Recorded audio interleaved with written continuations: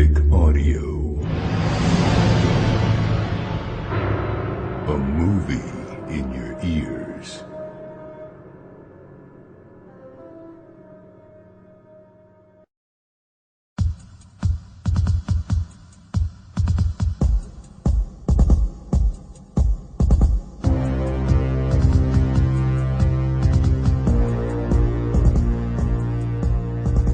Graphic Audio presents Don Pendleton's Mack Bolan. Narrated by Jeff Baker, with performances by Terrence Aselford, Annette Savard, Richard Rowan, David Coyne, Casey Jones, Ken Jackson, Christopher Graybill, Thomas Penny, and Mort Shelby.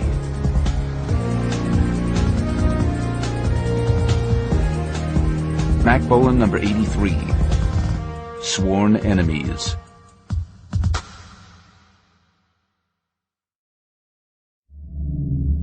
Outskirts of Kottayam, Kerala State, South India. It happened very fast, apparently. They were dragged from their car and stripped of their undershirts, then shot through the head and shoved into a ditch. Mack Bolan barely heard Najib Wall as he stared out the rear window of the Colwys 8A helicopter hovering 50 yards above where the bodies had been discovered. Below, the two dead men lay like discarded puppets, limbs splayed and twisted at unnatural angles. One had come to a rest face down in the dirt, but the other stared lifelessly upward, past the knot of Indian authorities mingling around the crime scene. Bolan looked briefly on the man's vacant, unchanging gaze, then glanced away. Bolan was no stranger to death. In his work, it was almost an everyday occurrence.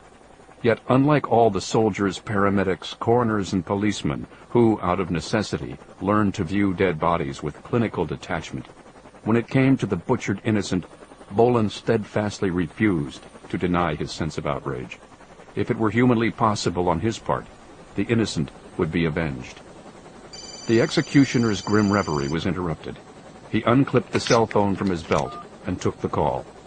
Meanwhile, up in the helicopter's front passenger seat, Najib Wall, a deceptively youthful-looking member of India's intelligence bureau, pointed out the window. There's a clearing over there, just beyond that dike. On it! Jack Grimaldi, his ever-present bald cap tipped back on his head, shifted course away from the crime scene. Like Bolan, Grimaldi had introduced himself to Najib Wall under an assumed name back at the IB field office in Kottayam. He'd presented identification and credentials declaring he was part of a special U.S. Secret Service task force assigned to monitor security during the president's week-long peacekeeping trip to South Asia. The deception was routine, and not that far from the truth. Grimaldi's and Bolan's mission was indeed centered around protecting the president, whose itinerary would include stops in Maldives, Bombay, New Delhi, Islamabad, and the Kashmiri capital of Srinagar, where heads of state would be meeting in hopes of diffusing the latest escalation of hostilities between India, Pakistan, and Kashmiri separatists. The aegis under which Grimaldi and Bolan operated, however, was not that of the Secret Service or even the CIA, but rather a smaller, elite corps of operatives, so covert their very existence was known by only a handful of men, one of them the president himself. They were operatives for Stonyman Farm. Also, like Bolan, Grimaldi was particularly troubled by a certain aspect of the killings. They were priests? As in Christian? Yes, here in Kottayam. Christians outnumber Muslims and even Hindus. It goes back to the time of the Apostle Thomas. He roamed all along the Malabar coast, preaching the gospel. He found listeners. Well, somebody wasn't listening today. Grimaldi left the bodies behind and turned the chopper toward the clearing that Wall had pointed out. They were in the countryside, outside Kottayam, a coastal Indian city barely 100 miles from the southernmost tip of the subcontinent. Most of the surrounding rural expanse was given over to tea farms and rice paddies, but there were also a few scattered palm trees. Half a mile down the dirt road where the bodies had been discovered, a church spire marked where the priests had just driven away from when they were ambushed. Bolan clipped his phone back onto his belt. That was Cowboy. Just got in from Sri Lanka. He's at the safe house in Aleppi. Want me to swing back and pick him up? After you drop us off. No problem. Wall looked puzzled as the Colwes 8A began to lower toward the clearing. You have an agent called Cowboy? Or is that a code name? More of a nickname. Suddenly the aircraft began to pitch and wobble. Grimaldi jockeyed with the controls. Incoming! Somebody's using us for target practice. Grimaldi fought to keep the chopper aloft. Bolan and Najib Wall focused on the terrain below, trying to trace the shot's trajectory.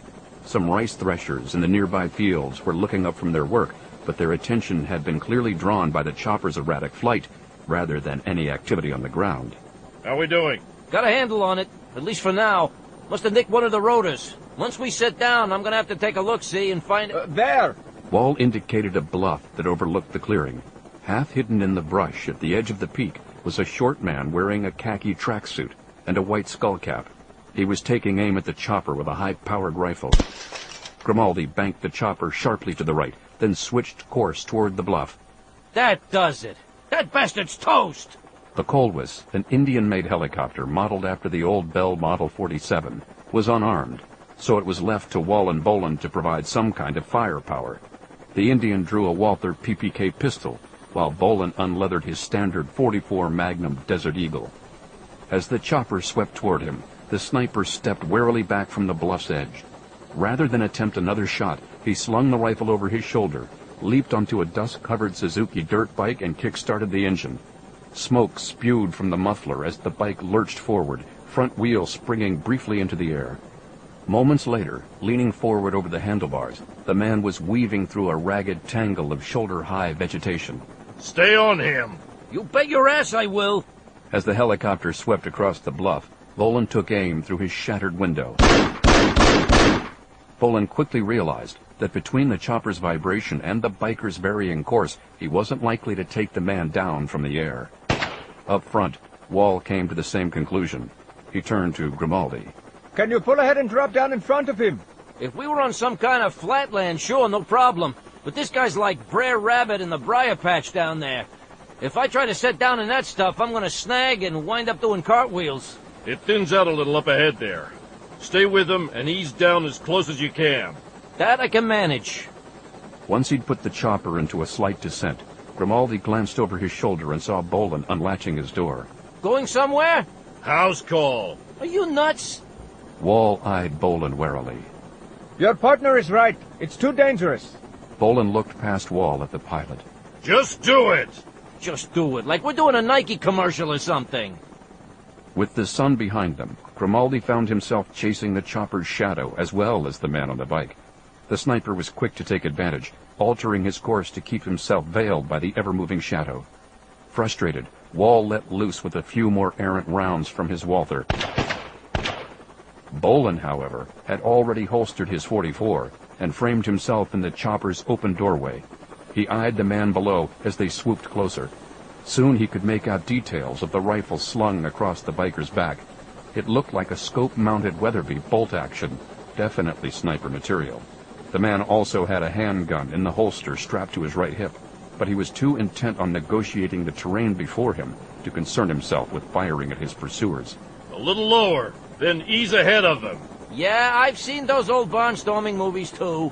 Preparing to unload passenger. Bending to a crouch, Bolan drew in a breath and focused on the dirt bike, now directly below him. Once Grimaldi began to pull ahead, Bolan exhaled and flung himself from the helicopter.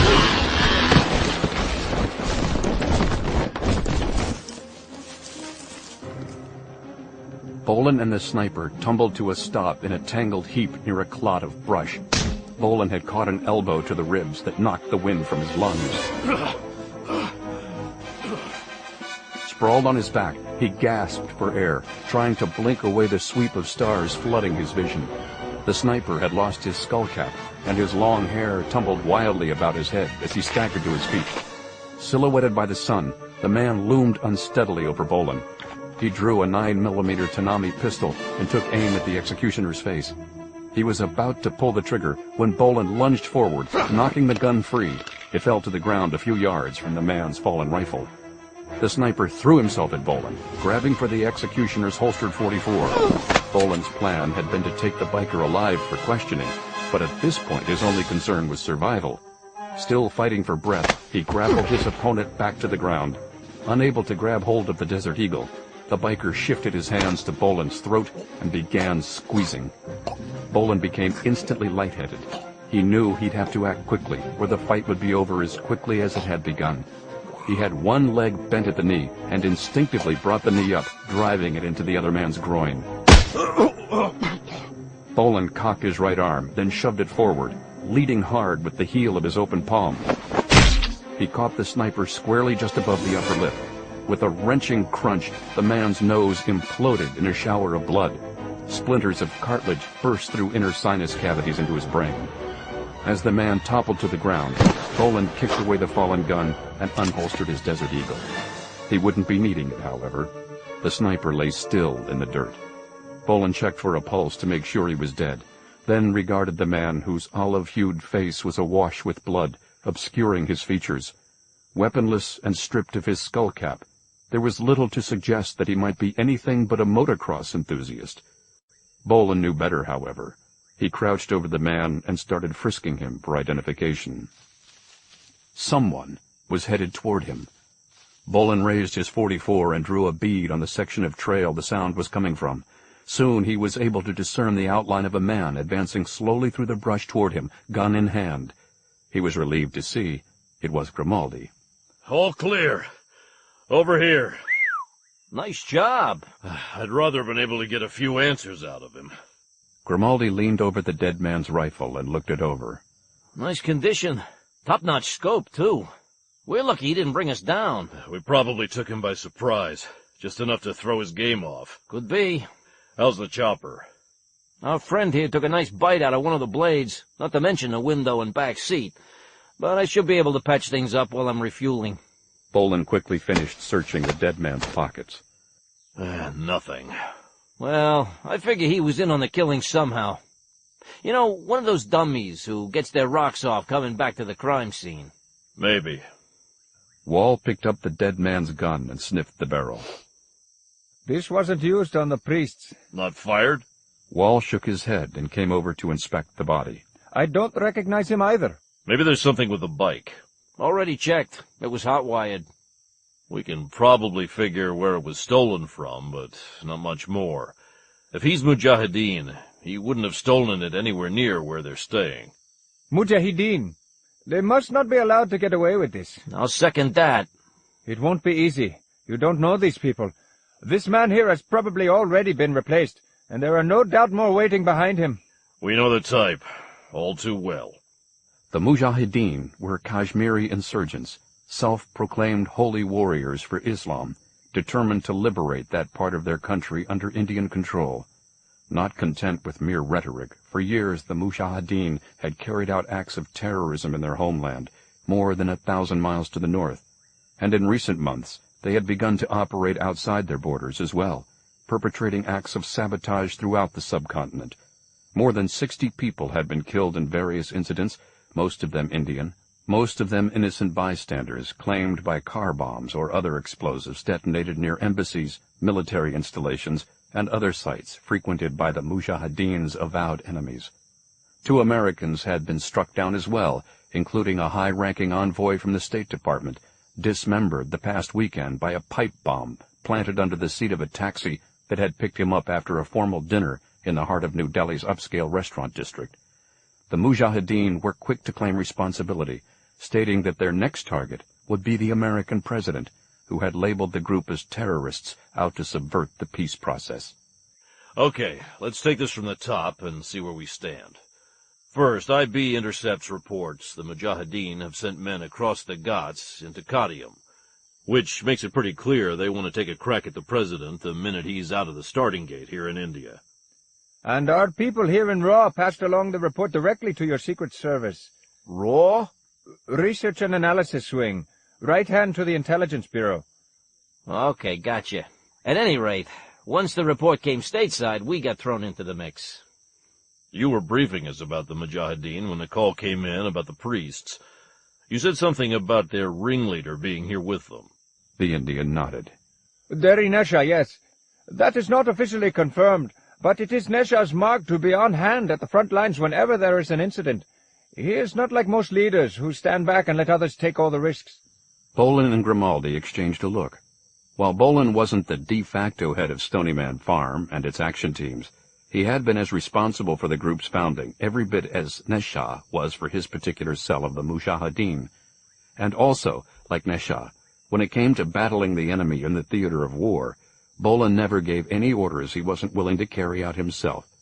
He was among that select breed that led as much by example as command. It was Bolan's hope that this shared trait would help him to get into the mind of Nesha and find a way to bring him down. There's something I don't understand. The Mujahideen have grievances with a lot of people, but not the church, at least not that I know of. As I was telling your friend, Christianity here in India was introduced from abroad. And your president is a Christian, yes? He campaigned as one, I know that much. I think he has plans to attend services tomorrow in Maldives. I say the Mujahideen killed the priests to send a message to your president. They are Muslims, after all. Being Muslims doesn't automatically make them terrorists. Of course not, but they are extremists, and like all zealots, they recognize only one way of worship, their own. All others be damned. If this was their doing, wouldn't they have left behind some kind of statement? You know, something on paper, some kind of proclamation to make sure they got credit? Perhaps our men have found something near their bodies. Or perhaps the Mujahideen are waiting until the killings are made official to come forward. With the car bombing in New Delhi, they waited until it was on the news. All right. For the sake of argument, let's say this was their doing. We can worry about the reasoning later. Right now, we need to find them. Understood. That is IB's top priority as well. If the Mujahideen are behind the killings, they had to have had a staging area somewhere around here.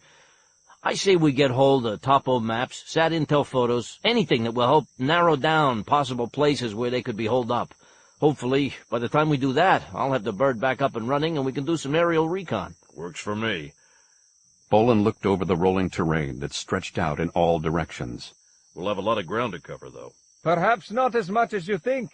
Bolan and Grimaldi glanced over and saw the Indian crouched over the dead man. He was holding the man's right hand, sniffing his fingers. What do you smell? Cordite? No, not cordite. Coconuts. I smell coconuts. Slowly the Indian shifted his gaze, staring out past the rice paddies to a gently sloping hillock several miles away. Tea was the primary crop in the higher elevations, and the hill was green with leaves fluttering in the hot summer breeze. But there was one plot of land that stood out from the rest, not only because of its groves of coconut palms, the only ones within 5 miles, but because of the series of scattered buildings, whose high ceilinged roofs protruded above the surrounding vegetation. They were kalaris, classrooms devoted to the study of Kathakali and Kalaripayattu. Before being recruited into the Intelligence Bureau, Najib Wall had studied at the facility under the guidance of his uncle, Ziyarat Wall, a master of the highly disciplined arts for which the Indian state of Kerala was famous.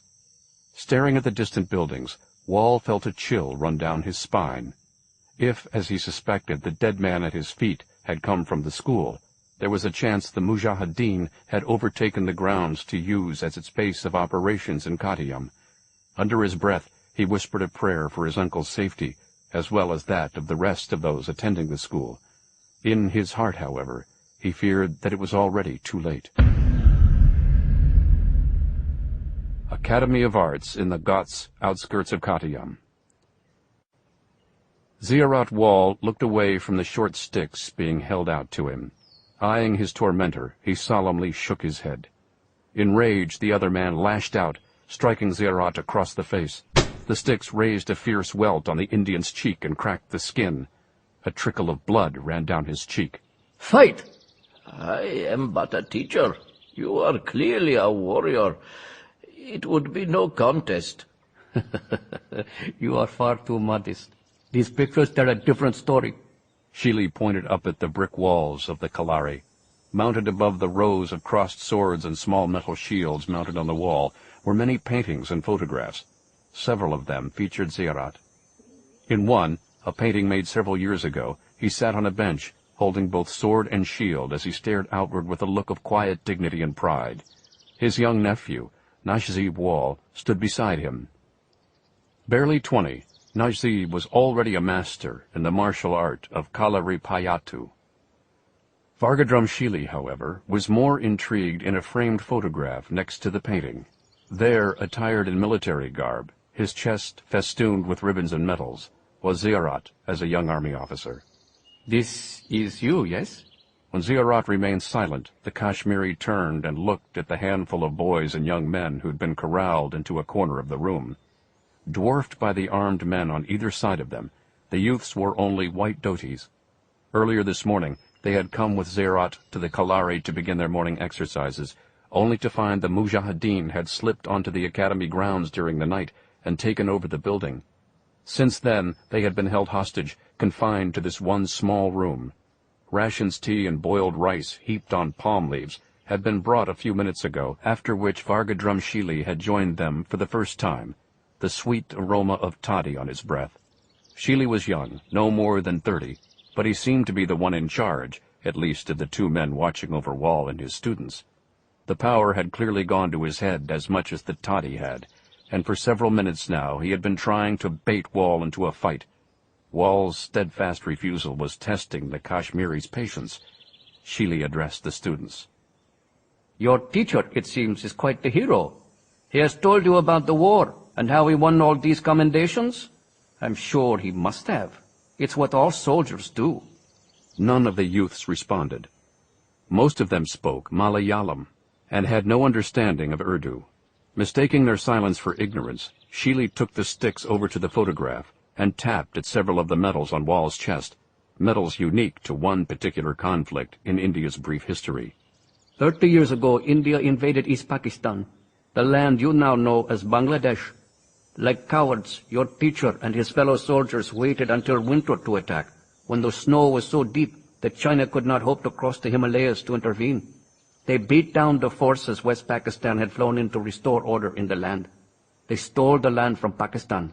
West Pakistan flew in forces to terrorize those who wished for independence.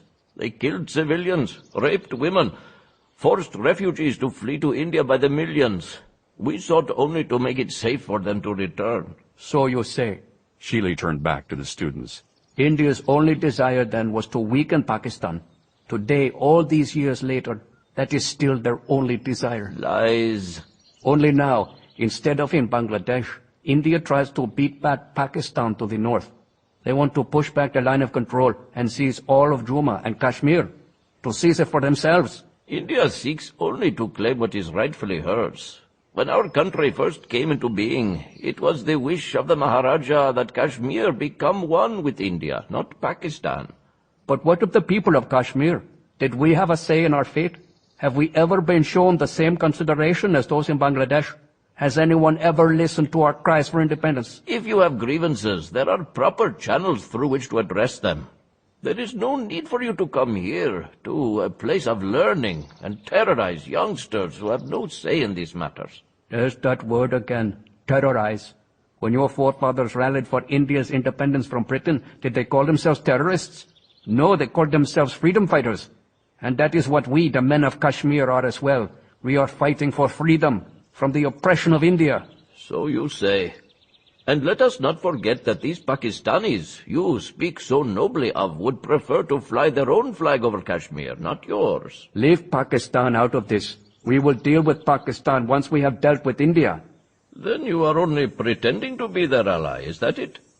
Are they aware of this? Do they know that the money they slip into your hands under the table will one day be used against them? Since we set foot on these grounds, no one has been terrorized. No one has been hurt, with the exception of my tapping you on the cheek for refusing to fight me man to man. What about the gunshots we heard earlier in the other buildings? How do we know you have not killed any of the others? You have my word. Your word means nothing to me. Shili's face reddened. Once more he swung the small sticks, striking Wall again in the face. The cut on the Indian's face widened, deepening the flow of blood down his cheek. Wall struggled to blink away the involuntary tears the blow had brought to his eyes. Why are you here? What do you want from us? Fight me, and perhaps I will tell you. Why is it so important to you that we fight? Shili gestured to the youths in the corner. Perhaps like you, I am not only a soldier, but also an educator. Perhaps I want to show them a glimpse of the future. I do not understand. You are India. I am Kashmir. You are yesterday. I am tomorrow. Together we can demonstrate how things will be.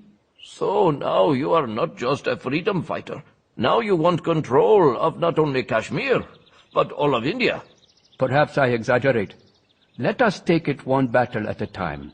For now, let us fight the battle for Kashmir. Wall regarded the Kashmiri. Bargadrum Shili wasn't only half his age, but a head taller and at least 80 pounds heavier, and yet Wall had every confidence that were he to take the sticks, one form of weaponry in the practice of Kalipayattu, he could easily defeat the other man in a matter of seconds. After all, in the 30 years since he had first taken up the martial art, Ziarat Wall had come to be recognized as one of its greatest practitioners, rivaling even the vaunted Nayirs, those of the Kiralan warrior caste whose ancestors had first developed Kalipayattu centuries ago, when they were India's equivalent to the samurai of Japan.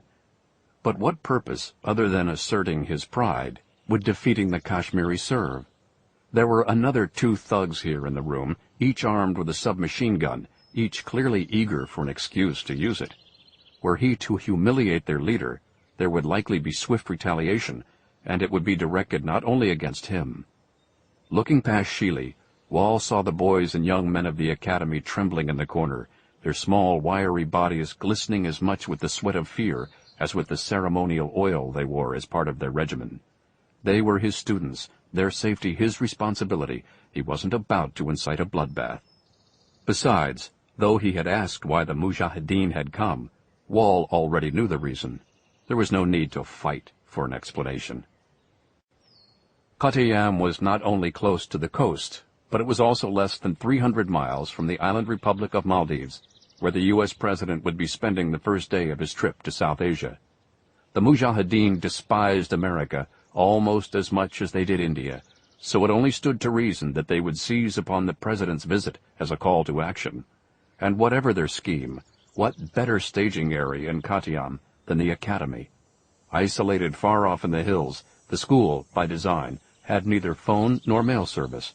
There wasn't another delivery scheduled until the middle of next week, and there would be no visitation by the youth's parents until the following weekend. Here, at least for the next few days, the Mujahideen could go about their business, whatever it was, without anyone being the wiser. What puzzled Wall most about this group wasn't its agenda, but rather its leadership. In talking with his nephew, Najib Wall, it had seemed clear that the Intelligence Bureau expected any Mujahideen terrorist activity in the area to be masterminded and carried out by their leader, Deri Nesha, and yet 5 hours into their captivity, Wall had yet to encounter anyone passing out orders, save for the half-drunken lout in front of him. Could it be that Nesha had stationed himself elsewhere on the grounds? It didn't seem likely. From what Wall had read of the men, Nesha wasn't the sort of fool to delegate authority to a man who would drink while on duty. No, the likelier explanation was that something had happened to Nesha. If that was the case, it might bode well for the world in general, but Wall feared it could wind up meaning death for himself and those of the academy. Well, will you fight me? Or would you have your disciples think you're a coward? No! One of the younger boys, who apparently understood a smattering of Urdu, suddenly broke clear of the others, hands clutched into small fists. Ziaratashan is a hero, not a coward! The boy was about to leap into the air when one of Shili's cohort stepped forward and swung hard with the stock of his submachine gun. The youth reeled to the floor, clutching his side where he'd been struck. Some of the other boys were about to come to his aid when their way was blocked by the other Kashmiri. Together, the 2 soldiers fired several rounds into the dirt at the boy's feet, then raised their guns and aimed them threateningly. The youths shrunk back, rejoining the others. You terrorize children, and yet I am supposed to be the coward? Have you no decency, no shame? Were you raised by jackals? Again, Shili's face reddened. His hand went to his holster. He drew a Kunan .357 Magnum pistol and aimed it at the instructor. Wall ignored the gun and glared defiantly at Shili. For several seconds the 2 men faced off, the Kashmiri's finger on the trigger of his automatic. Suddenly, the door to the Kalari opened. Another of the Mujahideen strode in, carrying a pair of high-powered binoculars. Sheely turned, lowering his gun. What is it, Shazad? There is a problem. Another problem? What is it this time? Shazad cautiously strode forward and murmured in Sheely's ear. As he listened, the Kashmiri's features hardened. Once the news had been delivered, he stabbed the gun back into his holster and followed the other man out of the room. Wall moved over to the injured boy and felt the youth's ribs. He could tell that several of them had been broken. He turned to the gunman who had struck the boy. He needs medical attention. The gunman reached to a ledge built out of the closest wall, where several folded, fresh-washed dhotis were neatly stacked. He took 2 of the cloth shorts and tossed them to Ziyarat. No, medical attention. He needs to see a doctor. The gunman shook his head and pantomimed, wrapping the cloth around the boy's chest. Do it yourself. Wall dabbed at the boy's tears, then used one of the dhotis to bind the youth's chest. Be strong. The boy nodded tearfully. He took the other dhoti and wiped the blood trickling down the side of Wall's face. Why did you not fight back, Ziyarat-Shan? The wise warrior chooses his battles. When the time is right, he fights. As he followed Shazad from the building, Vargadrum Sheely drew in a deep breath, trying to settle his nerves. What he really wanted was another drink, but he'd already drained his flask and had yet to find the opportunity to refill it without the others seeing. Not that he cared what they thought, he assured himself. There was another Kalari situated higher up the hillside. Leading up to it was a winding path made of crushed stone. At one point, Sheely saw a serpent slither out of their way, vanishing into the brush. The monsoons have yet to come, and already the snakes are taking to high ground. Maybe they'd know something we don't, Perhaps. Taking advantage of a narrowing in the path, Shazad lengthened his stride so that he could walk ahead of Sheely instead of beside him. Sheely was about to chastise Shazad yet again, but thought better of it. As the path wound back on itself, he fumed silently and glanced downhill, past the buildings of the academy. In the days of the Raj, schools were funded by the Crown and had no need to concern themselves with operating budgets. But times had changed, and now, where there had once been cricket fields and riding pastures, the lower grounds had been given over to tightly clustered tea bushes and row after row of stately coconut palms. The school was run by private hands these days, and depended on crop sales to remain in operation. Hired families worked the land and lived in barracks far from the academy, so they weren't yet aware of the Mujahideen's takeover. Vargadrum was sure that would likely change soon enough, leaving him with yet another problem to contend with. He licked his lips, aching for a drink. Everything was happening so fast. First it was the news that Dari Nesha had been taken prisoner, forcing the Mujahideen to raid the academy without him. Now, while Sheely's brothers were off trying to free Nesha, he had been left in charge. He thought it would be an idle time, after which his brothers would return with Nesha. Instead, everything seemed to be coming apart. The toll of the arduous trek south from Kashmir was beginning to show itself. The men were restless, irritated by a lack of sleep, the oppressive heat and the insolence of their prisoners. And because Nesha had been captured before he could get his hands on a guidance system, there was uncertainty as to whether they should attempt to use the missile launcher. If they were going to use it, then what? What if his brothers didn't return by the agreed-upon time to fire the weapon? Should he proceed without them? It was so hard to know. The path finally brought Sheely and Shazad to a courtyard outside the upper Kalari. Near the front steps, the statue of a Bengal tiger loomed majestically at the head of a reflecting pool filled with koi fish and lily pads. Sheely was staring into the carved eyes of the stone beast, mesmerized by the creature's lifelike gaze, when he suddenly became aware of a faint, putrid odor. What is that smell? The wisteria?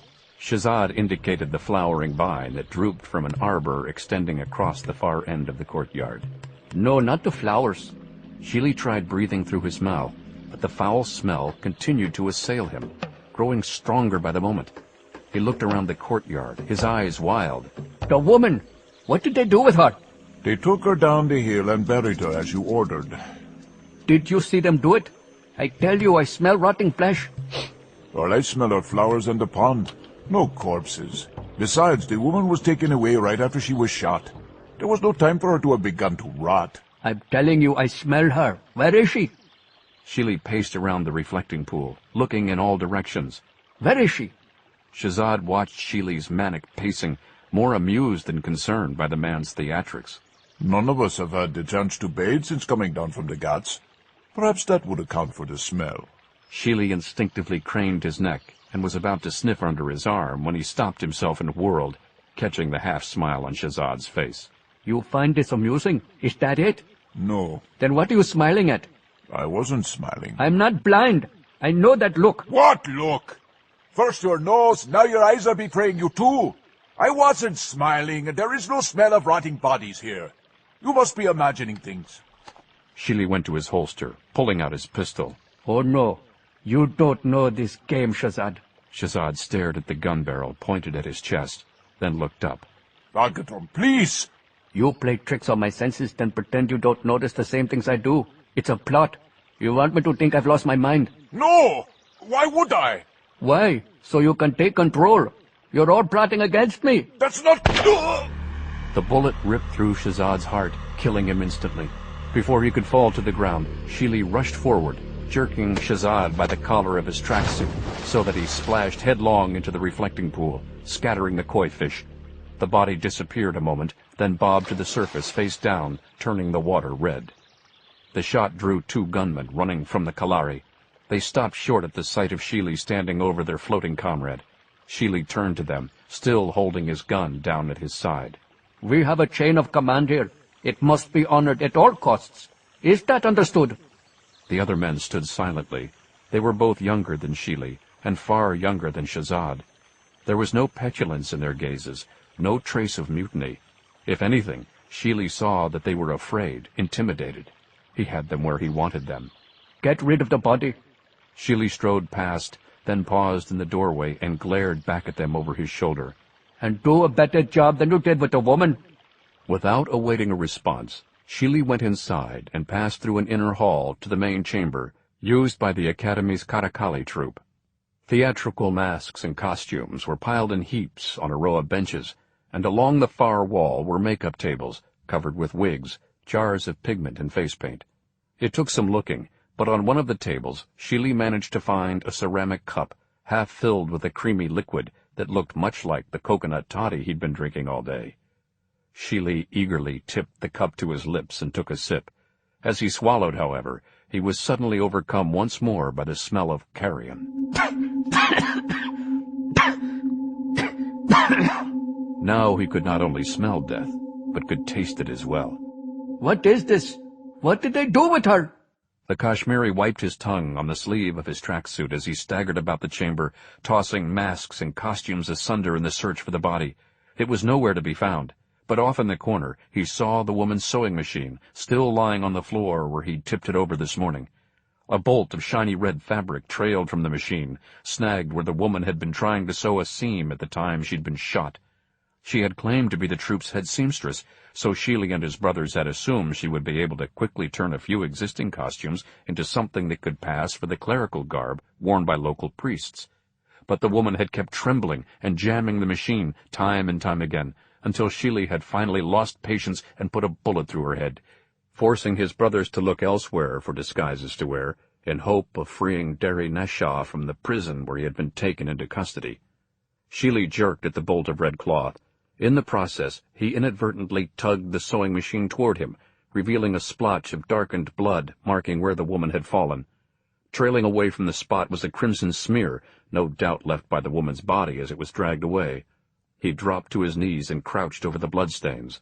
They were already dry to the touch and didn't carry the smell of death. Enough! Enough! Enough! Enough! Enough! Sheely leaped to his feet and fled the chamber. He bounded up the staircase leading to the observation tower, trying to put the smell behind him. It worked.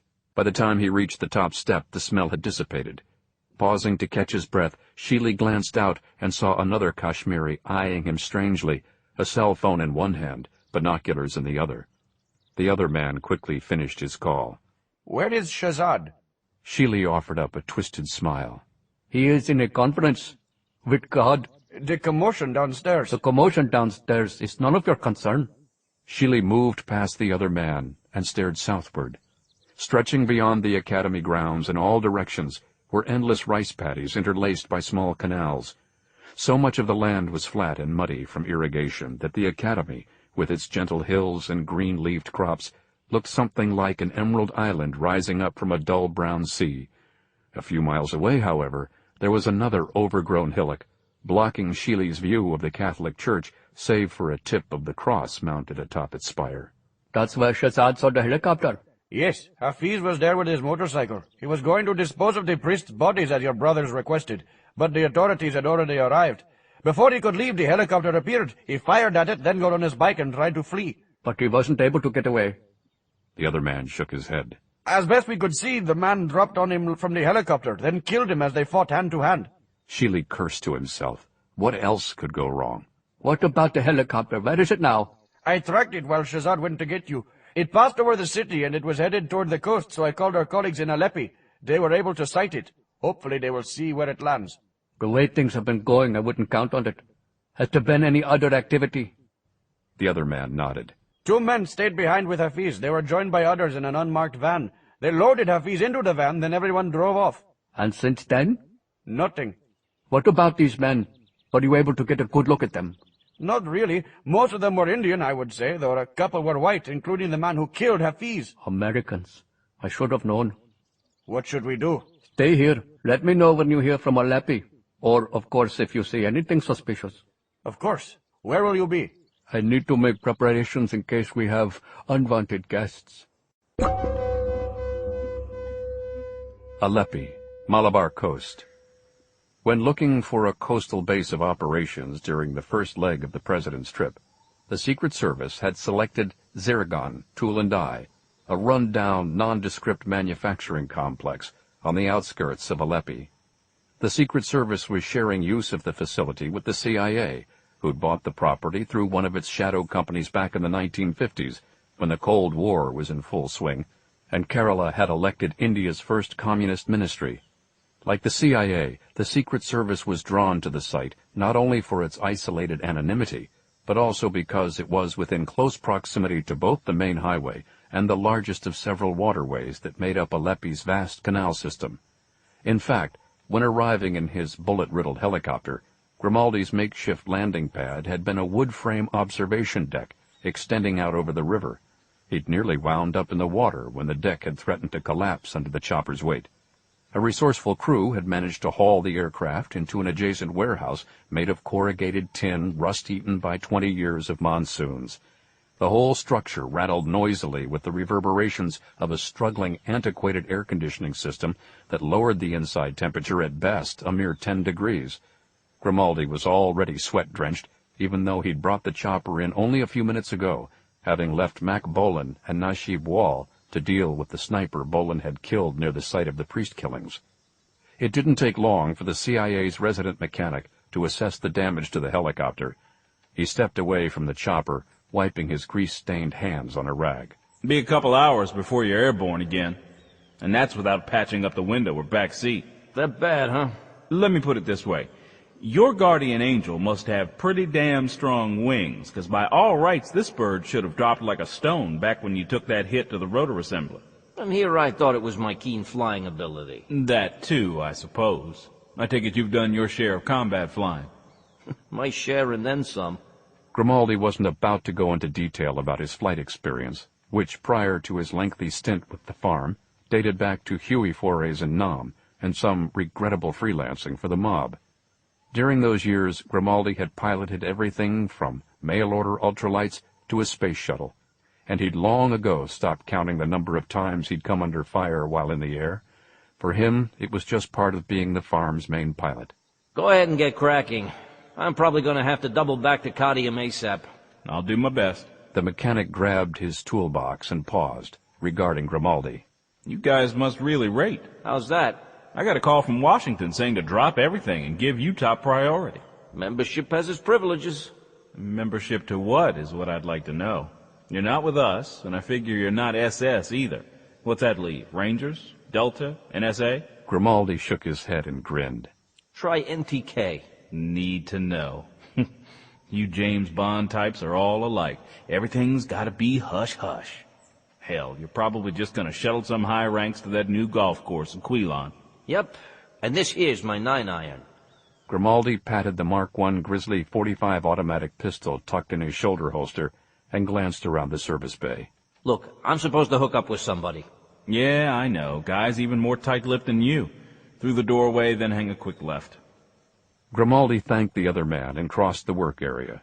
Off in one corner, 2 Secret Service agents, sleeves rolled up, collars unbuttoned, mulled over a corkboard bearing a map of India stuck with different colored pins. Both men wore cellular headsets and were talking through small condenser mics as they referred to the map.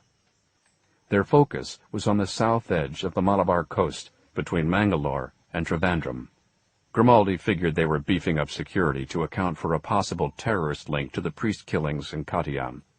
The air conditioner made it hard to eavesdrop, but he overheard one of the men mention that the president would be landing soon on the northernmost of the Maldives atolls.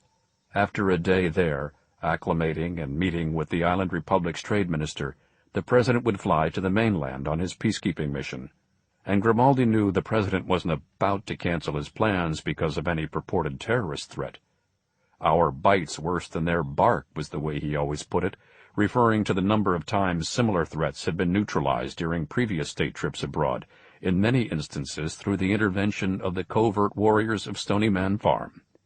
Grimaldi had a feeling that by the end of this latest trip, he and his colleagues would no doubt once again play a key role in making sure that "Hail to the Chief" wasn't a reference to an assassin's gunfire. The mechanic's directions led Grimaldi to the complex's newest addition, a small 4-room building whose wood and adobe framework supported a tile roof that did a better job of reflecting the heat than the tin shell of the service bay. He found John Cowboy Kissinger in a tool room, temporarily doubling as the Secret Service's armory. With its stockpiled munitions, workbench, lathe, and assorted metalworking gear, the place reminded Grimaldi of Kissinger's workstation back in the States, where he served as the farm's resident armorer and weaponsmith. The 2 men were roughly the same age, but Kissinger was taller and more sturdily built. A one-time Cleveland Browns wide receiver who still looked more than capable of shaking off a few tackles on his way to the end zone. Brown-haired, brown-eyed, dressed in combat fatigues, he was tinkering with something propped on the bench, so engrossed with his work that he didn't notice Grimaldi until the pilot moved in front of the stream of cool air blowing through the air conditioning vent. Leave it to Cowboy to find the coolest room in the house. I hadn't noticed. Kissinger glanced up a moment, then turned back to his work. You made good time getting back here. Wasn't about to dawdle on the scenic route. Grimaldi passed along the diagnosis on the helicopter, then quickly briefed Kissinger on the latest developments in Kottayam. Before we head back, this IB guy we're working with, Najib Wal, wants us to pick up some fireworks from a warehouse down by the waterfront. Fireworks? What for? He's concerned that if the Mujahideen have taken over this academy, it'll be tough to get close to them. He figures a diversion might help things. And this place on the waterfront supposedly has a stockpile left over from some spring festival they hold every year up in Traichur. Poobah, poor boy, something like that. Pour 'em. It's kind of like their Mardi Gras. I'll put it on my calendar. Better brush up on your Hindi first. What you got there? Grimaldi eyed the strange contraption Kissinger was working on, the size of a lunchbox and made primarily of plated steel and black plastic.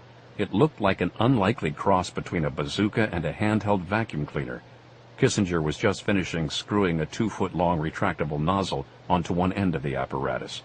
My DHL prototype. Dragon's hairball launcher? You really gonna name it that? I thought that was just an inside joke. It is. Once they go into production, I'll figure out something else for the initials to stand for. Kissinger had been developing the DHL back at the farm on and off for a few years now, coming up with the original idea while retro-engineering a Russian Air Force ODAB 500 PM fuel-air mixture bomb. While the cluster bomb-sized ODAB, or in English, volume detonation aircraft bomb, released shockwave energy capable of immobilizing enemy forces within a range of 100 yards, the smaller shells in Kissinger's miniaturized hybrids were more flammable, like a well-thrown Molotov cocktail, or as Kissinger had first described it when applying for funding, a well-spit dragon's hairball. On impact, they would detonate into deadly, fast-spreading fireballs. The DHL had a number of advantages over conventional flamethrowers, perhaps the greatest being its ability to be fired from a greater distance without revealing its point of origin. There were still a few glitches in the weapon's design, and after flying to India with Grimaldi and Bolan, Kissinger had gone on to Sri Lanka, where he'd met with a Negombo weapons manufacturer specializing in incendiary devices. He had sent them specs for modifying a few parts of the DHL, including the retractable firing barrel, and it had been his hope to test the reconstructed prototype that morning at the firm's firing range. Instead, he'd gotten the call to head back to the mainland and help contend with the latest threat posed by the Mujahideen. Now, though he'd just finished reassembling the weapon with the new parts, it looked as if testing would have to once again wait. After setting the DHL into its customized carrying case, Kissinger put the weapon in a locker the Secret Service had provided for him and headed for the door. All right, enough high-tech. Let's go get some old-fashioned fireworks. The quickest way to Aleppi's warehouse district was by water. The CIA normally had a small flotilla of boats gassed up and ready for use underneath the observation platform, but the officer leading Grimaldi and Kissinger down to the docks explained that the faster craft were already out in the field. Of the 2 boats available, the largest was a thatch-roofed country boat like those used by Caroline farmers to transport crops from farm to market. Lacking either sail or motor, the craft had to be propelled by prodding long wooden poles into the river bottom and pushing off. The other choice was a smaller, metal-framed, 3-bench rowboat outfitted with a low-horsepower Evinrude engine. The tortoise and the snail. We use them mostly for undercover and surveillance. They fit in with most of the boats you see around these parts. I take it the other boats are out because they pack a little more wallop. Yeah. Sorry, short notice and all. Guess we'll take the tortoise. The agent handed over the keys to the Evinrude. Then, as Grimaldi and Kissinger boarded, he untethered the rowboat from its moorings. Should be a clear run to town for you, only watch out about a half a mile downriver. There's a lagoon where they rent out jet skis, and some moron's always going to wind up straying out of bounds trying to impress his girlfriend. Ah, tourists. You gotta love them. Kissinger grabbed the oars and paddled out into midstream. Grimaldi started the motor and opened the throttle. With a faint lurch, the boat started downriver. Kissinger drew in the oars and glanced at the riverbanks, overgrown with thick-bladed shrubs. Several water buffalo stood shoulder-high in the bushes, chewing cud as they watched the boat putter by. Grimaldi smacked the Evinrude with the flat of his hand. Hell, if they can swim, we ought to yoke them and have them pull us. Couldn't be much slower than this hamster wheel. Kissinger laughed, grabbing his bench with one hand, while raising the other hand in the air above his head like a rodeo rider astride a bucking bronco. Woo! Ride 'em, cowboy! Kissinger may have looked as if he belonged in the saddle, but his nickname had less to do with time spent on the open range than the kick-ass, no-holds-barred reputation he'd earned years ago busting drug dealers during a stint with the DEA. In recent years, he'd found himself spending more and more time within the confines of the Stony Man Armory, but whenever called into the field, the old juices invariably started flowing, and Kissinger could be counted on to provide the kind of reckless daring sometimes needed to tilt the scales in a difficult mission. You should have seen Sarge take down that sniper this afternoon. You'd have been proud. Yeah? Hell yes. It was crazy. This guy's hightailing away from us on a dirt bike, so Sarge has me do a flyover low enough so he can hop out of the chopper and... Grimaldi's voice trailed off as he saw Kissinger bring a finger to his lips. The armorer was looking upriver past Grimaldi, his face etched with concern. The Stony Man pilot stole a glance over his shoulder and saw, less than 100 yards away, another boat. It was difficult to make out any details, but the other craft was quickly gaining on them. Maybe it's our free upgrade. I wouldn't count on it. Kissinger slipped a hand to his shoulder holster, pulled out a modified Colt government model pistol, and thumbed off the safety. Grimaldi fished through a storage box near the rudder, reaching past a small hatchet and a 3-gallon fuel canister for a pair of binoculars. He was trying to focus on the approaching boat when a gunshot whizzed past him. Not again! Grimaldi tossed the field glasses aside and opened the engine's throttle. The boat crept forward, barely responding to the extra gas. Meanwhile, another shot buzzed near Grimaldi's ear. Are these guys sensitive or what? I swear, all you gotta do is look at them and they start shooting. Let me see if I can get him to back off. Kissinger braced himself and brought his Colt into firing position. The other boat kept coming, prow high in the water, blocking his view of the vessel's occupants. It looked like a cigarette boat, a sleek craft built essentially for speed. There was no way Grimaldi would be able to outrun it. When a gunman rose into view, Kissinger fired a round from his Colt. The other man ducked, then quickly popped back up, unleashing another volley with his assault rifle. Most of the shots fell wide, but a few hit too close for comfort. We're like sitting ducks here. Grimaldi yanked out his LAR Grizzly and blasted away. The other boat took a hit to the hull, but kept coming. They were nearing a sharp bend where a tree grew out at an angle from the embankment, its lower branches dipping close to the waterline. The river narrowed, and there was no way around. Grimaldi was forced to slow down so they could pass underneath, limbo style. Halfway through the obstacle, the Stony Man pilot idled the engine, grabbed the hatchet from the storage box, and handed it to Kissinger. Here, see if you can get that big limb there to dip a little lower. Gotcha. Grimaldi turned back and fired through the branches at the approaching boat, which was already slowing down. Kissinger, meanwhile, hacked fiercely at the largest of the tree branches. He stopped short of chopping all the way through, however. Once the limb began to give way, he let up, letting it creak lower to the waterline. Okay, let's scram! Grimaldi gave the Evinrude more gas, and they pulled away. There was no way the other boat could plow through the tree without capsizing, so he figured they had time to possibly move to shore and take cover on the embankment. As they rounded the bend, however, Kissinger glanced ahead and came up with a better idea. They'd reached the lagoon the CIA agent had forewarned them about, and sure enough, a sunburned daredevil in floral swim trunks had hot-dogged into the river on his jet ski and taken a turn too sharply, dumping himself in the water. He just swum back to his watercraft and was righting it when Grimaldi and Kissinger caught up with him. The man was blond-haired and blue-eyed, his handsome features seemingly stamped into the smug expression of someone used to getting his way without much effort. I need to borrow your toy there for a minute. Hey, no way, dude. Kissinger pointed his .45 at the man. Yes way, dude. While the skier glanced toward the approaching boat with a look of annoyance, Kissinger grabbed him by the wrist and jerked him off the watercraft. Whoa! He practically flew past Kissinger into the rowboat. Get down and stay down! Kissinger returned fire, then climbed onto the personal watercraft. The skier, no longer smirking, pressed himself against the bottom of the boat. Be careful, man. I, passed on the insurance when I rented that thing.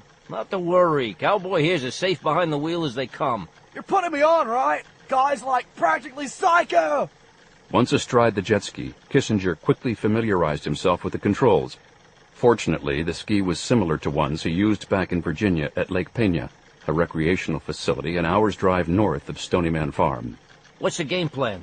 I don't know, but I'm sure I'll think of something. Just cover my ass. Will do. Grimaldi checked his Grizzly. The skier glanced up at the gun and grimaced. Oh, man, you mean there's gonna be more shooting? Afraid so, dude. Bummer, huh?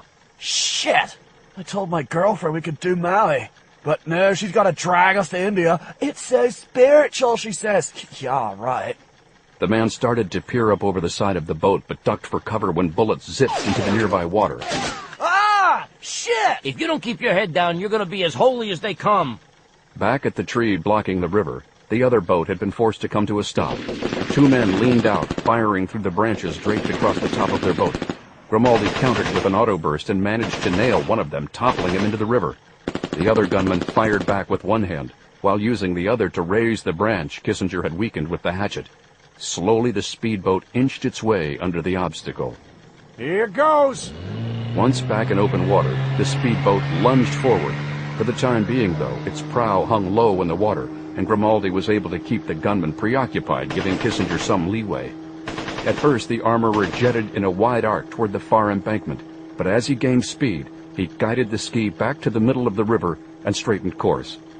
Oh, man, dude's playing chicken! He's gonna wreck that ski for sure! Raising a fantail of spray in his wake, Kissinger bore down on the other boat, putting them on a collision course. He refused to let up on the throttle, and as their paths drew closer, he ignored the gunshots being fired his way and kept his eyes trained on the hands of the driver manning the speedboat. At the last possible second, the man's hands jerked the boat's steering wheel to the right. Kissinger simultaneously veered to the right as well and leaned away from the oncoming boat. The two craft narrowly averted a collision. Kissinger, already leaning precariously to one side, was knocked off balance by the wake of the passing boat. Losing control of the jet ski, he leaped free and plunged into the river as it slid sideways and sputtered to a stop just short of the toppled tree. Grimaldi, meanwhile, saw that the speedboat was now headed directly toward him. Out, quick! Both men lunged into the water. The man at the controls of the speedboat tried to cut sharply to his left, but he still clipped Grimaldi's boat at an angle. The speedboat flew out of control almost instantly, flipping several times across the surface of the river before landing upside down in the water. A spark ignited spilled fuel.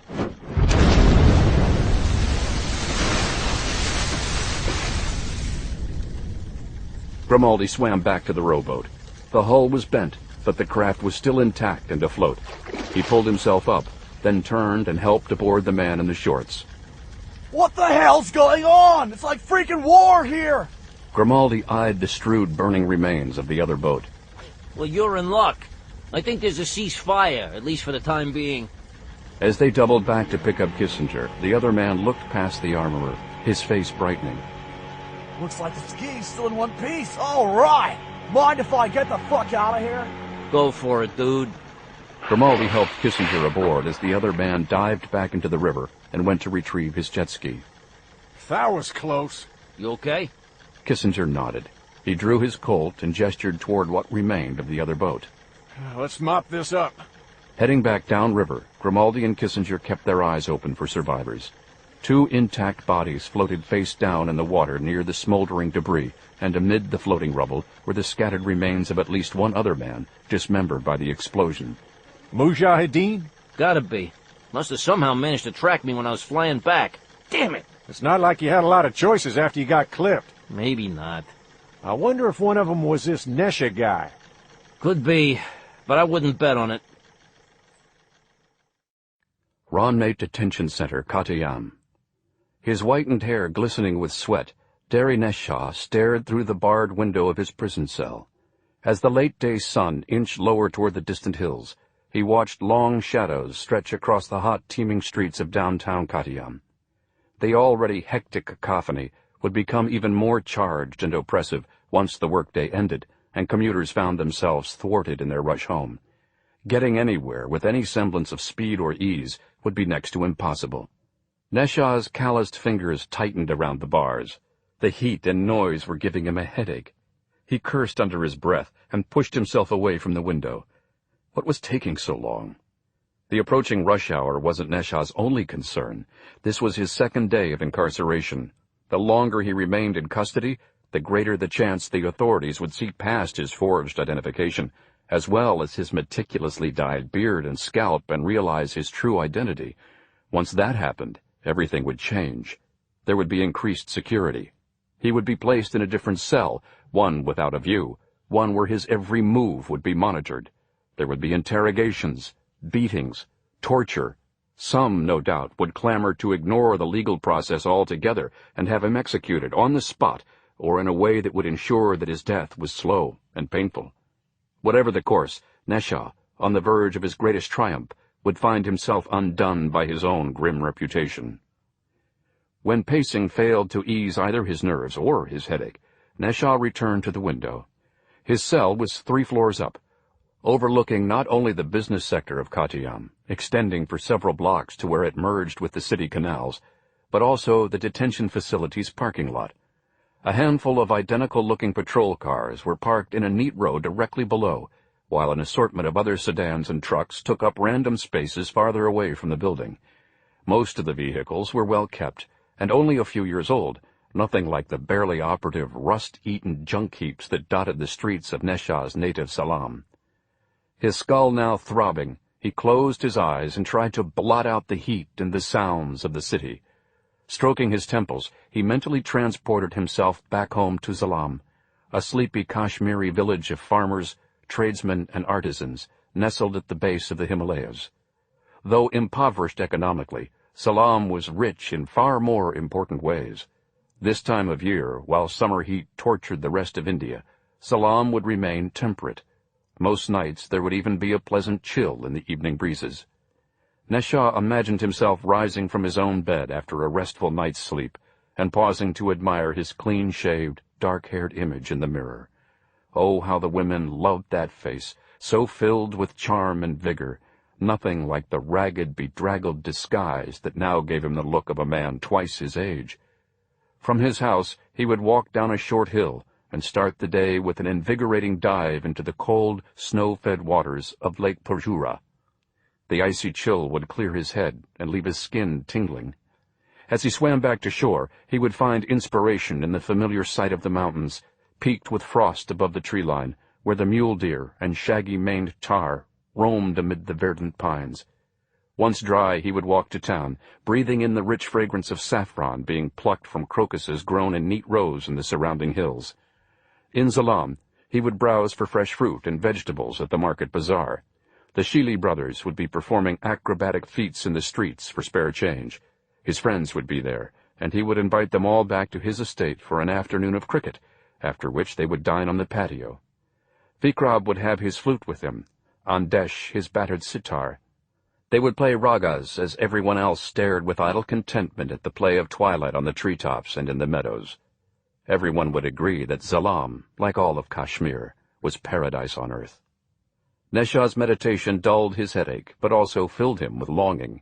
He'd been away for months, letting his hair and beard grow as he trekked circuitously southward, all the while furtively attending to the machinations that, God willing, would one day see Zalam, as well as all of Jammu and Kashmir, ushered into an era of sovereignty befitting a true paradise. For most of his adult life, Neshah had strived to help make his homeland become just such a gem, a jewel unto itself, not some bauble tugged at from either side by the covetous hands of India and Pakistan. The mere thought of the interloping powers renewed Neshah's sense of rage. Like other Mujahideen cells, Neshah had initially sided with Pakistan on the issue of who should control Kashmir's destiny. After all, Pakistan was, like Kashmir, predominantly Muslim. And, of course, there was the matter of secret collusion. Pakistan steadily supplied the Mujahideen with cash, munitions, and other provisions for use in the ongoing battle against Indian forces stationed in Kashmir. It was only over the past year that Neshah had begun to think of swearing off his group's dependency on Pakistan and fighting instead for Kashmir's right to self-determination. What had changed his mind was one of those tranquil afternoons he'd just conjured up. He and the Shili brothers had been staring westward, hoping to enjoy the sunset. Instead, they'd witnessed, across the Vale of Kashmir, yet another in the endless barrage of shellings, hammering the jagged peaks of Pir Panjal. Eerie tendrils of smoke rose up in the air, writhing slowly in the wind like restless ghosts of those just slain by the bombardment. The next day, they'd learned that of the 58 fatalities, only 11 had involved Indian troops. The rest of the dead had been Kashmiri mountain villagers, innocent men, women, and children, who wanted nothing more than to be able to go about their lives without fear that they might be claimed by the next errant volley. And this had been no isolated incident. The same ratio, 5 Kashmiris slain for every 1 Indian, had been maintained, more or less, for years since the line of control had first been drawn up.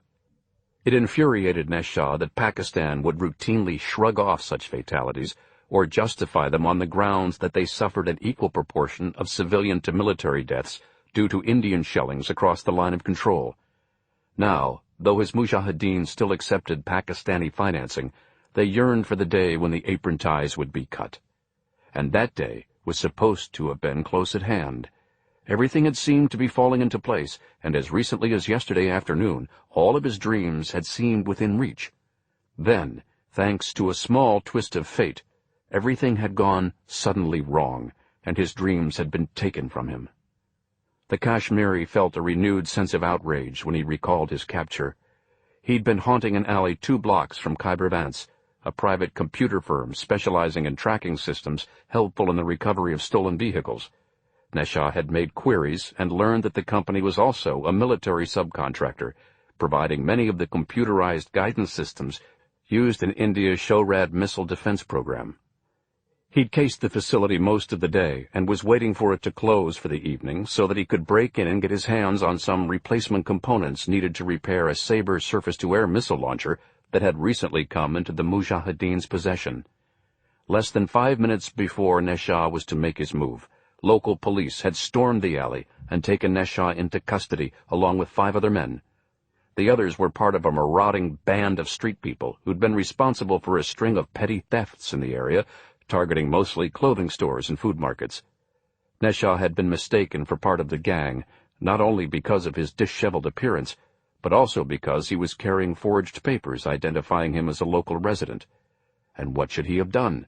Claimed a case of mistaken identity? Asserted that the police had unwittingly captured not some petty thief, but rather the mastermind of the dreaded Mujahideen, the Kashmir shredder himself? South of Kottayam, Neshaw could see the sun's reflection glittering diamond-like atop the choppy waters where the Lakidiv and Arabian seas merged with each other. A jet coursed over the waters, leaving in its wake a contrail of exhaust. Neshaw wondered bitterly if it might be the plane they called Air Force One, bringing the U.S. president to Maldives. If so, how ironic. How cruel that his closest glimpse of the American infidel, the two-faced jackal, who would simultaneously court both India and Pakistan while ignoring the cause of Kashmiri independence, should wind up being through prison bars rather than the scope of a high-powered rifle or, even better, the rangefinder of an armed missile launcher. Unsettled, Neshaw diverted his gaze to the entry gate. A police cruiser passed through. Then a uniformed officer armed with a Kalashnikov assault rifle stepped forward to scrutinize a tan-colored sedan pulling up to the guard station. After exchanging a few words with those inside the vehicle, the officer stepped back and waved the car through. Sunlight glanced off the front windshield as the sedan backed into a parking space directly opposite the gateway. Once the car came to a stop, both front doors slowly swung open. 2 men, their faces obscured by wide-brimmed crimson hats, stepped out onto the asphalt. Their matching ankle-length robes flapped slightly in the afternoon breeze as they strode toward the rear entrance to the jail, each carrying a small black satchel. Up in his cell, Derry Neshaw's brooding scowl slowly gave way to a faint smile. Raghabir and Pengat. They were here. Neshaw's headache dissipated, replaced by a renewed hope that his dream might yet still be alive. Yes. We've come to hear confessions and bring prisoners the Eucharist. Raghabir Shili and his older brother Pengat were escorted into the detention center. At the front gate, the 2 men had been admitted with minimal questioning. Things changed, however, once they were turned over to the warden, a squat, avuncular man with bushy sideburns and eyebrows as thick as caterpillars. Although the man flashed an accommodating smile, both brothers remained on their guard, sensing a glimmer of shrewdness in the older man's eyes. Their concern was quickly borne out as the warden led the would-be priests through the next checkpoint. 2 other priests usually come by with the sacraments, Father Chowdhury and Father Ramat. Pengat wasn't sure if the warden was just making conversation or trying to trip them up. Fortunately, he and Raghabir had anticipated such questions. Yes, we were just at their parish. They came down ill this morning with food poisoning. We spoke to an acolyte who thinks the heat spoiled some of their food. That wouldn't surprise me. We were passing through on our way from Cochin to Aleppi, so we volunteered to take their rounds. Pengat spoke in flawless Malayalam, suppressing any trace of the Kashmiri accent that, given the countrywide paranoia in light of recent subversive activity by the Mujahideen, might have prompted suspicion. Pengat was certain Derry Neshaw had restricted himself to Keralan dialect after his arrest, the better to pass himself off as some petty criminal rather than one of the nation's most wanted men. Raghabir finished embroidering his brother's cover story. Father Chowdhury said he'd call later to make sure we did a good job, so I hope you'll put in a good word for us. The warden smiled as he led the impostors down the hall, no longer as concerned with the priest's veracity as he was with the chance to trot out his homespun wit for a fresh audience. Well, if it's sinners you're looking for, you come to the right place. Never a shortage of them here. Are there any prisoners we should be forewarned about? The warden shook his head. No one of consequence here. Street thieves, drunks, a burglar or 2, the usual rabble. All worthy of the Lord's forgiveness, as long as they are truly repentant. Repentant? They may confess to you, Father, but bring them before the magistrate, and they'll all claim to be innocent. Both Pengat and Raghabir indulged the warden with faint smiles. Side by side, they bore little resemblance to each other or their brother Vargadram. Pengat, half a head shorter and every bit as stocky as Ragobir and Vargadrum were gaunt, was the oldest of the brothers, a member of Dari Nashaw's inner circle for more than a dozen years. Of the three, he was also the most savvy and outgoing, a wheeler-dealer whose wealth of personal connections made him indispensable to the Mujahideen. It was Pengat who had made the necessary arrangements in the New Delhi bombing that had claimed the life of a U.S. envoy. Pengat, whose contacts had made possible the acquisition of the two Sabre surface-to-air missile launchers that would be the Mujahideen's trump cards in this, their most ambitious campaign ever to strike against those who would stand in the way of an independent Kashmir. And once it had become clear that Neshaw had been taken into custody here at the Ron-Mate Detention Center, it was Pengat who had made a few calls and learned the layout of the facility from an acquaintance who had been a former inmate. Now, having made it inside the building, Pengat hoped they could free Neshaw without any further obstacles and return to the academy in time to launch one of the Sabre missiles at the American president's plane. As they passed a side hallway, Rugabir, whose disguise was supplemented by a light gray beard and matching wig, as well as a pair of slightly tinted eyeglasses, glanced briefly down the corridor, then shot a glance at his brother. Pengat, recognizing the layout from the description given him by the former inmate, nodded imperceptibly. Father Ragobir could start on the top floor. I need to use the facilities. Then I can begin with the prisoners down here. Of course. The warden indicated the hall they had just passed. The first door on your right. When you're ready, just come down to the security gate. I'll see that you're cleared for admittance. Pengat watched the other two men round a corner, then backtracked to the side hallway. The first doorway was clearly marked as the men's restroom, but Pengat strode past it to a door farther down the hall. He gave the knob a turn, then frowned. Locked. Pengat checked his watch and drew in a breath, frustrated. He had a set of lockpicks with him, but he lacked the skill to breach the tumblers as quickly as needed. Adding to his frustrations, he could see that both the door and its hinges were far too sturdy to be easily compromised. He'd have to find another way in. As he mulled his options, Pengat heard a faint squeaking at the far end of the hall. Moving away from the door, he crouched over a drinking fountain several feet away and rinsed his mouth with tepid, metallic-tasting water. As he did so, he glanced out the corner of his eye and saw a janitor approaching, pushing before him a three-wheeled mop bucket. At the sight of Pengat's priestly robes, the janitor genuflected and made a sign of the cross. Good afternoon, Father. God be with you. Pengat remained standing as he administered the blessing. He saw that the janitor was an older man, balding, with large, dark eyes that burned with religious fervor. A lamb of Christ, Pengat thought to himself. A sacrificial lamb. Perhaps you could help me, my son. Some new equipment has been installed here recently, yes? The janitor seemed puzzled at first, but then he nodded and indicated the locked door. The boiler, yes. It was replaced just last month. Ah, yes, the boiler. That was it. The warden asked me to say a blessing over it, to assure its good running come winter when it will be in more demand. Not that he doesn't have faith in your ability to fix it should anything go wrong. The janitor beamed a gap-toothed smile.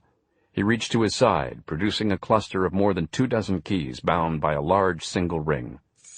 As he sorted through them for the one to the boiler room, Pengat casually set his satchel on the drinking fountain and reached into his own pockets, producing a rosary.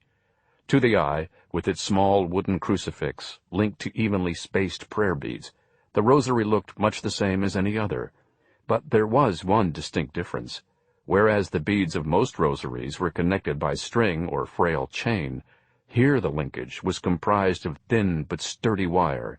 In fact, the same wire was used by a Swiss firm in Bern for the making of garottes, a weapon Pengat was far more trained in the use of than any religious object. Looping the rosary around both hands, Pengat stood behind the janitor, watching him unlock the boiler room. There you are, Father. All you have to do is go... The janitor's voice was cut off as Pengat slipped the rosary around his throat and pulled tight. Though short, Pengat was a powerful man. Using his hip as a fulcrum, he pivoted the janitor off his feet, even as he pulled the beaded wire tighter, muting his victim's attempted cries. The janitor struggled briefly, but he had been taken by surprise and was no match for Pengat's brute strength. In a matter of seconds, he was dead in the would-be priest's arms. Pengat leaned into the door, opening it, and dragging the janitor inside. He eased the body onto the floor, then returned to the hallway for his satchel, as well as the mop and bucket. Once everything had been brought inside, he locked the door behind him and looked around. As he expected, the large room contained not only the new boiler, but also the furnace and the power box for the jail's circuit breakers. In a far corner was the main feed for the center's telephone lines. Once he'd hauled the janitor's body behind the furnace, Pengot moved over to a lone, grimy window which opened out to the parking lot. In fact, less than 50 yards away, he could see the tan sedan he and his brother had stolen from the priests whose robes they were now wearing. Perfect. Pengot unlocked the window and raised it slightly. It moved freely with little sound. He raised it higher, leaving himself adequate room to squeeze through, then returned to the panel box. From his satchel he withdrew a Bible. Its leather-bound cover was secured with a clasp like a diary. Pengot sprang the lock, then opened the book, which was hollowed out.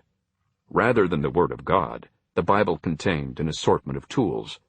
He chose a set of wire clippers and a screwdriver, then checked his watch. He still had a minute to go before it would be time to cut off the prison from the rest of the world. Stony Man Farm, Virginia. When the National Security Agency came under fire for not foreseeing India's and Pakistan's initial nuclear weapons tests in the late 1990s, they quickly responded by launching an Orion spy satellite whose sole function was to monitor the activities of these two neighboring rivals. After more than 3 years in orbit, most of the intelligence gathered by the satellite continued to deal primarily with nuclear weapons developments, but other information, some classified, some not, was routinely pulled in from the Asian subcontinent as well. Now with the president about to embark on a tour of the region, NSA analysts were going over all incoming data with the cybernetic equivalent of a fine-tooth comb. They did so, acting on the assumption that they alone were privy to whatever fell under Orion's vigilant gaze. But they were wrong. Deep in Virginia's Shenandoah Valley, an hour's flight from NSA headquarters in the White House, Aaron Kurtzman sat pensively before his terminal inside the computer room at Stony Man Farm. Along with colleagues Huntington Weathers, Carmen Delahunt, and Akira Tokaido, Kurtzman had spent all week paying close heed to intercepted signals from Orion and any number of other spy satellites circling the globe, including India's own UAVs.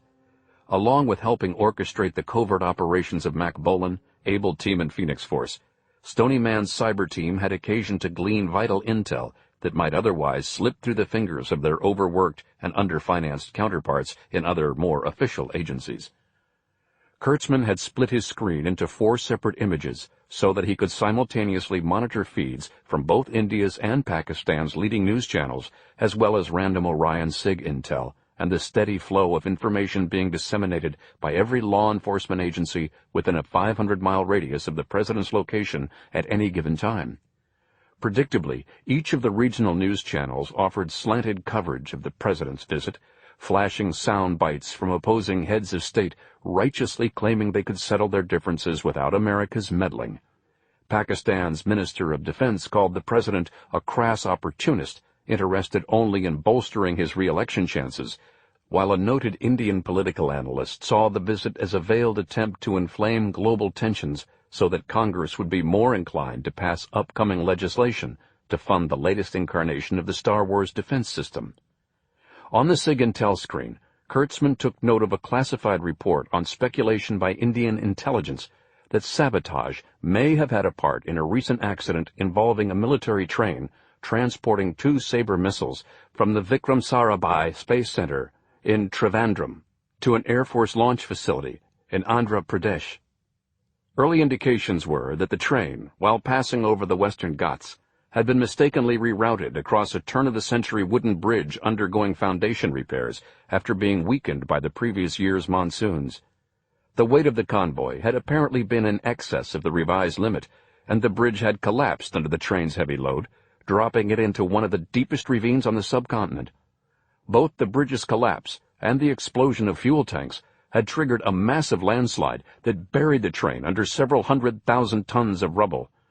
Salvagers and investigators at the site had estimated that it would take a minimum of 7 weeks just to clear away enough of the slide to gain access to what was left of the train, and even then it was thought that the remnants would be too heavily damaged to offer many clues as to the cause of the fateful plunge.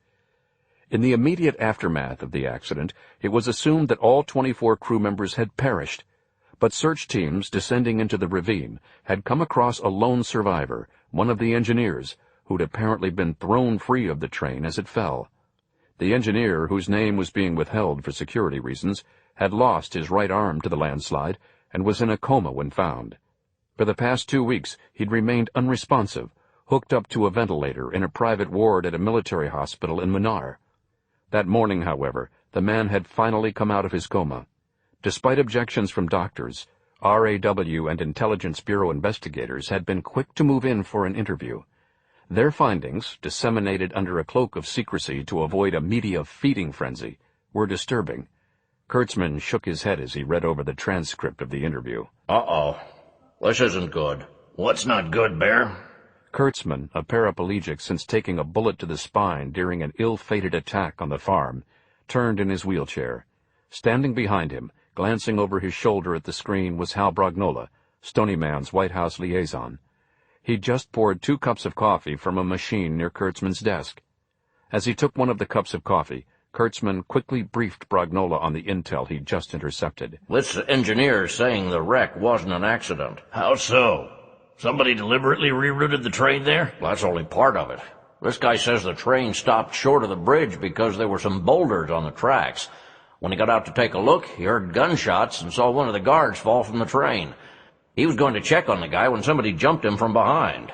Next thing he knows, he's lying in a military hospital being told the train went down the gorge with everyone aboard. Sounds like sabotage, all right. In which case, you have to think Mujahideen. Brognola kept one eye on Kurtzman's computer as he sipped his coffee, waiting for more news to flash on the screen. That's exactly what I'm thinking. And if we're right, I'm not so sure it was just sabotage. Brognola nodded. He could see where Kurtzman was going with this. Especially the way they stopped the train. I mean, if they were just looking to get rid of the convoy, they could have blown up the bridge while it was passing over. Kurtzman looked away from his computer and called out across the room, a massive chamber in the farm's recently built underground annex. Hey, Akira. He waved to get the attention of a young man huddled over a nearby computer. Akira Tokaido smacked his bubble gum as he glanced back to Kurtzman. You were following that train wreck with those Indian Sams a couple of weeks back, right? Check. I take it you just found out about that engineer. Tell us about those missiles, would you? No prob. Basically, it's a stripped-down version of the RAF's Rapier Field Standard. Same range? Already Brognola was moving toward the front of the room, where a central screen showed a detailed map of South Asia. Tokaido skimmed over the specs as they flashed on the screen. Let's see. 500 miles tops, it says. They're figuring on them to anchor their SHORAD system. Brognola turned to Kurtzman. Want to throw up a radius around Maldives for me? Already working on it. Kurtzman, operating the remote keyboard for the front wall map, toggled a few switches, and soon Brognola was looking at a computerized blow-up of the southern tip of India and the surrounding waterways. A shaded circle fanned outward from the president's first scheduled stop. Most of the Indian state of Kerala fell within the circle, as did a portion of Tamil and the eastern half of Sri Lanka. Sabres are light enough to be hauled by a Hummer. Weather-resistant anti-aircraft cruise snipe missile. Highly resistant to electronic countermeasures. That's the same as with the Rapier. Didn't they come up with some kind of modifications? Targeting, I think it was. Right. Says here they fiddled with the launch and target engagement systems. They're still like the Rapier in that the launcher can heave 2 different missiles and have them head for the same target at different trajectories. You know, so if somebody gets lucky and takes one out, the other can sneak in from another direction. Got it. Go on. Tokaido highlighted all pertinent launch information on the Sabre and read off key points. Let's see. Missiles can be tracked manually by 1 or 2 gunners with option of optical sights or radar screen tracking. Wait, here we go. The biggest breakthrough is the computer sighting mechanism, which in the Rapier is confined to timing firing sequence and correcting deviation between optical sightline and missile track. The Sabre, by contrast, is capable of assessing dimensions of an intended target and therefore less prone to targeting decoys. To an extent, the computer sensors can even detect a target's density, so that if a decoy has the same dimensions, but different— Hold it there. Brognola stepped back from the map and rejoined the other 2 men. Carmen Delahunt and Huntington Weathers were on break, so they had the cavernous enclosure to themselves. Let's cut to the chase. For the sake of argument, let's say the Mujahideen had this train rerouted, then bushwhacked it, stole both sabers, then sent the train down the ravine, where it'd be buried under enough debris that no one would be able to figure out the sabers were missing until it was too late. That's a reach. Or at least I'm hoping it is. Because? Because if the Mujahideen have a couple of sabers and know how to use them, they could program the targeting sensors to sniff out Air Force One once it's within range. Not only that, they could go after it with 4 SAMs at the same time. Each coming from a different trajectory. Yep. If you're the president, anywhere you look, you got an incoming warhead with your name on it. If we're right about this, Qadium's got to be on the short list for places the Mujahideen would be firing from. They're right within range of Maldives. Which means Mack's on the right track with these priest killings. They've got to have something to do with the missiles.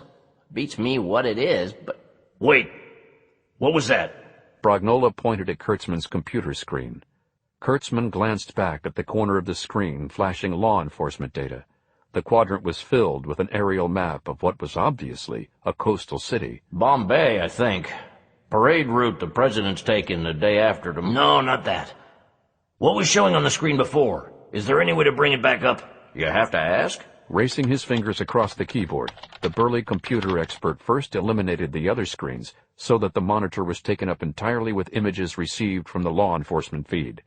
Then, by entering another set of commands, he was able to summon up the last string of images. To Brognola, it was much like seeing videotape play in reverse. As he looked at the whirring images, he was joined by Tokaido. There! Brognola pointed at the screen. Hold it right there! On the screen was what appeared to be a half-blacked-out profile photograph of a plain-faced, middle-aged man with a scraggly white beard and matching shoulder-length hair. Mugshot. From a jail in Kerala somewhere. Let's see. Kurtzman typed in a command and read the response. Ron Mate Detention Center. Qadium. Why did the image black out like that? I thought you'd worked it out so these feeds never sent half images. I did. Kurtzman pulled down a menu and checked the receptor specifications. Supposedly everything's working. Then why's the image cut off like that? Who knows? It's an output glitch, though, trust me. Brown out, freeze up, something like that. Brognola leaned closer to the screen, squinting to better make out the obstructed image. His eyes narrowed. Then he closed them a moment, as if trying to convince himself that when he reopened them, he wouldn't recognize the man on the screen. No such luck. Nesha. What's that? Derry Nesha. The Kashmir Shredder? Are you sure? Brognola nodded. He's dyed his hair and grown a beard, but it's him. I bet on it. Not according to the sheet they've got on him. Kurtzman backed up the images on the screen until they were looking at the Carolan equivalent of a rap sheet. Kurtzman highlighted the name. Pervez Vajti. He's local. I don't buy it. Call up your Mujahideen files. Can you do that from here? If you're looking for Nesha, let's skip the middleman. Kurtzman split the screen again and pulled up one of his self-created search engines, then logged in a specific request for a right profile shot of Derry Nesha. Within seconds, the photo, culled from an archives on high-ranking terrorists, appeared side by side with the prison shot from Qadium. Although the file photo of Nesha showed a clean-shaved man with dark, close-cropped hair, there was no mistaking the other features. Nice call, boss. So what are we dealing with here, Bear? Besides the fact that it ups the odds the Mujahideen are in Qadium gunning for the president. Kurtzman tried to access the site that had dispatched the more recent photo of Nesha. That's one of those good news, bad news deals. The good news is that Nesha's in custody. And the bad? The bad news is whoever's got him doesn't know it. Damn! Suddenly, half the screen turned dark. It gets worse.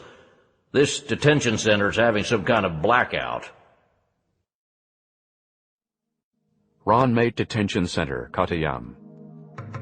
Raghabir Shili was pretending to absolve Derry Nesha of all his sins when his brother Pengat shut off the power to the entire detention center. The lights and air conditioning gave out simultaneously, and there was a fleeting, almost eerie moment of silence. Raghabir rose from Nesha's cot, taking off his wide-brimmed hat as he moved to the cell door. He peered out through a small barred window. The closest guard was far down the corridor, barking into a wall phone.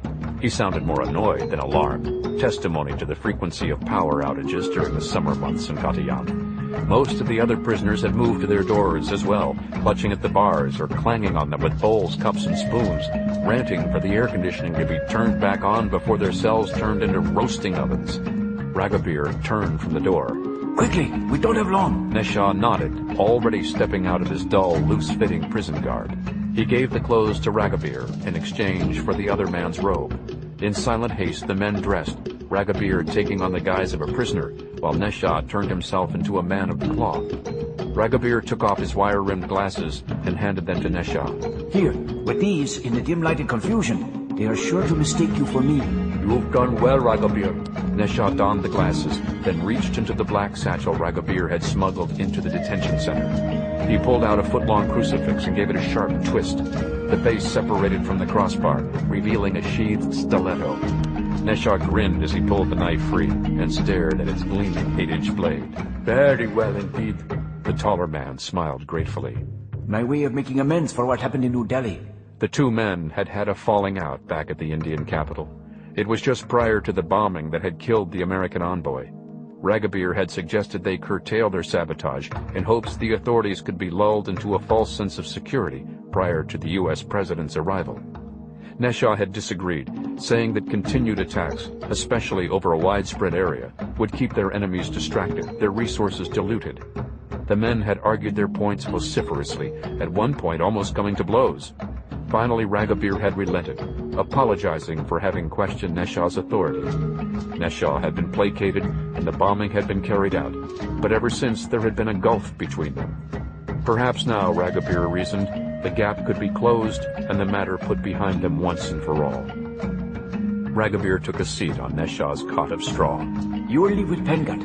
I will explain that you overpowered me while I was hearing your confession, and then took my place. Once they let me go, I will rendezvous with you at the academy, and we can resume our plans. The missile launcher will be ready. Neshaw set the wide-brimmed hat atop his head, then adjusted the glasses on the bridge of his nose. Indeed, to an undiscriminating eye, he could easily pass for Ragobir. You're forgetting. I was taken in by the police before I could get my hands on the components for the guidance system. I realize that, but you yourself said that the missiles can be fired without the upgraded system. They will only be a little less effective, yes? Perhaps we will not disintegrate the jet in the air, but we can send it into the sea. We can give the sharks a taste of democracy. Neshaw smiled briefly, but then his face took on a sad expression. There is one problem with your plan, Ragobir. When you attempt to leave here, don't you think it will seem suspicious that you can see just fine without your glasses? Ragobir shrugged as he finished buttoning his prison shirt. I will squint a little, that's all. I'll pretend that without the glasses I am half blind. And your beard? How will you pretend it's real if they give it a tug and it falls from your face? Ragobir patted the costume facial hair he'd taken from the wardrobe room back at the academy. That won't happen. They will have no reason to pull it. Neshaw smiled sadly. These men may be incompetent, but they are not complete fools. They will be looking for answers to what is about to happen. They will be asking questions. I am no stranger to interrogations. They will get nothing from me. Neshaw looked Ragobir in the eyes. I believe you, my friend. And I do not mean to question your integrity. Without warning, Neshaw suddenly lashed out with the stiletto, thrusting it into the other man's chest, just below the breastbone. In almost the same motion, he gave the blade a sharp twist, tearing a gash through the heart it had just punctured. Ragobir stared at Neshaw, incredulous, his eyes already clouding with death. When he parted his lips to speak, blood spilled down his chin. No words came forth. Forgive me, Ragobir. This is the way it must be. Keeping the blade embedded in Ragobir's chest, he gently lowered the man, then laid him out on the floor. He then withdrew the blade, wiping it clean on his robe as he strode to the door. Down the dimly lit hall, the guard had just hung up the phone and was shouting for the other prisoners to be quiet. Neshaw raised his voice so that he could be heard above the others, doing his best to imitate Ragobir's high-pitched voice. Something's wrong with my prisoner. Hurry! He's passed out on the floor. The guard finally heard and came to the cell door. Neshaw stood back, lowering his head so that the hat's brim would shield his features. I don't know what happened. I was listening to his confession when the power went out, and suddenly he collapsed. Just what I need. Perhaps it's the heat. He may have just fainted. If it's not one thing, it's another. Still holding the keys, the guard strode past Neshaw and crouched over Ragobir. When he saw blood seeping out from the body, he frowned suspiciously. He was about to say something when Neshaw attacked again with the stiletto, this time from behind. He swiped the razor-sharp blade across the guard's throat, severing both vocal cords and a carotid artery. For good measure, he then thrust the blade into the guard's back, just to the left of the spine. Again he gave the blade a sharp twist, ripping through several organs and taking a gouge out of the guard's spine. The guard crumpled on top of Ragobir Shili, their blood mixing together on the floor. Neshaw wiped blood from his hands, then cleaned his blade once more and set it in a side pocket of the black satchel, leaving the handle exposed for easy access. He took note of which key the guard had been holding, then helped himself to the entire ring, as well as the gun in the man's holster. It was a standard police-issue .357 Magnum Smith & Wesson. Neshaw had been hoping for a pistol with more rounds, but this would have to do. Pocketing the gun inside the folds of his clerical robe, he left the bodies behind and strode into the still darkened hallway. Instead of breaking into a run, he calmly went to the adjacent cell. "I forgive you your trespasses." The prisoner, a young man in his 20s, stared at Neshaw, dumbfounded. "Forgive me?" "You're a free man." Neshaw pointed down the hallway toward a stairwell leading down to the main floor. "Go, and sin no more." A grin broke across the prisoner's face as he stepped from his cell. As he started jogging for the staircase, the other prisoners couldn't help but notice. "Patience, patience." It took less than a minute for Neshaw to release another 12 men. All of them were quick to abandon their cells and follow the first man to the stairwell. Neshaw, meanwhile, went the other way, sorting through the keys for the one that worked the door to a back staircase. He bounded down the steps. Apparently the guards downstairs were taking exception to Neshaw's release of the prisoners. When he reached the ground floor, Neshaw calmly stepped out into the hallway. There was pandemonium everywhere. Uniformed officers scrambled about in the shadows, guns in hand. Most of them were headed toward the commotion near the stairwell at the far end of the hall. One officer, however, heard Neshaw behind him and whirled around, aiming his revolver at the would-be priest's chest. "I was told to come down this way, for my own safety." The guard lowered his weapon. "Of course. Forgive me, Father. Follow me." Striding behind the guard, Neshaw was escorted to the same doorway through which the Shili brothers had been admitted to the building. "I'd walk you to your car, but we have a situation here." "I understand. I'm sure the Lord will watch over me. And you." The guard turned heel and charged back into the building. Neshaw suppressed a grin as he strode across the parking lot. Pengat Shili sat behind the wheel of the tan sedan, engine running. Neshaw circled around and let himself into the front seat. "Did it all go well?" Like clockwork. "And my brother?" "He was brilliant as always. He'll join us later at the academy. Now, let's go." Neshaw held the stolen Smith & Wesson below the dashboard as they approached the front gate. The guards had taken cover and drawn their weapons, but they were less concerned with the would-be priest than the unseen furor being played out inside the building. Keeping their eyes trained on the complex, they quickly waved Neshaw and Pengat out of the parking lot. "There's another car waiting for us a mile from here. We'll switch and leave this one for them to puzzle over." "Good. I knew I could count on you, Pengat." Pengat flashed a grin. Then, just as quickly, his face grew taut. Rounding the corner, he was forced to ease up on the accelerator. Traffic was backing up. By the time they'd reached the end of the next block, the sedan had been brought to a complete stop, hemmed in on all sides by other vehicles. "Roadblock?" "I don't think they're that fast. It's just rush hour." "Bad enough.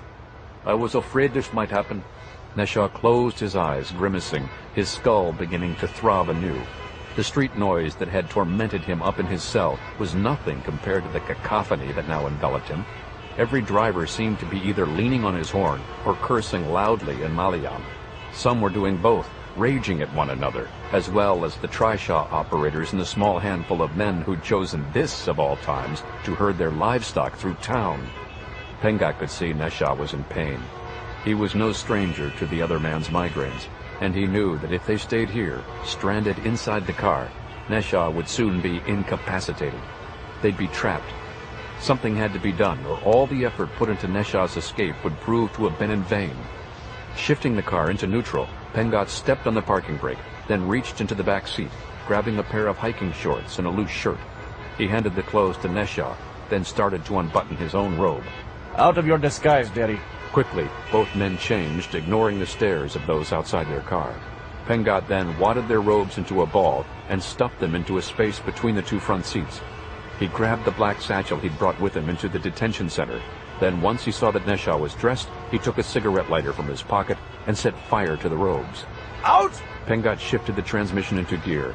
Even with the parking brake on, the sedan began to slowly inch forward. Neshaw hesitated a moment, watching flames creep from the burning robes to the fabric of the seat covers. A foul-smelling smoke began to fill the car. Daddy, no! Neshaw blinked as if snapping out of a trance and nodded. Both men got out of either side of the car. Leaving his door open, Pengat reached in and released the parking brake. The sedan immediately picked up speed, crashing into the rear end of the idling minivan in front of it. Out of the van sprang a tall, barrel-chested man, screaming with rage. He pointed out the damage to his vehicle, then shook a fist at Pengat, cursing. When Pengat tried to brush past him, the man blocked his way and gave him a sharp push. As Pengat staggered backward, Neshaw fired his Smith & Wesson over the top of the sedan. The driver of the minivan took a bullet to the face and spun to one side before slumping over the hood of the burning sedan. Pengat quickly recovered his balance and broke into a run. Neshaw followed close behind, and they threaded their way through the congestion until they reached the end of the block, at which point they detoured through the alleyway between two buildings. Crossing a back parking lot, the men leaped a short fence and followed a side street that soon led them to a small city park. A gathered crowd paid them little heed, their attention drawn instead to a street performer, goading his pet gibbon, dressed in a miniaturized white tuxedo, to dance in time with disco music blaring from a small boombox. Running helped blunt the pain of Neshaw's migraine, and he took heart that Pengat seemed to know where they were headed. Pengat, who'd carefully studied a street map of downtown Kottayam before leaving the academy 4 hours ago, next led Neshaw across a narrow arching bridge that spanned one of the city's canals. They climbed another fence, this one made of rusting chicken wire, then crossed a field strewed with weeds and litter. Both men were gasping for breath when they finally found themselves on an isolated dirt road a quarter-mile from the highway leading out of town. The only car in sight was an old brown Honda sedan parked on the shoulder. As the men approached the car, the front door opened and the driver stepped out. It was a woman. She was tall, red-haired, wearing jodhpurs, riding boots, and a white silk blouse. I was beginning to worry. Where's the other car? Pengat took the keys from the woman and climbed into the driver's seat. There was a change of plans. Neshaw smiled faintly at the woman, stroking her cheek as he moved past her into the back seat.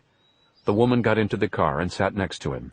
As soon as the door was closed, Pengat pulled out onto the road and started for the highway. Easing back in his seat, Derry Neshaw exhaled with relief. The woman beside him ran her fingers through his hair, then leaned close and kissed his forehead. At the same time, she took his hand and guided it between her legs, pressing them tightly together.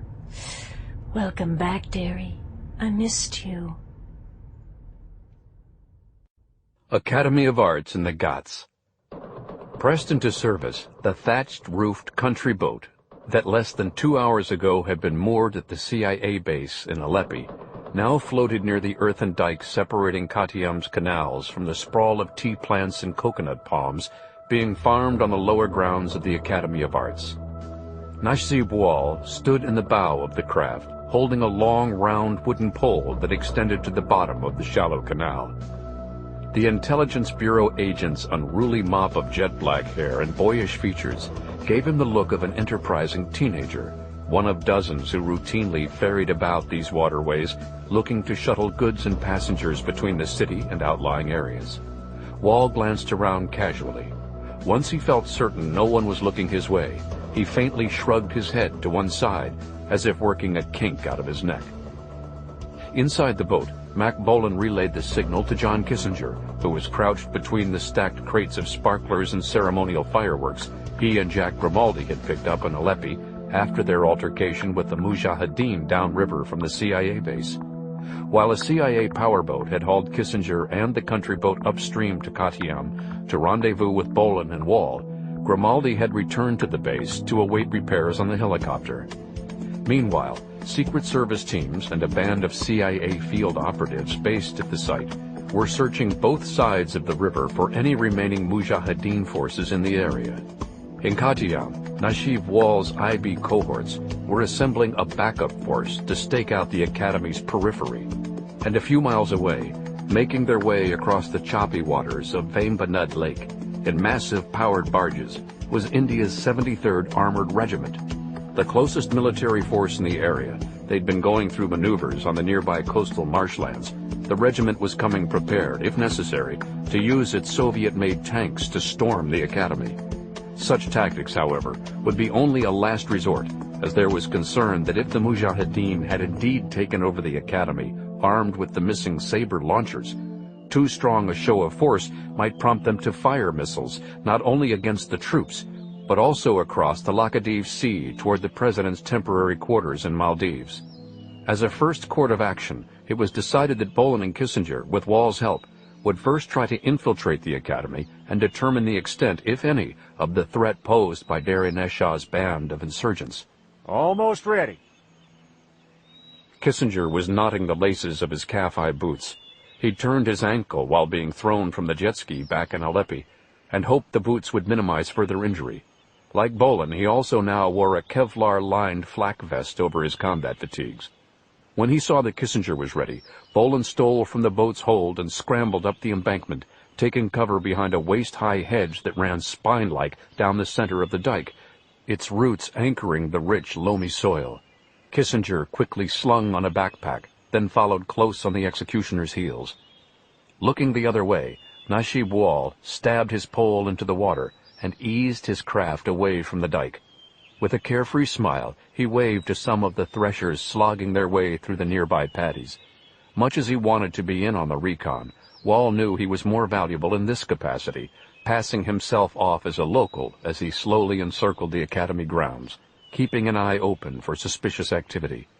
Once the other Intelligence Bureau agents arrived and took up their positions, he would await Bolan's signal. If an assault seemed possible without harming the residents of the academy, Wall would use the fireworks to help flush out the enemy. By then, the 73rd Regiment would have crossed the lake and brought their tanks ashore. Of course, if he had to, Wall was prepared to abandon the boat and storm the academy single-handedly if he thought it would help keep the Mujahideen from slaying his uncle and carrying out their agenda. Up on the dike, Bolan and Kissinger watched Najib Wall guide the boat away from them. The men further camouflaged themselves by streaking their arms and faces with soil from the embankment. I hope we can count on him. I'd bet on it. Reaching beneath his flak vest, Bolan drew his .44. Kissinger thumbed off the safety on his Colt. Ready? Let's go. Dropping to the ground, the two men crawled from the dike to a tangle of thick brush growing wild alongside a dirt path that led past the tea plants and coconut palms. It was slow going, as they had to stop each time a low-hanging branch snagged on their clothing and threatened to snap. They were further impeded by swarms of large black flies drawn to their sweat as if it were some sort of nectar. As he blew one of the flies from his face, Kissinger couldn't help thinking how less than 24 hours ago he was lolling at a beach cabana in Sri Lanka, discussing weapons designs over a pina colada with the R&D techies from Negombo, who'd modified some of the components for his DHL prototype. Today, he was supposed to be touring the firm's manufacturing plant, then attending a banquet featuring a pig roast and entertainment by the island's most captivating dancers, including a runner-up in last year's Miss Universe competition. Instead, here he was, pressed into last-minute field service, mud-wrestling his way to a probable firefight in which, most likely, he and Bolan would find themselves, as usual, woefully outnumbered. This after he'd already put his life on the line playing water chicken with a boat full of gunmen back in Aleppo. As they made their way across the lower grounds, Kissinger began to wonder if Najib Wall had been mistaken about the Mujahideen having seized the academy. There was no visible activity up near the Karalas, and from all appearances, the farming operations down here on the flatlands seemed legitimate, the epitome of Caroline efficiency. Out in the fields, workers methodically made their way down the rows of shoulder-high tea plants, plucking at leaves with practiced rhythm. Near one of the storage buildings, meanwhile, men loaded freshly husked coconuts into the hold of a wide-bottomed boat tethered to a makeshift trailer. Once filled, it would be hauled down to the canals and eased into the water. 20 yards to their right, in the shade of the surrounding palm trees, a team of women, oblivious to the heat, knelt amid the discarded husks, hammering them with wooden clubs. Up in the palm trees themselves, short, wiry young men made cuts in the bark with scythe-like knives, drawing forth an oozing sap. To Kissinger, it appeared that the men and women alike went about their business with single-minded focus and concentration, totally unconcerned with any activity except their own. Kissinger and Bolan watched the activity from their vantage point in the brush. I don't know. I don't think anyone here's any more mujahideen than we are. You might be right. On the other hand, maybe they're just taking a page from our guys back home. Bolan was referring to the black suits who worked the grounds at Stony Man Farm, which was laid out to pass for a bona fide agricultural enterprise, complete with crops, fruit orchards, and timber harvested by an operational lumber mill. I don't think so. Our guys keep an eye on the perimeter no matter what they're doing. These people are all work. Could be the Mujahideen have them working at gunpoint. Bolan continued to scan the grounds. As the wind shifted, he detected a sweet, cloying aroma. He turned and traced the smell to the first rise leading up to the academy. Next to a small knoll, overgrown with ferns, was a mountainous pile of dried palm fronds, just beyond which a thin, barely visible cloud of smoke trailed up from what appeared to be some kind of ventilation pipe. By now, Kissinger had picked up the scent as well. A still? Could be. Maybe that's what they do with the sap. White lightning. I'm sure they have another name for it. Let's see if they've got something else brewing. Hoping to circle behind the knoll, Bolan and Kissinger sprinted across a clearing toward another cluster of hedges. Bolan rolled to one side and peered up through the brush at the surrounding palms. High up, beneath the canopy of a nearby tree, a man leaned outward, having exchanged his knife for an assault rifle. He fired with one hand, gripping the tree with the other. It was enough to throw off his aim, and his shots scattered wide of their mark. Bolan calmly took aim with his Desert Eagle. The sniper dropped his rifle, then followed it to the ground, arms flailing. Bones snapped as he landed headfirst, breaking his neck. Another one at 3 o'clock. Kissinger fired his weapon, but the other sniper had already taken cover. If they're all armed up there, we're in trouble. Let's get some backup in here. Bolan was already keying his walkie-talkie to reach Nazib Wall back at the boat. Suddenly, the air over the south end of the property was filled with multicolored pinwheels of smoke and flame. Wall must have touched off the fireworks. Trying to buy us some time. Let's make the most of it. While the gunmen in the trees were distracted, Bolan and Kissinger bolted from cover and advanced to a waist-high stone wall covered with ferns. They now had a clear view of the distillery. Check it out. The distillery was the size of a two-car garage, made of cinder block with a thatched roof. Two men were standing in the front doorway, looking in the direction of the fireworks. Both were armed with MP5 submachine guns. One of them glanced over his shoulder and shouted back into the building. Someone called back to him. Then both men went back inside, closing the door behind them. Moments later, a front window was raised partially open, and one of the gunmen peered out from behind rustling curtains. I wonder how many are in there. No telling. But I don't think barging in's the way to go. As they pondered their next move, Bolan and Kissinger listened to the steady popping sounds in the distance. I can't tell if there are any gunshots or if it's all just fireworks. Me either. Bolan licked his fingertip and checked the wind, then turned to Kissinger. Maybe we can take the snipers out of the equation. How's that? Bolan gestured past them at the heap of dried palm fronds piled near the distillery. You were saying how you wanted to test drive that DHL of yours, right? Kissinger was hesitant. True, he'd brought along his pet project, but this was a hell of a proving ground. Bolan was right, though. If it worked, the launcher was their best chance. He took the DHL from its case and had it assembled in less than 30 seconds. Propping the weapon on his shoulder, he peered through its built-in scope, which used an integrated computer system to calculate firing distance and trajectory once he'd acquired his target. One dragon's hairball coming up. Kissinger pulled the trigger. The DHL bucked hard against his shoulder as it spit forth a 6-inch-long projectile. The charge detonated on impact when it landed a few yards in front of the stacked palm fronds. The fronds, dry as kindling, quickly ignited. Sparks flew outward, and a thick column of black smoke took to the air. Nice shooting, cowboy. Thanks. Now comes the tricky part. Kissinger ejected a shell from the DHL and quickly rearmed it with another cartridge. To date, the biggest flaw with the DHL had been the heat generated inside its retractable firing shafts during each launch. It was usually so intense that the tubes were thrown out of alignment, compromising the accuracy of any follow-up shots by as much as 40%. Kissinger was relieved his first shot had been on the mark. But as he took aim at the roof of the distillery, he could only hope the replacement tubes he'd picked up in Sri Lanka would be an improvement over the old ones. Come on, baby. At the last second, he decided to factor in the weapon's tendency to fall short on its follow-up shots. Tilting the barrel, he aimed slightly higher than called for, then braced himself and fired the second round. Straight and true, the incendiary charge beelined toward the building, slammed headlong into the chimney pipe, and disintegrated. Fiery shards hailed down on the roof, feasting on the dry thatch. The new firing shafts worked. I'll be damned. Maybe so, but let's get these bastards first. Kissinger ditched the DHL in favor of his Colt pistol. I'll take the bat. Both men quickly vaulted the stone wall and split up. Kissinger circled around toward the rear of the distillery. Bolan went the opposite way, making sure to keep the blazing palm fronds between himself and the building. Once he reached the top of the knoll, he took cover between two fern-shrouded boulders. One boulder provided protection from any possible gunfire coming from the distillery, while the other shielded his back should anyone start firing at him from behind. So far, however, it didn't appear that he'd been spotted, either from the trees or the sentries inside the distillery. Bolan could see flames devouring the building's thatch roof, and drifting smoke from both fires stung his eyes and burned in his throat and nostrils whenever he took a breath. It had to be even worse inside the building, he reasoned, and was surprised that no one had yet been forced out into the open. Seconds dragged on, and Bolan was still waiting for the Kashmiris to show themselves when his walkie-talkie squawked faintly on his hip. Stryker here. You're not gonna believe this. I'm 20 feet down some freaking hole. A trap? No, I think it's an old well. I was trying to get through these tall weeds when I stepped on something that gave under my weight.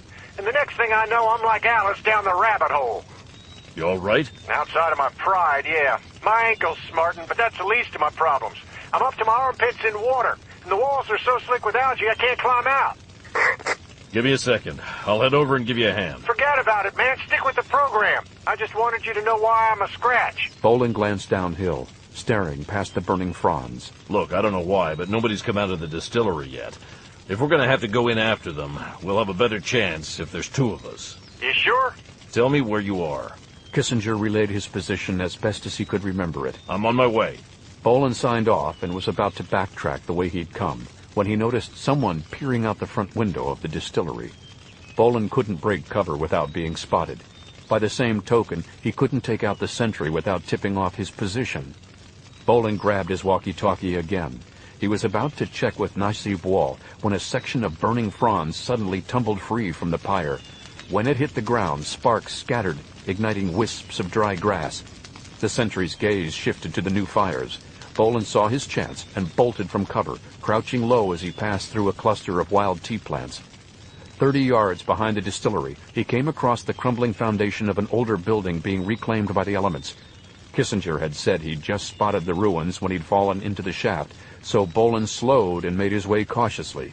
Finally, he spotted an opening in the tall weeds and headed toward it. The well was barely 5 feet across. Kissinger had figured out that he could inch his way upward by bracing his shoulders against one side of the wall and extending his legs across for traction. It was slow going, but he was making progress. How about a hand? Wait till I get a little closer. Keep an eye open so we don't get bushwhacked. Bolan grabbed his walkie-talkie and again keyed Nasib Wall back at the canals. No answer. He tried again with the same results. So much for backup. From his cover in the brush, Nasib Wall watched the last of his fireworks erupt out over the canals. In their wake, a column of dark smoke rose up from the smoldering, half-sunken remains of his boat, this on top of the smoke coming from the foothills. Ash fell from the sky like snow. Though he'd yet to spot the Americans, Wall suspected they had started the second fire to deal with the snipers in the trees. He hoped the ploy had worked, but he was concerned that there was no more gunfire. Had the two Americans been taken out by ground troops? Wall wished he hadn't left his walkie-talkie back on the boat in his haste to get clear of the fireworks. Of course, given his present position, Wall wouldn't have been able to communicate with anyone anyway. After leaving the boat, he'd managed to infiltrate as far as the trailer where coconuts were being loaded for shipment to Katiyam. On the way, he'd seen the tea pickers flee away from the academy rather than toward it. Wall was glad for their sake. Away from the property, they lessened their risk of being taken hostage. Unfortunately, the same couldn't be said for some of the other workers. Across the driveway from where he was hiding, Wall saw 2 armed gunmen scanning the grounds, while a third led the fear-struck women away from the battered husks and herded them into a nearby storage building. Much as he wanted to intervene, Wall was forced to stay put. Behind him, he could hear the men who'd gone to investigate the fireworks. They were on their way back. Walther in hand, he crouched lower in his hiding place, shielding himself in shade cast by nearby palm trees. Soon the men were passing within a few yards of him. They were Mujahideen, all right. Wall could see it in their dress and appearance, hear it in the Kashmiri dialect with which they cursed themselves for having been duped by the fireworks. Wall wished he'd been more insistent on waiting for backup before making any move. Bolan had overruled him, concerned that if they waited, a sentry might spot the backup force and alert the Mujahideen, making their recon even more difficult. In any event, that was all in the past. Wall had his hands full dealing with the present. 11 men, all armed, assembled briefly in front of the building where the women had been taken. The one in charge, a man wearing a white skull cap and a blue-green paratrooper's outfit, split the others into groups of 2 and sent them off in separate directions. No one was headed directly toward Najib Wall, but he could see that he would quickly be hemmed in from either side. If they found him, they wouldn't kill him, not if they could help it. He would be more valuable to them alive, not only as a hostage, but as a source of information. They would want to find out how their compound had been discovered. They would want to know how much the authorities knew of their plans and activities. If he refused to cooperate, they would no doubt resort to torture. He was prepared for that. He knew he could endure any measure of pain without giving in. But the Mujahideen would know that. They wouldn't waste their energies torturing him, not when they had women they could drag before him, threatening them with the worst kind of abuses if he didn't tell them what they wanted to know. Wall couldn't let that happen. He slowly raised his Walther and drew a bead on the man in the skullcap. He would kill their leader first, then charge from the brush, making himself an open target. With any luck, he would be able to take out a few others before the return fire ripped through him. Before he could pull the trigger, Wall was startled by a rustling overhead. He glanced up just as the Kashmiri sniper leaped from his hiding place.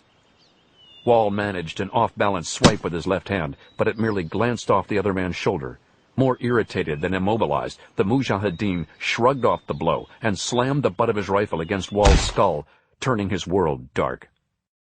300 yards uphill, Najib Wall's capture was witnessed by the 2 terrorists standing guard over his uncle, Ziarat Wall, and his young charges. The 2 Kashmiris had gone to the window at the first outbreak of gunfire several minutes ago, and there they remained, dividing their attention between their prisoners and the drama unfolding on the grounds below.